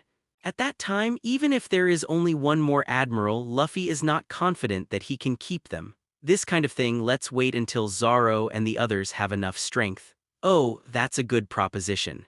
Kizaru's mouth pouted, still the same expression of slap in the face. However, the order I received is to destroy all of you supernovas here, Kizaru said lightly, the words that made the faces of Kid and the others who came over to watch changed greatly. Huh, not because of celestial dragons? Luffy was taken aback when he heard Kizaru's words. No wonder Kizaru appeared so quickly, so was it because he received a mission in advance? Otherwise, even if it is Sparkling Fruit's ability, it is impossible for him to use Conqueror's Haki, and the other party has already arrived. Sparkling Fruit is only fast, and doesn't let Kizaru stop the ability to predict the future. How could he know in advance that Luffy is going to attack celestial dragons? The target is a supernova? How is that possible? Never before has Marine Admiral come directly to the Sabayati Archipelago to block a supernova. Not only the supernovas such as Kid were surprised, but even those ordinary pirates were also shocked. What is the reason for Marine to send Marine Admiral to arrest these supernovae at this stall? I seem to have accidentally revealed my mission. 9. Hearing the chatter of the pirates around, Kizaru seemed to suddenly realize that he had slipped his tongue and glanced around. This group of supernovas are really brave enough to come here to watch, knowing that they are here. Is it? Well, it seems I can only deal with these 2 celestial dragons here. Saying that, Luffy raised his fist slightly and his eyes glanced at the 2 celestial dragons who fainted on the ground. Hey, Straw Hat Boy, this kind of thing can't be a joke. Noticing Luffy's movements, Kizaru's eyes twitched. What's the matter? Didn't you have a tacit understanding just now? Why is it like this now? However, it's easy to misunderstand the way he shows himself. Oh, really? But you won't let us go anyway, so it's better to kill 2 celestial dragons to help the fun, so even if you kill it, it's not a loss. 35. Luffy looked at Kizaru with a half-smile. This is not just for Kizaru but also for those supernovas. At that time, if I want to save Ace, it may be more smooth. Since he couldn't escape, he had to pull his back, and the celestial dragons with those 2 bastards on the ground were undoubtedly the best choice. Although Luffy himself doesn't really mean to kill these 2 celestial dragons, at least not Wang Jiahao is close. Especially the guy Eustace kid, who was looking at the two celestial dragons not far away with a grin on his face. Although it was impossible for those supernovas to kill the two celestial dragons in their own hands, the Straw Hat Boy in front of him might not be able to defend himself. But that doesn't prevent Luffy from adding a block to Marine. If someone here can't help but kill two celestial dragons, it might disrupt Marine's public execution of Ace's deployment. Sure enough, after hearing Luffy's words, those supernovas who were still a little panicked had a hint of movement in their eyes. How did things become like this? This is really nerve-wracking. Why don't you let me know about Marshal Sengoku? That's not good, your Marines are coming soon, aren't you? Can't let you delay. 99. It's been a while since Luffy started. Marine, stationed at the Sabyati archipelago, is slow to come. Ordinary Marines, however, were nothing to be afraid of, mainly because Luffy's sightseeing had seen a pack of Bartholomew bears approaching. Absolutely a pacifist. Even though the current Straw Hat crew has mastered the two-color haki, it is only just master after all. With their current strength, it's not a problem to deal with one or two, but if they deal with a group, they will be a little overwhelmed.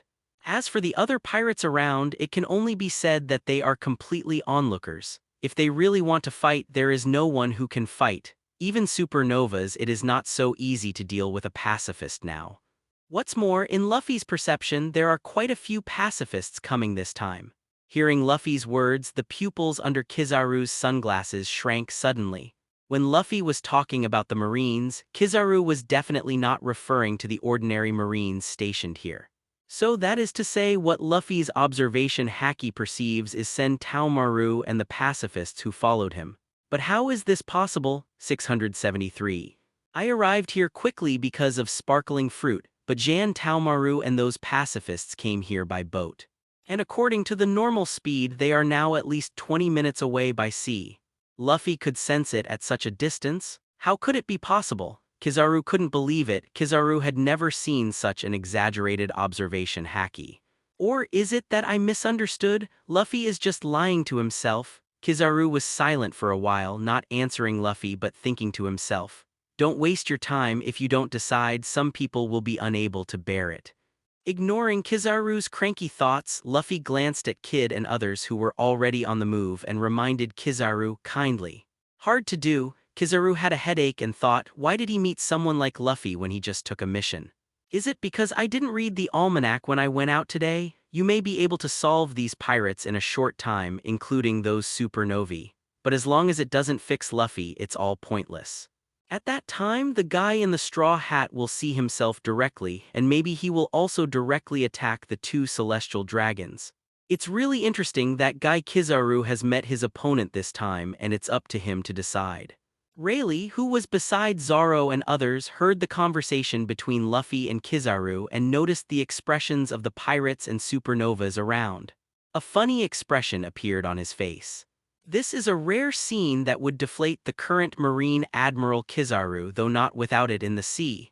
But such a young pirate can deflate this yellow monkey, but this is the only one. What's going on now? Are those two celestial dragons really that important to Marine? How could the Marine Admiral be so tied up? 95. Usopp couldn't believe it. From the excitement of the battle to the incredible, it can be said that it is the mood of Straw Hat Crew at the moment. Although I heard about these world nobles when I came here, but when I actually saw them, I realized that these guys are scumbags, as Luffy said. However, such a person is actually protected by Marines' all-out efforts. What is going on with these Marines? Celestial dragons are the descendants of the 20 kings who created the world government and can be said to be the most honorable people in this world. Papago, who was beside him, heard Usopp's question, restrained himself, and returned to the Tao. The battle between Luffy and Kizaru just now showed Papago the power of the Straw Hat Pirates. Luffy, he is really capable of protecting his crew. Not even the Celestial Dragons or Marine Admiral could stop Luffy from protecting his allies.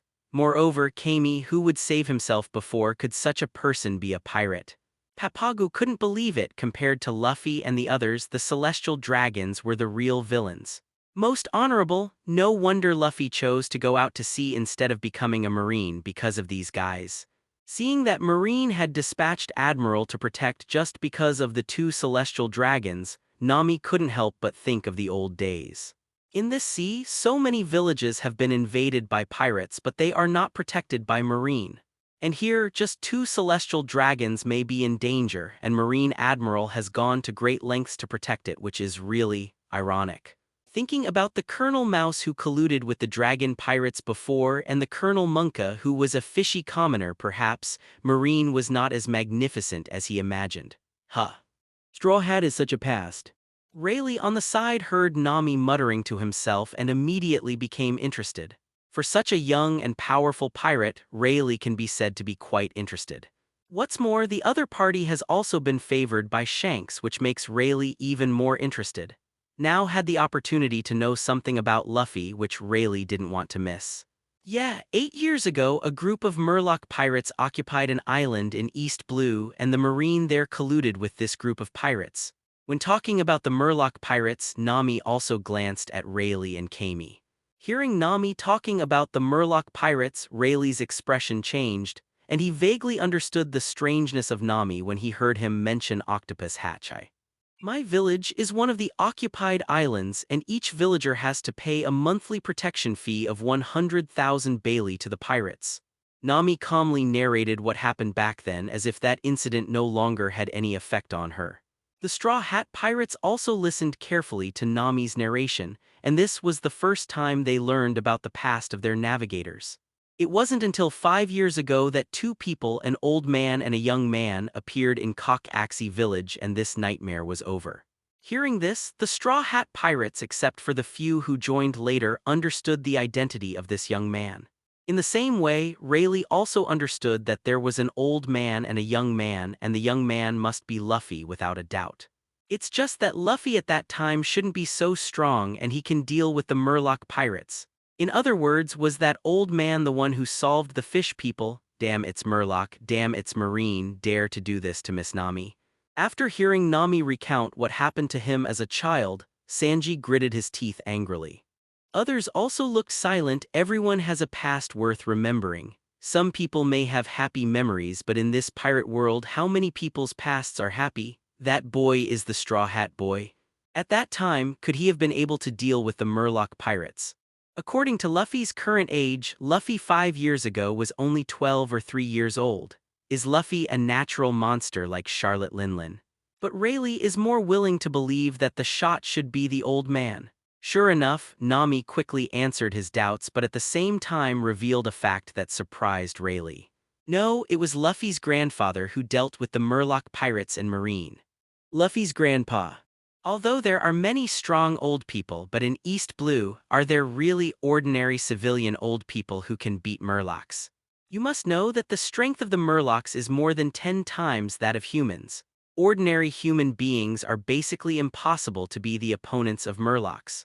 Although he could have a grandson like Luffy, that old man might also be very powerful, but such a person shouldn't be unknown, right? Well, Luffy's grandpa, the marine hero Garp.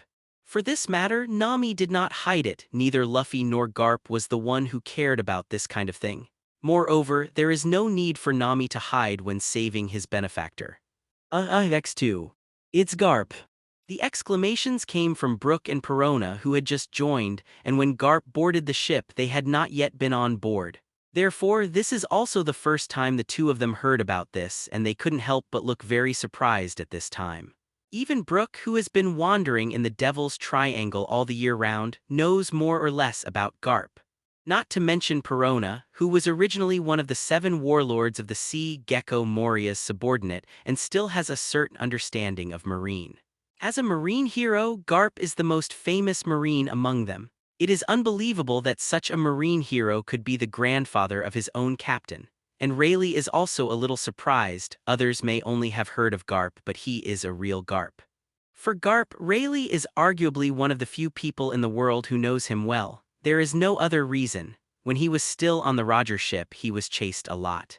Now suddenly hearing that Luffy is Garp's grandson still makes Rayleigh sigh for a while, but then he was relieved. He was indeed the grandson of the old guy. Although his personality looked completely different from Garp's, his behavior was exactly the same.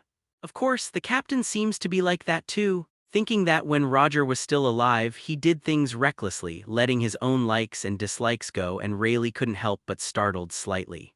Then thought again, Straw Hat Luffy, would that be the one Roger was waiting for? That's right, it was also at that time that Luffy invited me to go out to sea and become a pirate. That guy Luffy invited you to be a pirate at that time.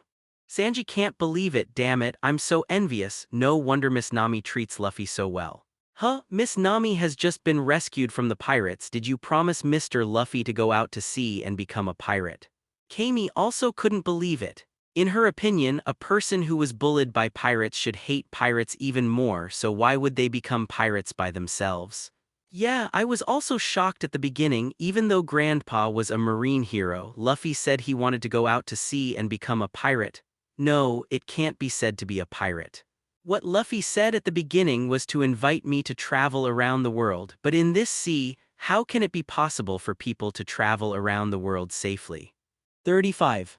Speaking of this, Nami couldn't help chuckling twice, as if remembering the initial misunderstanding when Luffy invited him. At that time when Luffy invited him, he thought that the other party was going to be a pirate. Hearing Nami's words, everyone was silent for a while. Yes, in this sea, as long as there are marines like Monka the Mouse, as long as there are nobles like celestial dragons. With Luffy's character, how could it be possible to travel around the world safely? Japanese symbol, Japanese symbol, Japanese symbol, Japanese symbol, FLOWERS0, Japanese symbol, Japanese symbol, Japanese symbol. When Luffy said that but in front of Mr. Garp didn't say anything at all. Perhaps before that, Luffy had talked to Garp about this sort of thing. However, at that time Luffy was only so old and he already knew so much, it was incredible to think about it. Well, it's no wonder, Miss Nami, that you're a pirate. Kami nodded knowingly, although simple, but Kami also knew something about this kind of thing. After all, I have been caught a lot of times. Others have different faces. There was something inexplicable in Robin's eyes. What happened to Nami when she was a child was really distressing, but she met Luffy. And what about myself? Hiding for 20 years, no one will ever help me and no one will ever be willing to help me. However, it is different now and I have also met Luffy. Thinking of this, Robin couldn't help but glance at Luffy, who had fought with Kizaru again, and there was a glimmer of confusion in his eyes. Usopp and others are also a little stunned. Everyone has their own past, but no one has ever spoken out about their past. Rayleigh touched the beard on his chin. How could he have had a better time? But it was those days of hardship that allowed him to practice his extraordinary skills. Then I met the Roger guy again. Thinking about it, maybe all of this was destined. In other words, why didn't these people in front of them meet Luffy? Just because he could see Luffy's strength at a glance before, no one would think that he was just an ordinary person. At this time, everyone looked at him curiously. At this time, everyone finally discovered that this coding worker named Rayleigh should not be an ordinary coding worker. By the way, Mr. Rayleigh, who are you? But now everyone has seen that Luffy is not in danger, and after calming down, they naturally see the difference in the old man in front of him. However, because Luffy and Kizaru had just started fighting, everyone's thoughts were on Luffy, so they didn't realize that something was wrong. And Nami did not meet Luffy. Boom! After another fierce confrontation, Luffy and Kizaru each stepped aside. At this time, the surrounding streets, the place where the two fought, were already devastated.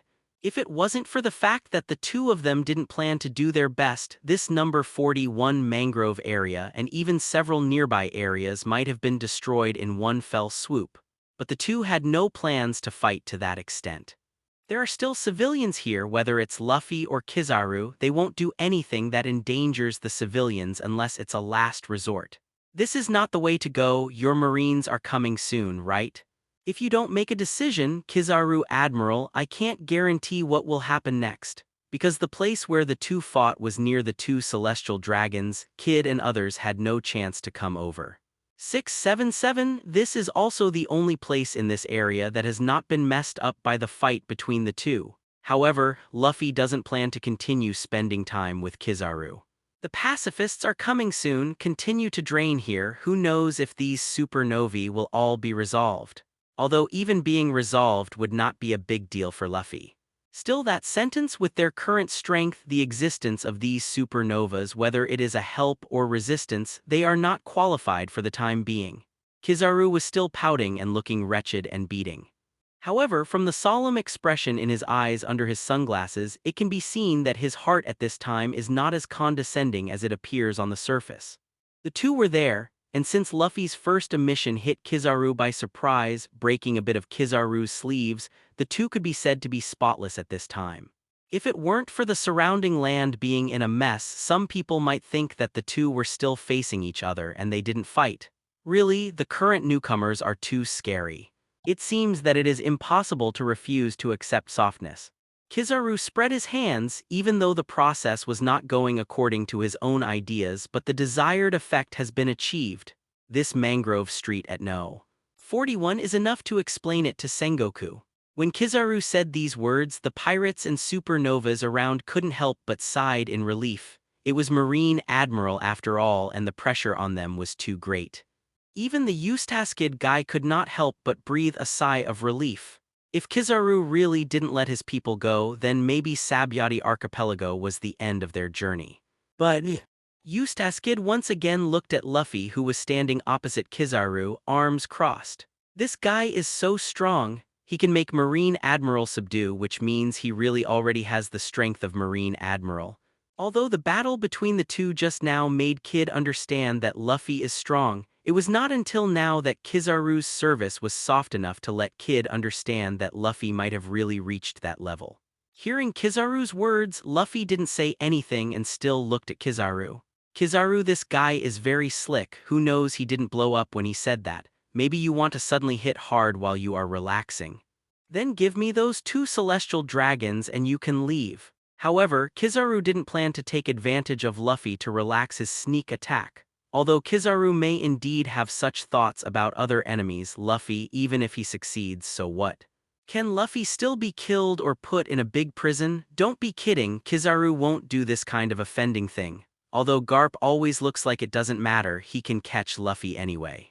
But whoever believes this is an idiot. Maybe that guy Akinu will have no scruples, but besides Akinu, who in Marine will really ignore the existence of Garp? Neither will Sengoku. People can give it to you, but they can only give you one first, and the other one after we leave. Although Kizaru said so, Luffy wouldn't just hand over people just like that. What you Kizaru thinks is your Kizaru's business. Luffy doesn't know what his Kizaru thinks. 6699. Hearing Luffy's words, Kizaru was slightly speechless. Is it necessary to be so cautious? Don't you know that your grandfather is a marine hero and I told you to let you go? How can I still lie to you? No, how can you guarantee that you won't kill the celestial dragons you took away? However, at this time, Kizaru's attitude also needs to be clear. It is impossible to really say what Luffy says. Even though your Straw Hat Luffy is Garp's grandson, the celestial dragons' lives are at stake, and Kizaru doesn't want to get in trouble. Since this is the case, then I can only kill these 2 celestial dragons directly here. Although he knew that Kizaru could not agree, Luffy had no plans to give up. Then you have to think clearly. Once the 2 celestial dragons are really killed, you may be able to escape, but these partners of yours may not necessarily be able to escape. If it was before, what Kizaru said is indeed a problem. But now, with Nami, a lion fruit capable, as long as they can climb Thousand Sunny, Straw Hat crew won't be afraid of Marine's siege at all. Well, how about letting your friends leave first? Kizaru came up with another solution. With your strength, as long as you don't have the worries of your partners, you probably don't have to be afraid of anything else, right? Kizaru glanced at the place where Zoro, Nami and others were. However, it was this look that almost made Kizaru break the defense. Damn, why is this old guy here? Kizaru cursed inwardly after seeing the old man with white hair.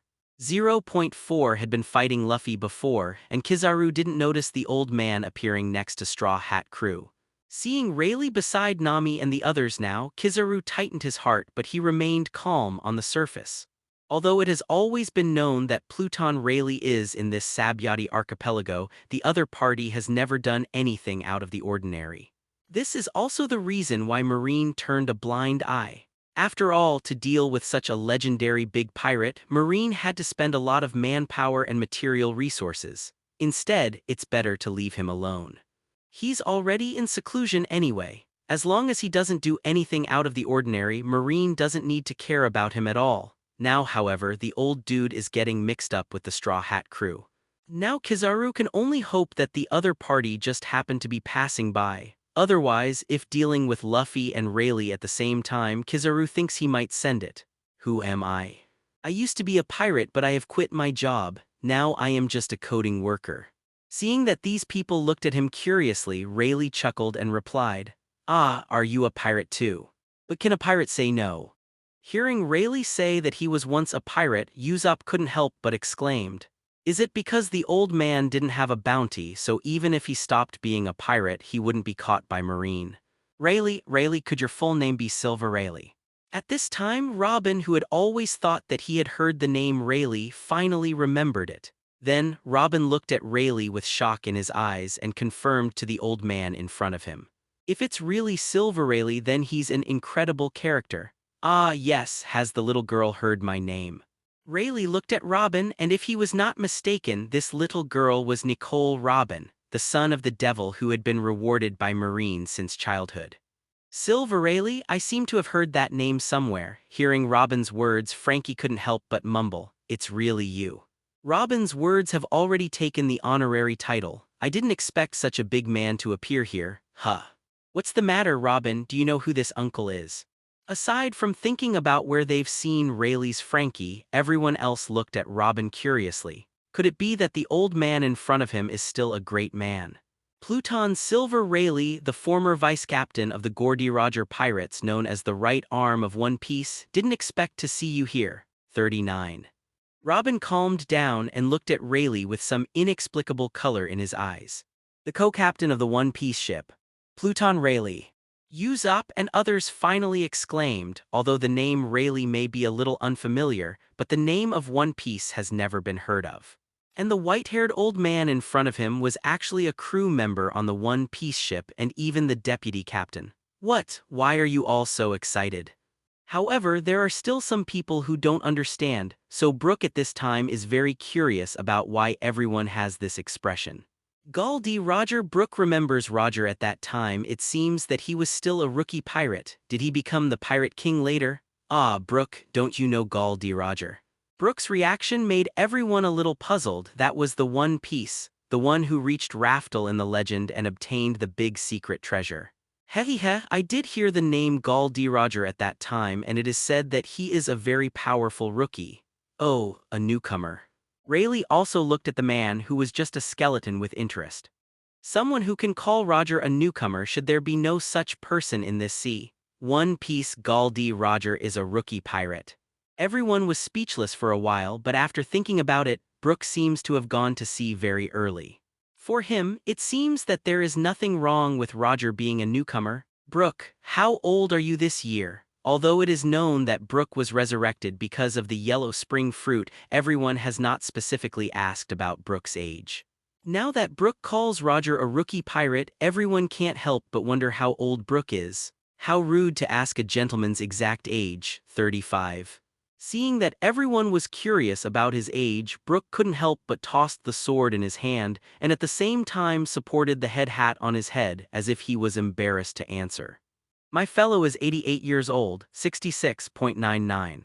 Everyone who thought Brook was unwilling to answer could not help but feel speechless.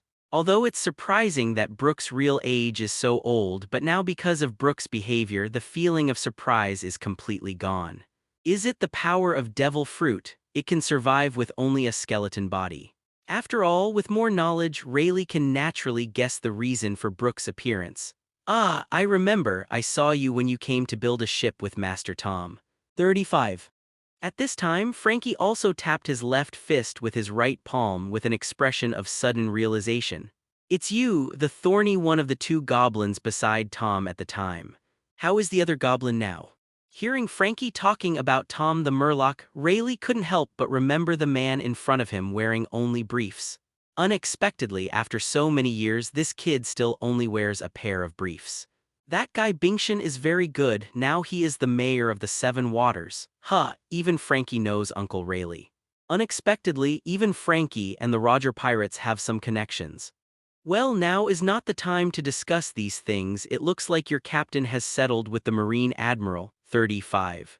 Rayleigh, who was still chatting with everyone, sensed the gaze from a distance and looked up there. And when Rayleigh saw 677, Kizaru just pretended not to recognize him and looked back and waited for Luffy's answer. This guy Kizaru is still as slick as ever. Rayleigh sighed slightly in his heart, but he has seen Kizaru like this more than once here. Nami and the others were taken aback for a moment, then looked in Luffy's direction. I don't know if the old gentleman is empty on our ship. It seems that we can't stay in Sabyati Archipelago for the time being. You guys go back to Thousand Sunny first. There are some things, and I will tell you when I arrive. 95. At this time, Luffy also turned his head and looked at himself and the others. Although these people do not necessarily know who Rayleigh is, they do not rule out those who do.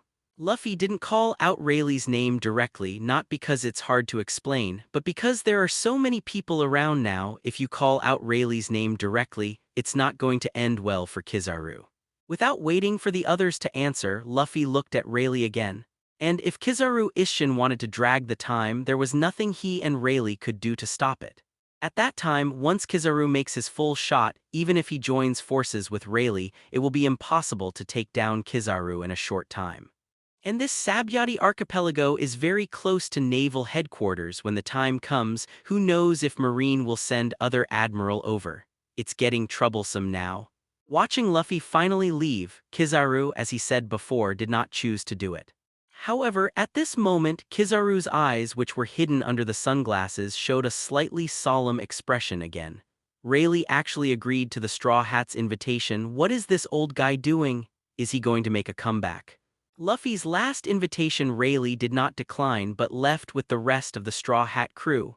In Kizaru's view, this is no small matter, especially at this juncture. As Admiral, Kizaru naturally knows a little bit of news. For example, Ace is the posthumous son of One Piece Roger. Another example, Ace was adopted by Garp since childhood, and he is the righteous brother with Luffy, the Straw Hat boy. Now that One Piece's former deputy, Pluton Rayleigh, has accepted an invitation from Luffy the Straw Hat, it's hard not to ponder what that means. One Piece Roger's co-captain and Ace's brother, will these two have any influence on this upcoming event? In the past, when Luffy's strength had not been revealed, Kizaru didn't have to think about whether Straw Hat crew would join up with the Whitebeard pirates. After all, even if they were united in Kizaru's view, it was nothing more than just making up the numbers. Now, however, just got into a fight with Luffy, albeit not with all his might. But Kizaru knew that the current Luffy, if he had participated in that war, would have had a huge impact on the matter. Now that Pluton Rayleigh is on Luffy's boat again, it's unclear if they'll be planning something. If Pluton Rayleigh were to join the fight, Marine would probably have a hard time doing it this time. The addition of 2 top-level combat powers will definitely make the development of this war incline. I hope it's just me being overhearted. However, I still have to report to Sengoku. This kind of thing still needs to be guarded against. Hey, what do we do now? Can we run? Just as Kizaru was still looking at the direction Luffy had left, thinking about it, the pirates around him began to whisper. Although Kizaru is very powerful, if there is a chance to escape, no one wants to die here or be caught in a big prison. Will you wait to die if you don't run? Stupid. Some pirates have already started to back away quietly, just waiting for a chance to turn around and run away. As for those supernovas, they are also looking for opportunities to get away. Before, Kizaru had Luffy in tow and 2 unconscious celestial dragons as a threat. They were safe for the time being. But now Luffy has left, and celestial dragons is also lying at Kizaru's feet. If you go to find Kizaru desperately now, it will basically be tantamount to courting death. Oh, I almost forgot, you guys are also the target of the mission. I ran a Straw Hat boy, but I can't let you run away too. The movements of the surrounding pirates were naturally hidden from Kizaru's eyes. Ignore the Straw Hat Luffy and Pluton Rayleigh for now. Let's kill some pirates first. Otherwise, if there is a lie-down mission and a mission target is beautifully caught, it can't be said. Although Kizaru's voice was not loud, the attention of the pirates present was basically on Kizaru. After hearing Kizaru's words at this time, these pirates couldn't help shrinking their pupils. Run, run. Then, whoever shouted first, those pirates who were still standing still started to run away one after another. You were just shouting to run, right? So, have you ever been kicked by the speed of light? Kizaru turned into a photon and appeared in front of the pirate who had just shouted to run. Then, in the terrified eyes of the pirate, he slowly raised his right foot that turned into golden light. Boom. Unlike moving in the form of light, when moving, Kizaru may not be able to reach the speed of light due to his own reaction speed. But the speed of light kick is different. As long as you aim in one direction, there is no need for Kizaru to react. Therefore, the speed of light kicks can be said to be the true speed of light. Although he still uses the speed of light kick for a little-known nameless pirate, who is Kizaru in a bad mood right now. Although the celestial dragons have been rescued, the Straw Hat and Rayleigh are reunited. And he couldn't take them down himself, which made Kizaru very upset. Therefore, these pirates can only be said to be bloody mildew. Facing Kizaru, who is in a bad mood, whether they can escape or not depends on whether they are strong enough. However, compared to these little nameless pirates and the like, those supernovas are equally urgent, but they are not as purposeless as their brothers. Being able to be rewarded with so many bounties naturally has their reasons. Among them, the 4 members of the Heart Pirates retreated the fastest. No way, after all, Trafalgar Liu's Alpop fruit can teleport within a certain range. And this time he prepared in advance and only brought 2 people and 1 bear over to watch. With his current level of development of Alpop fruit, it is more than enough to bring 3 people to teleport together. Tilder Room, with a light drink from Trafalgaro, a blue semicircular hood enveloped the 4 of them. Then, in the blink of an eye, the 4 members of the Heart Pirates disappeared. As long as Kizaru didn't target them in the first place. With Trafalgaro's Alpop fruit ability, the Heart Pirates will have no problem evacuating. Ah, did one slip away? Kizaru noticed when Trafalgar Law brought in the Alpop fruit ability. However, the other party has already developed the ability. Rather than wasting time trying to stop them, it is better to arrest others. After all, Kid wouldn't admit that Luffy, who was also a supernova, would outstrip them by so much. Kira nodded, said to Kid, and then started to evacuate quickly with the crew around him. Seeing Trafalgar Luo and his 3 subordinates leave directly, Kid snorted and said to Kira beside him, "Cut, that guy runs fast, Kira, you run first with someone and I'll try to stop Kizaru." After all, Huang Wang Jiaozhao Ape still has a certain understanding of the capabilities of these supernovae. If you can't do anything, you must get out as soon as possible. Although it is not in Kira's style to leave his own captain, but if it is Kid's request, Kira will not refuse. Among them, Trafalgar Luo's Alpop fruit ability is the most convenient when escaping. At the same time, Kid also wanted to try to see how strong Marine Admiral Kizaru is and whether it is really as strong as rumored. Clang clang. The purple electric current was swimming in Kid's arm, and under the attraction of this electric current, the weapons around him, whether they fell on the ground or were held in the hands of the pirates who were running away, began to vibrate. Then, as if under control, these weapons broke free from the hands of the pirates and flew in the direction of Kid. Damn, none of these supernovas are good, not only attracting Marine Admiral but taking our weapons. Originally, at the critical moment of escape with a weapon in hand, I can feel more at ease. But now, not only has the weapon been pulled, causing his movements to be 1 step slower, but even the weapon is gone. This caused the pirates who were running around to scold one after another, and the targets of the scolding were naturally the supernovas who caused the incident. As for Luffy's hijacking of celestial dragons before, they were directly ignored by them. Although they are also supernovas, Luffy's strength is completely different from them. It's okay to scold them behind their backs. If they go to Luffy and scold them, they don't have the guts. Those weapons that were pulled by the magnetic fruit or the metal objects that could be pulled by the magnetic force around flew towards Kid one after another. These weapons, which flew towards Kid, began to wrap around Kid's arm, and finally, a huge arm composed entirely of swords, spears, swords, and halberds formed. Oh, is this the ability of the magnetic fruit? It's really scary. Seeing this scene, Kizaru once again uttered his mantra and then the golden light flashed and another pirate was kicked by Kizaru somehow. 6699. Kid couldn't help the corners of his eyes twitching when he watched Kizaru talk about how scary he was while kicking a pirate. The huge weapon arm that had been formed in the hand was also pulled by the magnetic fruit and smashed towards Kizaru. And Kizaru looked at the huge arm that was smashed and did not use Sparkling Fruit's ability to dodge but crossed his hands in front of his chest and yellow flashes formed on his hands. 8-foot Kiangu Jade.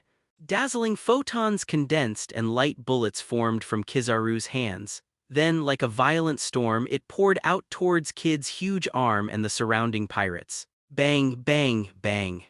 Countless explosions sounded in the mangrove area of No. 41, and at the same time there were countless screams of pirates. As for the civilians around, I can only say that you should not underestimate Kizaru's observation haki. 8-foot stroke Jade is not a joke. B********D. This guy Kizaru didn't go B to kill the Straw Hat crew who hurt celestial dragons but instead came to catch us. What did this B*******D think? While scolding, these pirates are still running their own way. Otherwise, what can we do? Going up to fight recklessly is to die, and now we can only see if their luck is good enough. After Kizaru made this wide area attack, Kid decisively released the control of those weapons, then turned and ran. There is no doubt that the strength of Marine Admiral is indeed not something that he can compete with. However, Kizaru's ability to display now is completely different from the strength he just showed when he fought Luffy. Could it be that Luffy's strength is not strong? The reason why he fought back and forth with Kizaru just now was because Kizaru didn't use his full strength. No, as he retreated, Kid put the thoughts out of his mind. If the Straw Hat Luffy is not strong enough, there is no need for Kizaru to negotiate with him and just kill him. It seemed that the two of them were just testing each other, and the result of the testing was that neither of them could do anything about the other in a short period of time. Therefore, it will end in a negotiated manner in the end. However, if he could escape this time, he would have to step up his cultivation. Kid couldn't bear to be opened by such a big gap from a supernova at the same time. The bombardment of light bombs continued, and Kizaru kept the posture of releasing Bakai Kiangu and did not launch other offensives. This move is enough to explain it to the top. As for those supernovae, it doesn't matter whether they can be caught or not. These supernovas are their mission, but there are 2 celestial dragons lying there right now. You can explain it to the above with the reason of protecting celestial dragons. The bombardment of light bombs lasted for several minutes, and the streets of number 41 Mangrove District seemed to be plowed again, and there were countless wailing pirates lying around. Of course, the body of the pirate is also indispensable. Perhaps one light bomb is not enough to kill, but if it is hit by many light bombs, the result is self-evident. However, there are no supernova corpses on the field. Obviously, it is unrealistic to rely on such a large-scale attack to kill those supernovas without a deliberate pursuit. It's really scary, these supernovas. Kizaru muttered to himself, then reached out and pulled out a black phone bug from his jacket pocket. Hello. Without even making a call, Kizaru spoke directly to the black phone bug. Clearly, though, the phone bug won't react to Kizaru. Well, I was expecting Little Fatty to use those pacifists to see if he could kill those supernovas, but since the phone bug can't get through, that's fine. Kizaru put away the black phone bug for eavesdropping and stood there waiting. No way, these pirates still need marines here to detain them, and the 2 celestial dragons haven't woken up yet, so it's not easy for Kizaru to leave directly. Big news, I didn't expect that there would be such big news before this public execution of Fire Fist Ace. This time I came to Sabyati Archipelago to make a lot of money. Above the sky in the mangrove area of No. 41, a large albatross is laughing and talking to itself while flying away. Around his neck was a camera. If there is anyone here who is familiar with the dark world, he will definitely recognize him. He is the president of the World Economic News Agency, known as the Morgans of Big News. It is also the demon fruit power that eats the bird fruit, the albatross form. Straw Hat Boy Luffy who can make Kizaru compromise. Does it mean that the 5th Sea Emperor is about to be born? 35. Morgan's voice faded away, and he couldn't wait to make the news. If this news is released at this time, will it have an impact on the upcoming big event? Morgans thought to himself, and at the same time was a little confused whether to release the news at this time. But then, there was a flash of determination in the bird's eye in Morgan's albatross form. As the president of the World Economic News Agency, how can you hide such a big news after filming it? Even if this news will have an impact on the next big event, that is something to be considered later. Really, I already know about the Straw Hat. Come back after you've dealt with celestial dragons. Pub. The call with Sengoku ended and the phone bug went back to rest. After Kizaru handed back the phone bug to Jan Taomaru, who had already rushed over, he couldn't help but fell into deep thought. After talking to Sengoku just now, Sengoku's reaction was somewhat unexpected to Kizaru. Not the kind of startled, over-the-top reaction, but very calm. Not at all surprised that there is another existence among the pirates who can fight against Admiral. It was as if Sengoku had known before that Luffy's strength had reached this point. Or is it only me, the task executor, who has been kept in the dark? Kizaru rubbed his chin and muttered somewhat unsurely. Ah, father, did you say anything? Jan Taomaru, who had been waiting beside him, heard Kizaru's muttering, but he didn't understand what Kizaru said, so he asked. Well, nothing. Those pacifists, are they all sent out? Kizaru shook his head without explaining and instead asked Jan Taomaru. Although he didn't kill all those supernovas, but since the pacifists have arrived, it's useless. They've all been sent out, but I'm not sure if I can kill those supernovae. Although the pacifists' ability is really good, if those supernovae want to hide, they probably won't be able to find them. Hearing Kizaru's question, Jan Taomaru nodded but shook his head again. For pacifists, Jan Taomaru still understands. Those machines that incorporate the laser power of the Kizaru sparkling fruit are just as good as ordinary pirates. But it is still a bit reluctant to deal with a pirate that is not weak like Supernova. It can only be said that a machine is a machine and its behavior is too rigid. If these machines are placed on the battlefield, it will indeed be a big killer, but to deal with small-scale powerful battles, it will not be so agile. Report Kizaru Admiral, the pirates on the streets of Mangrove District know. 41 have been cleared and a total of 37 pirates have been arrested and 12 pirates have died. While Kizaru was talking to Jan Taomaru, a marine officer trotted to Kizaru and reported to Kizaru. Around, a group of marines were cleaning the area and the pirates who had just been shot down by Kizaru, as long as they were still alive, had already been captured. These marines are the marines stationed in the Sabyati archipelago, and some of them discovered the situation here while patrolling and secretly passed the news to the commander. Then Sengoku was contacted by their chief, but even if they didn't find out, Kizaru had already arrived because he had received the mission to destroy the supernova. I see what happened to the two celestial dragons. The two celestial dragons, Kizaru, were also handed over to the marines. Colonel Marine in front of him had a grim expression on his face, and it was obvious that the two celestial dragons had woken up. The two celestial dragons themselves were fine, but when they woke up, they yelled for us to catch the Straw Hat crew, which... So, have you contacted Marshal Sengoku? This kind of thing lets Sengoku have a headache. On the other side, after Luffy left, he quickly returned to Thousand Sunny. At this time, everyone was already here, and at the same time, Rayleigh, who had been with Nami and the others, was also on the boat. And the Murlocs Kami and Papagu, who were already together. Luffy, are you all right? After Luffy returned to Thousand Sunny, Nami and the others greeted him immediately. It's all right, that guy Kizaru didn't want to get serious with me, we were just acting like a scene. 35.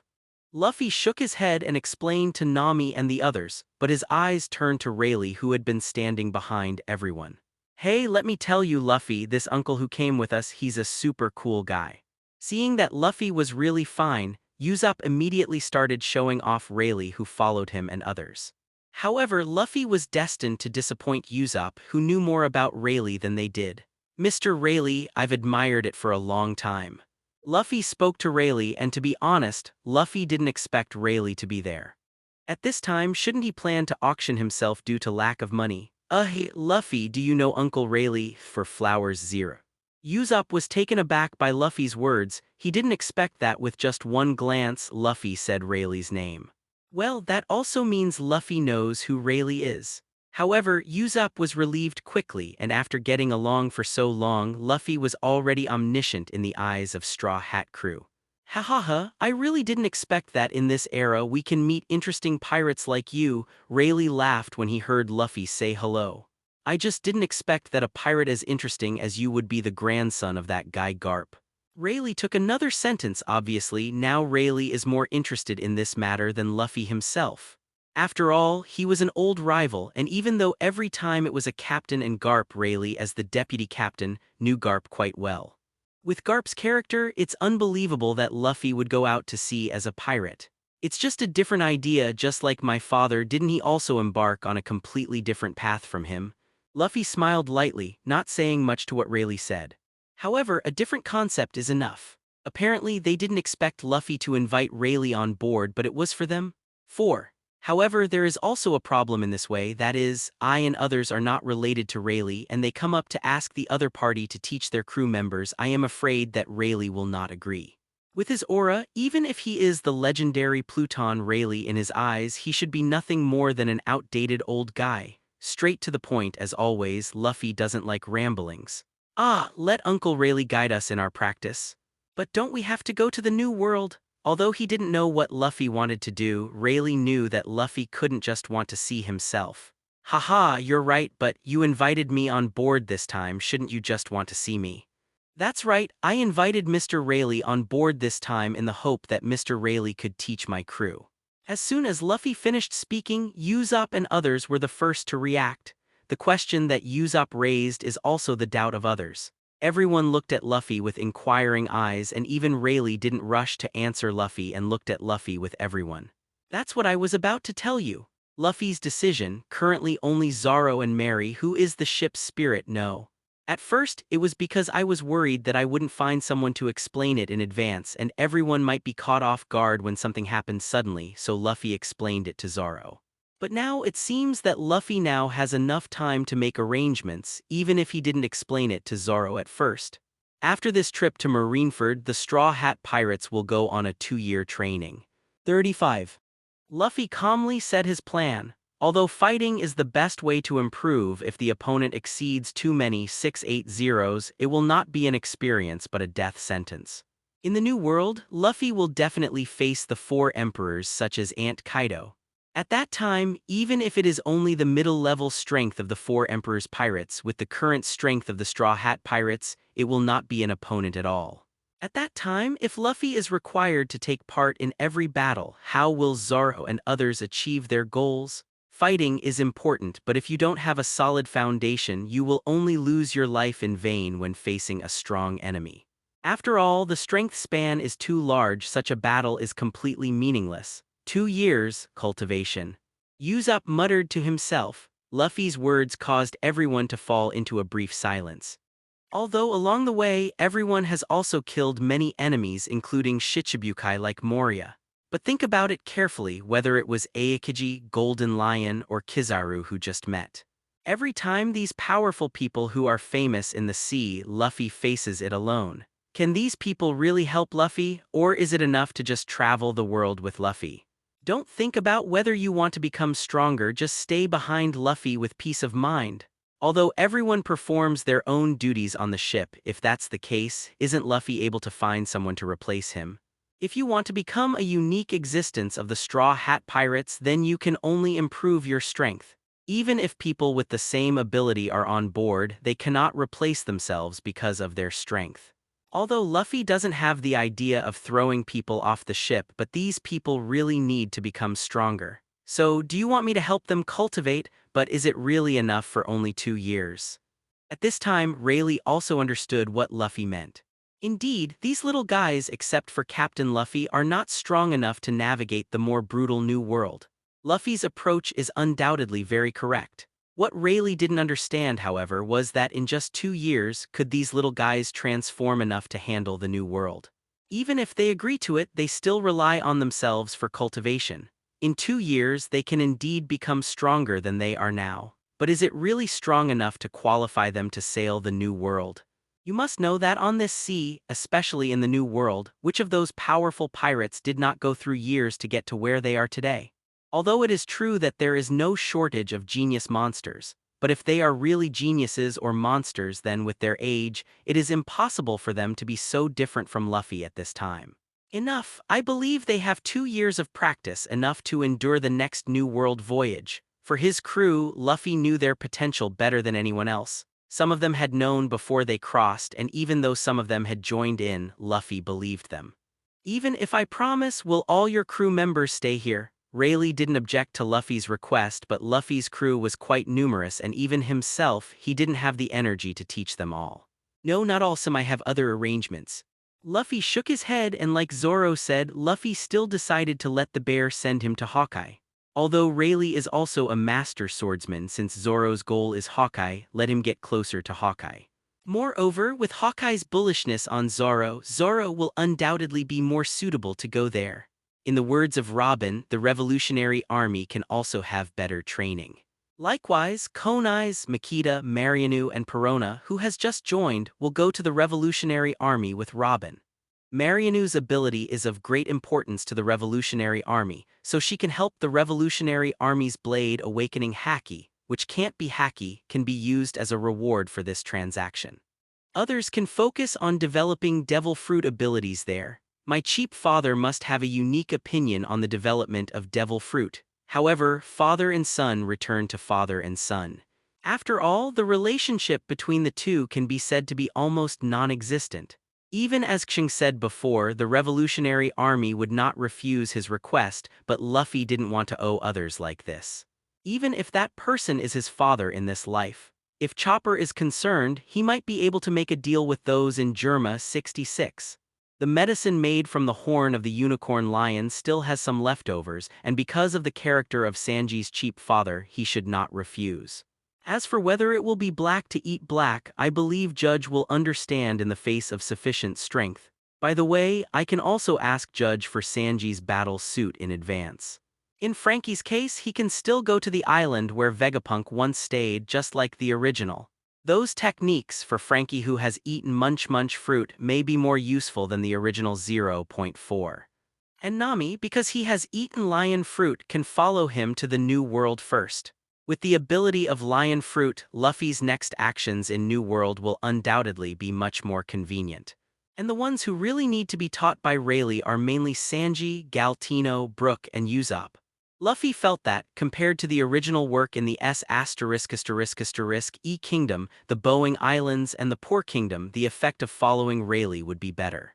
Although Brook mainly relies on devil fruit ability, but now that he has discovered that he can use Haki to temper his bones, there is no doubt that Haki's cultivation cannot be left behind. And Galtino, the ability of Wax Fruit, Luffy has told him a lot. What he lacks is the strength of Haki. I wonder if Mr. Rayleigh will agree. Luffy told Rayleigh the situation again, and at the same time, everyone on Thousand Sunny also knew Luffy's plan. Although the days of sailing with everyone are very happy, everyone also knows that it is impossible to sail in the New World without enough strength to be as relaxed and happy as the first half of the sailing. If the enemies in the future are all beings like Golden Lion Shiki or even stronger than Shiki, what should we do then? Even with Luffy standing in the way with the characters of Zoro, Sanji, and others, it is impossible to endure this kind of thing all the time. So, instead of doing this, it would be better to practice for 2 years, as Luffy said. At that time, even if he encounters an enemy like the Golden Lion again, even if he can't defeat it, at least he can stand beside Luffy instead of hiding behind Luffy. Since I can meet young pirates like you, I really want to see how far you can go. Rayleigh stroked the white beard on his chin and said with a smile. So, do you guys have any opinions? Luffy looked at Sanji, Usopp, Galtino, and Brook. The arrangement of the other 14 people Luffy has already told them, and when the time comes, Luffy will personally send them all over. However, the few people who went to the Revolutionary Army did not need to worry about Luffy. At that time, the bear will send it directly or follow the Revolutionary Army personnel who may come and eat the transparent fruit. In the end, it was only Chopper who needed Luffy to send it. However, Luffy currently does not have the contact information of Germa 66. You can ask if there is any news about Germa from the Revolutionary Army. No opinion. 35. Zoro already knew about this, so he was already mentally prepared. In other words, this matter was in line with his intentions. When Luffy first proposed it to him, he was still a little surprised, but after this series of events, he also understood that his strength really needed to be improved. Since Luffy had already figured out a way for him, he was naturally willing to follow. I don't mind either. To say that the current Straw Hat Pirates want to improve their strength the most, it is not Zoro, not Sanji, nor anyone else from Galtino Fruit. It was Usopp who always felt that he was the weakest one on the boat. Usopp, who was inspired to become a brave sea warrior, once thought that as long as he became a pirate and embarked on a sailing adventure, he would be a real sea warrior. However, along the way, the various powerful enemies he met made Usopp doubt whether it was the right thing for him to promise Luffy to board the ship. Although the voyage along the way is full of novelty and joy, if you can't do anything on this ship, there is no point. How to become that brave sea warrior? Luffy also knew a little about Usopp's idea, but this kind of thing couldn't be rushed. Usopp is not Zoro and Sanji and has been taught by a master since childhood.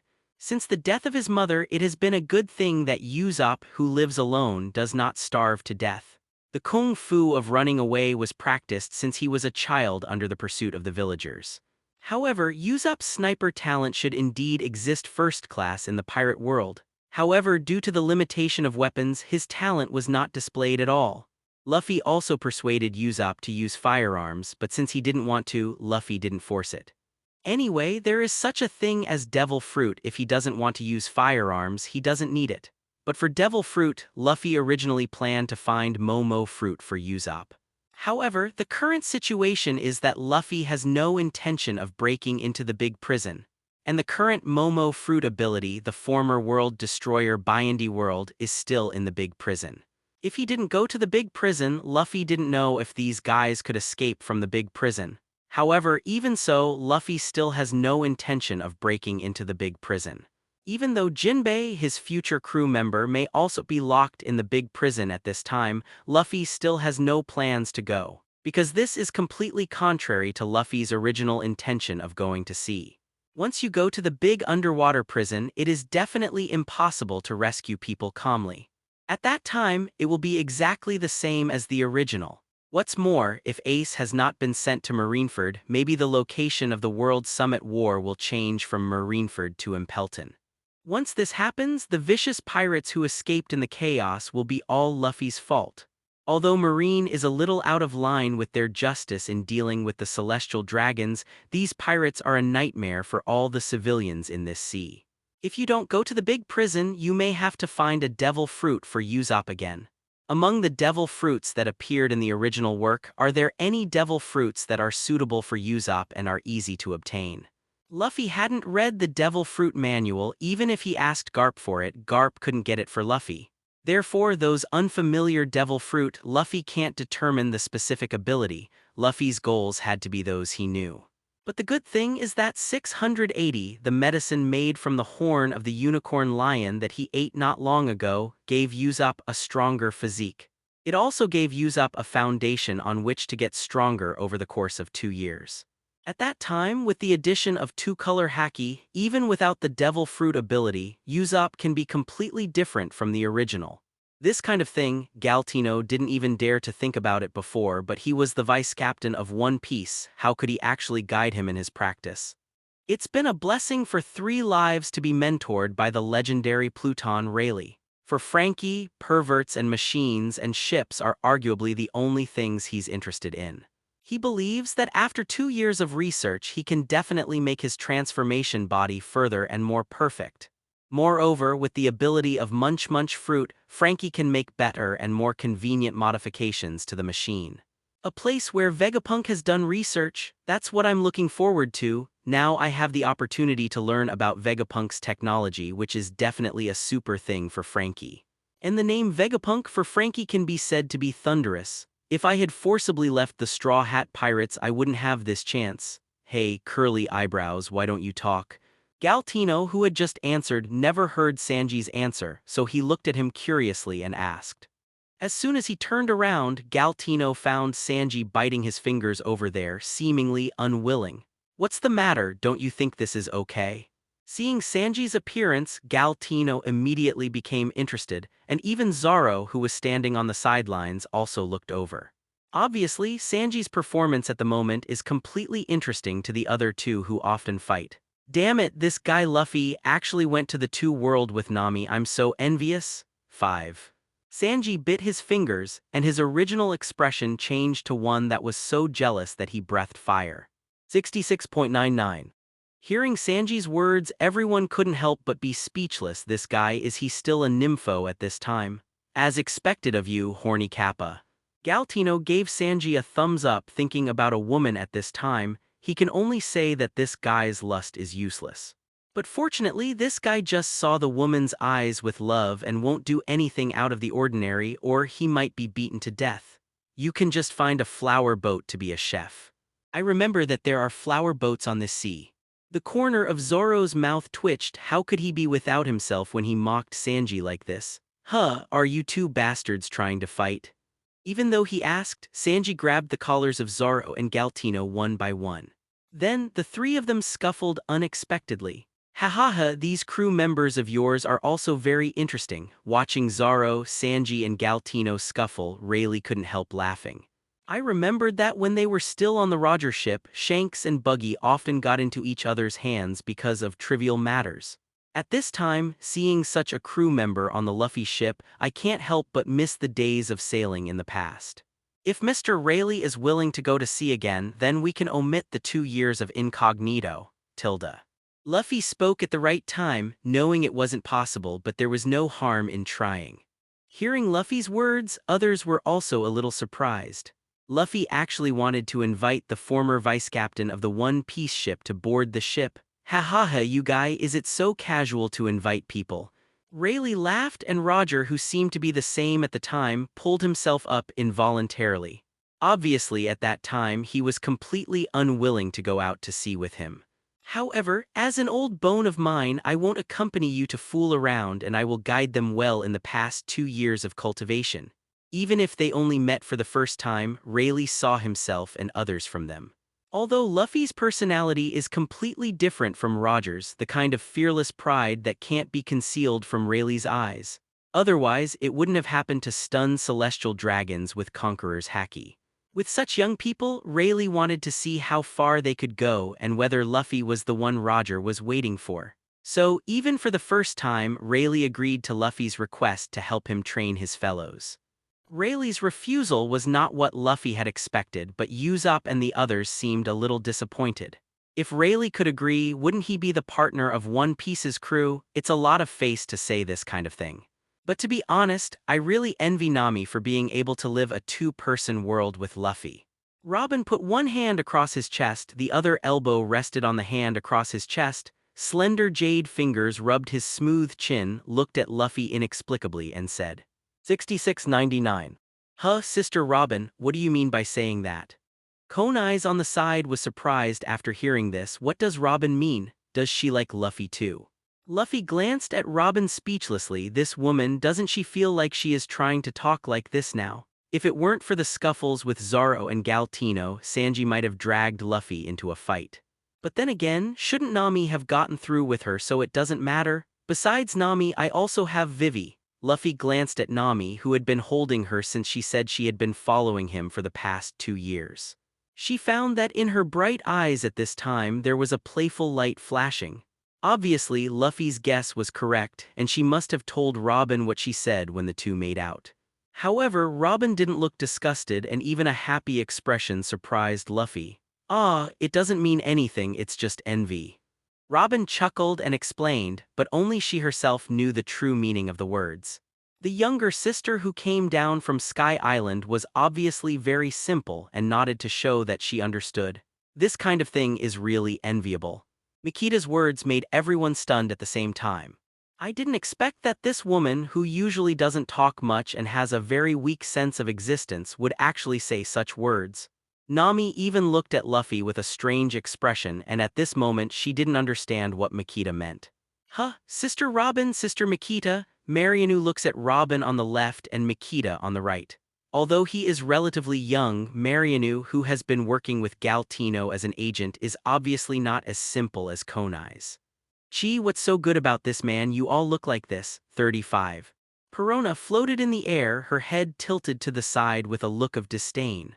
Although Luffy has not treated herself differently since she got on the boat, Pei Wang Qian's Lorna always has the idea that she was forced to get on the boat.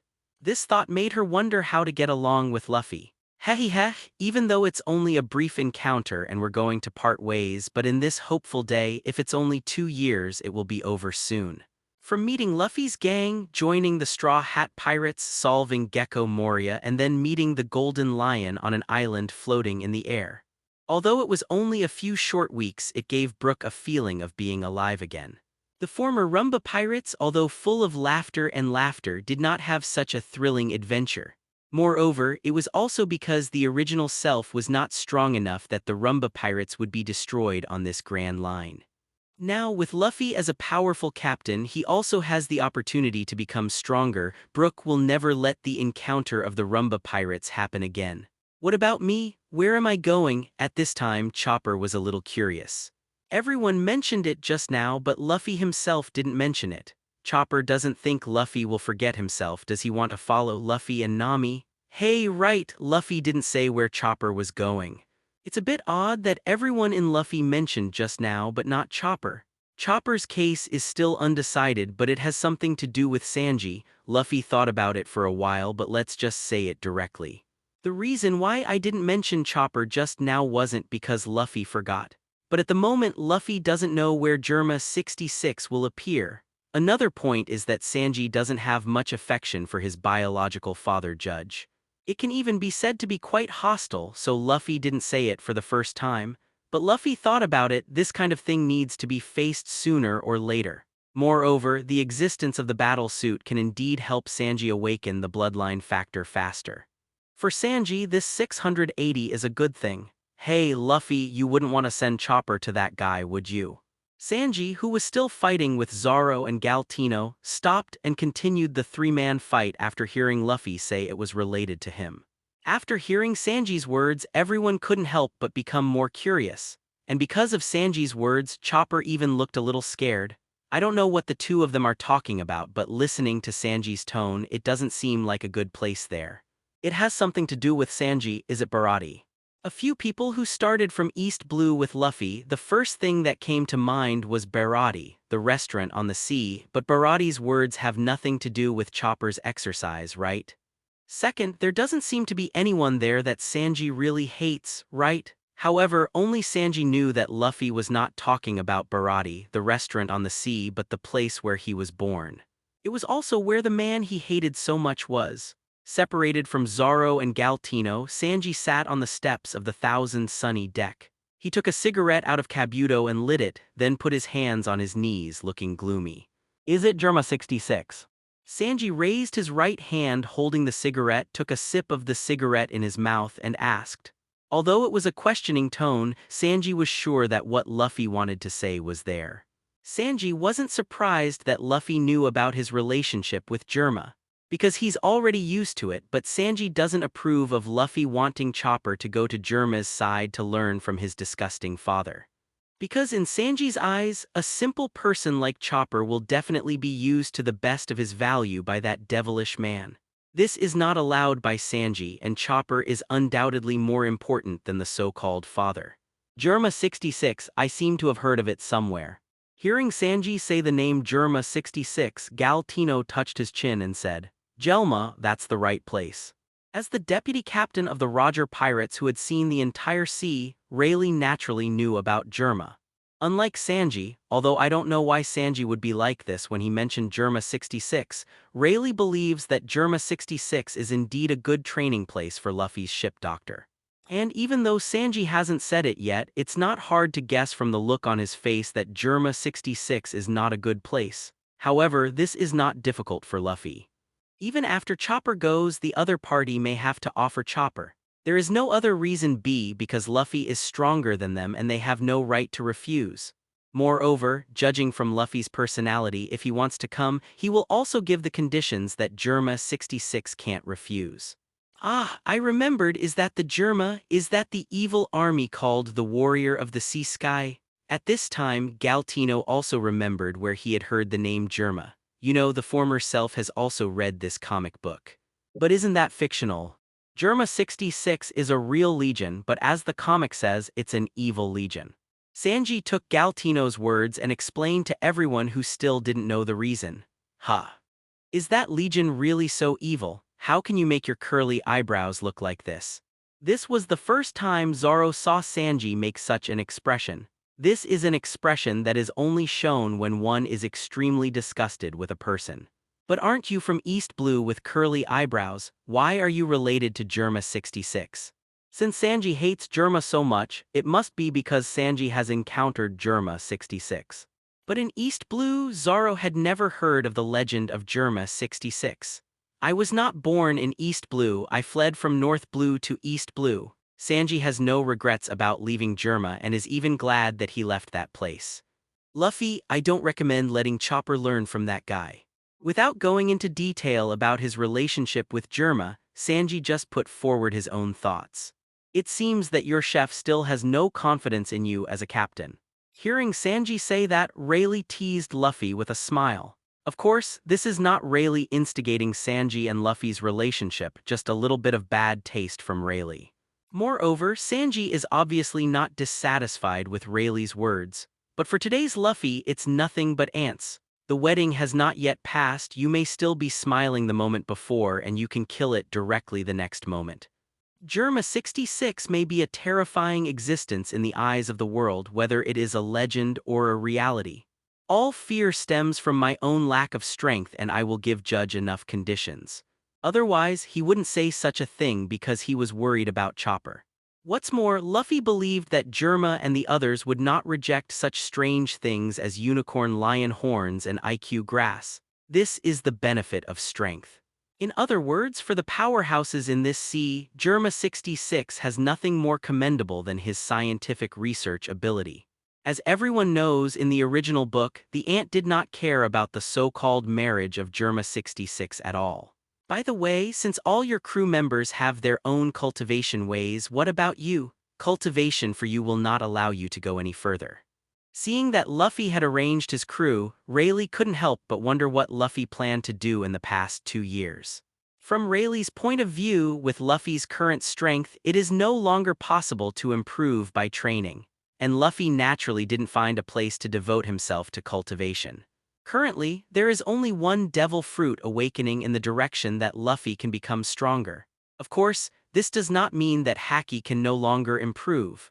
But Luffy doesn't know whether there is any further possibility with his current Haki strength, or he can only keep accumulating the amount of Haki. So, instead of chasing after Haki who doesn't know how to improve, it's better to wake up Devil Fruit who already has some clues. To achieve the awakening of Devil Fruit, cultivation alone would definitely not be possible. Everyone is also a little curious about what Luffy will do in the past 2 years. You will know this later. Luffy didn't plan to elaborate, although it wasn't a big deal, but when he said it, it just increased their pressure out of thin air. Seeing Luffy say this, everyone couldn't help being a little silent. Generally speaking, Luffy wouldn't hide any secrets from them. I don't want to talk about it this time, thinking about it, I don't want to increase the pressure on them. Everyone could actually guess that Luffy would definitely go to New World first. Rayleigh saw that Luffy had no intention of elaborating or insisting, so he chose to turn the subject elsewhere. You said you were going to participate in the upcoming battle between Marine and the Whitebeard pirates. Why is that? 35. The Fire Fist ace that Marine wants to publicly execute is my elder brother. Although he is not biological, but since I have the strength and the opportunity, I naturally want to try to save Ace 35. If Ace was just locked up in a big underwater prison like a normal pirate, then Luffy wouldn't care. Some people may say that Luffy is cold-blooded, but to be honest, the current Luffy is not the original Luffy after all. Even if he still became brothers with Ace, perhaps because his strength improved much faster than the original. The relationship between the two plus Sabo is not as deep as in the original. Without the experience of living together and dying together, the feelings naturally cannot be as deep as the original. But at least they have been together for so many years and the feelings they should have are still there. Moreover, the key is to have the Whitebeard pirates in front, otherwise Luffy alone, even if he knows that Ace is going to be executed, it is impossible to save Ace single-handedly. However, since Ace is about to be publicly executed, the Whitebeard pirates will not let it go. And this is also the reason why Marine wants to publicly execute Ace. One is the Four Emperors pirate group and the other is the son of the pirate king Roger. If this person and one pirate group can be eliminated at one time, it will undoubtedly be a great thing for Marine and civilians. However, Marine was destined to be disappointed this time, even according to the original book. Because of Whitebeard's words, Marine's plan fell short. I didn't expect that there is such a relationship between you and that Fire Fist Ace. Luffy's words directly made Rayleigh interested. For Rayleigh, this is indeed a surprising and expected thing. If Luffy was just an ordinary pirate or a supernova, then Rayleigh might persuade Luffy not to be impulsive because he was optimistic about Luffy. But now Rayleigh, who knew Luffy's strength, had some anticipation. In that war, Marine saw the expression on Luffy's face. Moreover, there is the old guy Garp. When the time comes, will he choose to fight with his grandson? One more thing, also related to Ace, which is another reason why I invited Mr. Rayleigh on board. Luffy looked into Rayleigh's eyes and said calmly. Rayleigh didn't speak but waited quietly for Luffy's next words. Ace, it's actually Roger's son. Luffy's tone was calm, as if to say a normal thing, but hearing people's ears, it's not like that at all. Roger. One Piece Roger. No way, Ace is actually the son of One Piece. What surprised them the most was Usopp and the others, because they never thought that the one they had met, Luffy's titular brother, would actually be the son of One Piece. Roger's son. It turns out that there is such a relationship in there. 99. Japanese symbol, Japanese symbol, Japanese symbol, Japanese symbol, Japanese symbol, SEEKING flowers. Compared to Usopp's shock, Rayleigh, Roger's co-captain, was much calmer. Well, are you not surprised at all, Mr. Rayleigh? Seeing Rayleigh's reaction, everyone was a little puzzled. It stands to reason that when they heard that their former captain had a son, how should they react? But Rayleigh just calmly said that it is so, isn't it? In other words, if they encounter Luffy's son being executed by Marine in the future, wouldn't it be a bad idea to think so? However, if this is the case, they will definitely save Luffy's son without hesitation. Surprised, it's Roger's son after all. Before that guy turned himself in, he didn't tell me that he still has a child. Point 0. For everyone's confusion, Rayleigh just smiled faintly. Wait, you just said One Piece Roger turned himself in. At this time, everyone in the Straw Hats heard another terrible news. In their impression, Marine captured Roger, the Pirate King, and executed it publicly, thus opening the era of the Great Pirate for Roger. This is Luffy's view of Roger, and perhaps the reason why Roger does it is to allow more people to explore the truth of the world. Why does Rayleigh say that Roger turned himself in? Although it is truly remarkable to start the era of the Great Pirate with one sentence, it does not prevent Roger from being an irresponsible husband and a villain who has brought deeper sins to this sea. Rayleigh explained to the surprised crowd, but seeing Luffy's calm as always, Rayleigh couldn't help but wonder if Luffy already knew about it. And what Luffy is curious about is, why did he choose such a method when he could directly reveal the truth of this world to the public? Is it the so-called fate again? 4. Well, when Roger was terminally ill and he knew his time was running out, he chose to surrender to Marine a year after arriving in Raftel. But as a result, those pirates who went out to sea have not been able to uncover the truth of this world, in addition to bringing sins to the sea. Did Garp still tell Luffy about this? But this is a pirate, so Roger and the others are indeed pirates, not so-called adventurers. Rayleigh has never denied what Roger has done. For them, pirates are free, not bound by anyone or anything. Do whatever you want, just like Roger once destroyed a country's army because his partner was badly spoken to. This kind of thing, Rayleigh never felt that he did something wrong.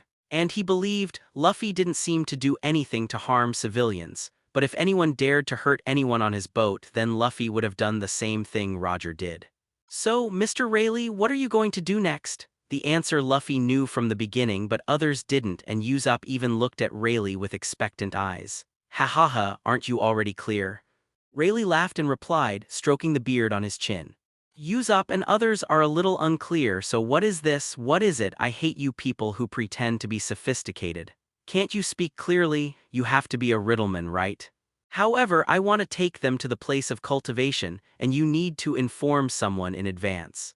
Rayleigh did not continue to explain but talked about cultivation. Hearing Rayleigh's words, Luffy was stunned, and then he remembered that Rayleigh might be taking Sanji and the others to the island where Luffy cultivated in the original book. However, it is in the territory of the pirate empress, Boya Hancock's Amazon Lily. So many people go and they really need to tell the owner. However, with Rayleigh's identity, do you even have to talk about this? Luffy looked at Rayleigh suspiciously. Could it be that the king on the Nine Snake Island was really his old lover? That's why he was embarrassed to speak. Cough, the place I want to take them to is within the territory of a certain country, and I have some friendship with the old king of that country, so it's not good to break in directly. If it was an ordinary country, it would be fine. As an island full of wild beasts, ordinary people would not enter at all. But Nine Snake Island is different. Although the people there do not usually go to that island, there are people who patrol there. If it is not informed in advance, it may lead to unnecessary conflicts. Why do you want Luffy to go, Mr. Rayleigh, since you have a relationship with him? At this time, everyone in the Straw Hat Pirates is also a little puzzled. Since you have friendship with their old king, isn't it just a matter of words? Why would a stranger Luffy be asked to talk to them instead? Some things are not so easy to explain anyway, Luffy. You need to figure this out yourself. But don't worry, because you dare to do something to celestial dragons, the other party will never embarrass you. Although the news has not yet spread, it is certain that the world government and Marine will not be able to hide such a big event. What's more, there are so many pirates who have escaped, and when these pirates are running around to tell them, Luffy's actions on celestial dragons will definitely be known to everyone. Is there any country so disrespectful to celestial dragons? The conversation was easily taken in another direction by Rayleigh, but none of that mattered. Because of Rayleigh's words again, then, the crowd became interested. Let's not say anything else. Not every country in this sea is a member of the world government. 99. Seeing that Kabuto was successfully diverted by himself, Rayleigh breathed a sigh of relief and released Shikai. If you want to become a member of the world government, you need to pay a huge amount of gold to supply celestial dragons every year. And not every country, Kabuto, pays the expensive gold in the sky. Therefore, those countries are not members of the world government, and they will not receive the protection of Marine. While Boya Hancock doesn't hate celestial dragons for this reason, Rayleigh doesn't want to go into details. After all, only the parties are qualified to decide whether to tell others about this kind of thing. Is there such a thing? Most of the Straw Hat Pirates didn't understand this kind of thing, so when Rayleigh said the words that Marine would not protect a non-world government member state, it was a little unbelievable. For the celestial dragons, they only knew a little from Luffy's mouth and they didn't have a deep impression. But now when I hear Rayleigh say this, I think of the way the two celestial dragons were bossing around before and the people around them dare not obey. At this time, everyone has a deeper understanding of the world. But that country is in the Calm Belt and it's not easy to get past point 99. Without Marine's technology, it would be extremely difficult for an ordinary pirate ship to sail through the Calm Belt. But if Luffy is here, just be careful not to break the boat and it shouldn't be difficult to get there. And when the time comes, he will follow him, so it shouldn't be a problem. What country are you talking about, Uncle Rayleigh? After talking for so long, Rayleigh still didn't say anything about that country. Usopp finally couldn't help but ask. That is the Amazon Lily on the Nine Snake Island, a veritable daughter country. After Rayleigh finished speaking, he blinked at Luffy, not knowing what he meant. Luffy ignored it. He is not short of women, and if he is really destined, Luffy doesn't need Rayleigh to teach him. Bass. However, these words are not without any effect. A certain chef with curly eyebrows has changed his silence just now and appeared in front of Rayleigh. The eyes under the curled eyebrows have turned into the shape of love, and two heat currents are sprayed from the nostrils. Apparently, the three words daughter country totally cheered Sanji up, but it may be destined to disappoint Sanji. Although the island is indeed near Gyuyu Island, even the residents of Gyuyu Island will not go to that island. 0.4. Just like this, the three people who had just stopped for a while pinched each other again. Nami covered her cheeks and there was someone else there, so she started fighting. She really didn't see it at all. So the other two people in the trio started taunting again. During their 2 years of cultivation, it was basically impossible for a woman to appear on that island. As always, when you hear a woman, you will get in heat, you idiot curling your eyebrows. Are Sanji, Zoro and 3 always like this? I feel so happy. Sanji snorted and asked excitedly, not at all like the silent look just now. Really, these 3 guys are too messy, wouldn't they really get tired of fighting each other like this all day long? 99. Daughter Country, is it really the Daughter Country? However, Miss Mermaid Kami showed a different kind of excitement about Sanji and the others. I don't know how she developed such a character, it is completely the character of the original Luffy. Whether it's going to 9 Snakes or Marineford, it's not difficult for us, Nami. 39. Ignoring the 3 of them fighting, Luffy gestured towards Nami. Some things for some people don't need to be hidden.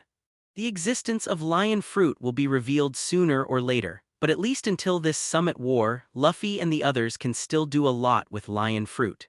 After that, even if lion fruit is exposed to the eyes of the world, it doesn't matter, they can't reach the Straw Hat Pirates who can fly in the air anyway. Seeing Luffy looking at him, Nami nodded in understanding, and then he didn't see any movement from Nami, and a wine barrel that had been placed on Thousand Sunny's deck floated out of thin air. On Thousand Sunny, everything is already under Nami's control. Now, as long as Nami has a thought, he can move anything on Thousand Sunny at will. And after seeing the barrel of wine floating out of thin air, Rayleigh's half-squinted eyes suddenly flashed a light. No wonder Luffy took this little girl with him, even though he arranged for the others to practice for 2 years. Did he get lion fruit? In other words, is that B****** D from Golden Lion dead too? I didn't expect you to get lion fruit, so it really saves a lot of trouble. But I didn't expect that such a lion fruit would actually appear in the hands of Straw Hat crew, and the next sea might be even more unsettled. People like Luffy are not ignored wherever they go. What's more, after this incident, there may be no one in this world who doesn't know Luffy. Luffy also didn't intend to explain how lion fruit got here since Rayleigh wasn't on his own crew after all. Even if he doesn't talk nonsense everywhere, it's fine as long as people like him know about this kind of thing. If that's the case, then it's not too late. Let's go to 9 Snake Island first while there are still a few days before the war. After all, Boya Hancock is one of the 7 warlords of the sea and has been forcibly drafted into the war. If it was later when she set off for Marineford, the follow-up would have to wait until the war was over. But what exactly happened at that time is unknown. Also, we've been here long enough, Marine's troops seem to have been searching. I have the record pointer of 9 Snake Island here. Every move in the vicinity was naturally hidden from Rayleigh's observation haki. And some of these breaths, although a little weird, are still a great threat to other members of the Straw Hat Pirates except myself and Luffy. Then Nami, lift Thousand Sunny into the sky. No one will be able to find us in this place for a while. It would definitely be the right thing to do to hide the lion fruit until Summit War is over. Nami nodded, and then, under Nami's control, Thousand Sunny, who was originally floating on the sea, began to break free from the constraints of gravity and slowly rose toward the sky. At the same time, because of lion fruit's ability, there is no need for anyone to sail or steer, so that everyone's attention is once again attracted by the sea that is constantly moving away. No matter how many times, this feeling of soaring in the sky makes everyone want to stop. Therefore, as long as Thousand Sunny is in the sky, everyone will lie on the side of the boat and overlook the sea where they are sailing. Soon, Thousand Sunny had appeared in the sky at a height of 10,000 meters. That guy Golden Lion really got a good fruit back then. Even Rayleigh, who advocates not eating devil fruit, feels the feeling of flying in the sky at this time, and has no choice but to envy the original Golden Lion Shiki.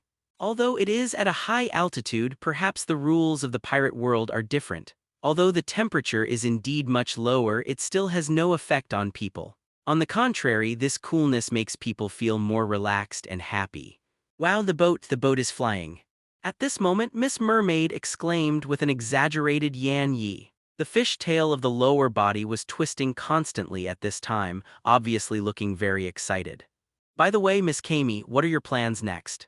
Because of the sudden incident, Kami and Papagu, who should have been separated from Luffy and the others in Sabyati Archipelago, also temporarily stayed on Thousand Sunny because of the appearance of celestial dragons.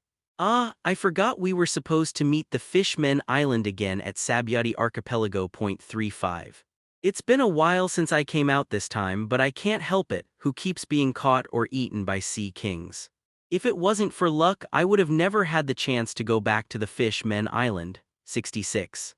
Hearing Kami's answer, everyone who was still enjoying the surrounding scenery looked at Kami speechlessly. And Papagu, who was originally staying next to Kami, could not help but secretly take a step to the side. Obviously, Kami's rough nerves made Papagu, his partner, a little embarrassed. Ha ha ha. What an energetic young man. Rayleigh laughed again. The atmosphere on this boat was really similar to when he was on the Luo 680 Jai. Here, this is the permanent pointer of Nine Snake Island. Rayleigh throws a record pointer, although it is high in the sky, but obviously the record pointer can still indicate the direction very well. But just like when I was on Red Line before, the pointer always wanted to point down. After all, Nine Snake Island was not in the sky. Nami took a look at the recording pointer that Rayleigh had thrown at him and tied it to his other hand. Won't our recording pointer record the magnetic force of Nine Snake Island? The recording pointer that should have pointed to the Fishmen Island. If the magnetic force of the Nine Snake Island is recorded, it will not be able to reach the Fishmen Island. When you go to sea next time, wouldn't it be better to just buy a record pointer of the Fishmen Island? 35. At that time, when it is on the Fishmen Island, the ordinary recording pointer will start to record the magnetic force of the Fishmen Island again to point to the next island. Oh, almost forgot. Nami patted his head, holding a permanent pointer in his hand, and asked how to get to the Fishmen Island, really confused. Before that, there is one more thing to do. That is to contact Bartholomew Bear and let him bring the transparent fruit ability person to help. I hope Sanji can withstand the blow of being eaten by the transparent fruit.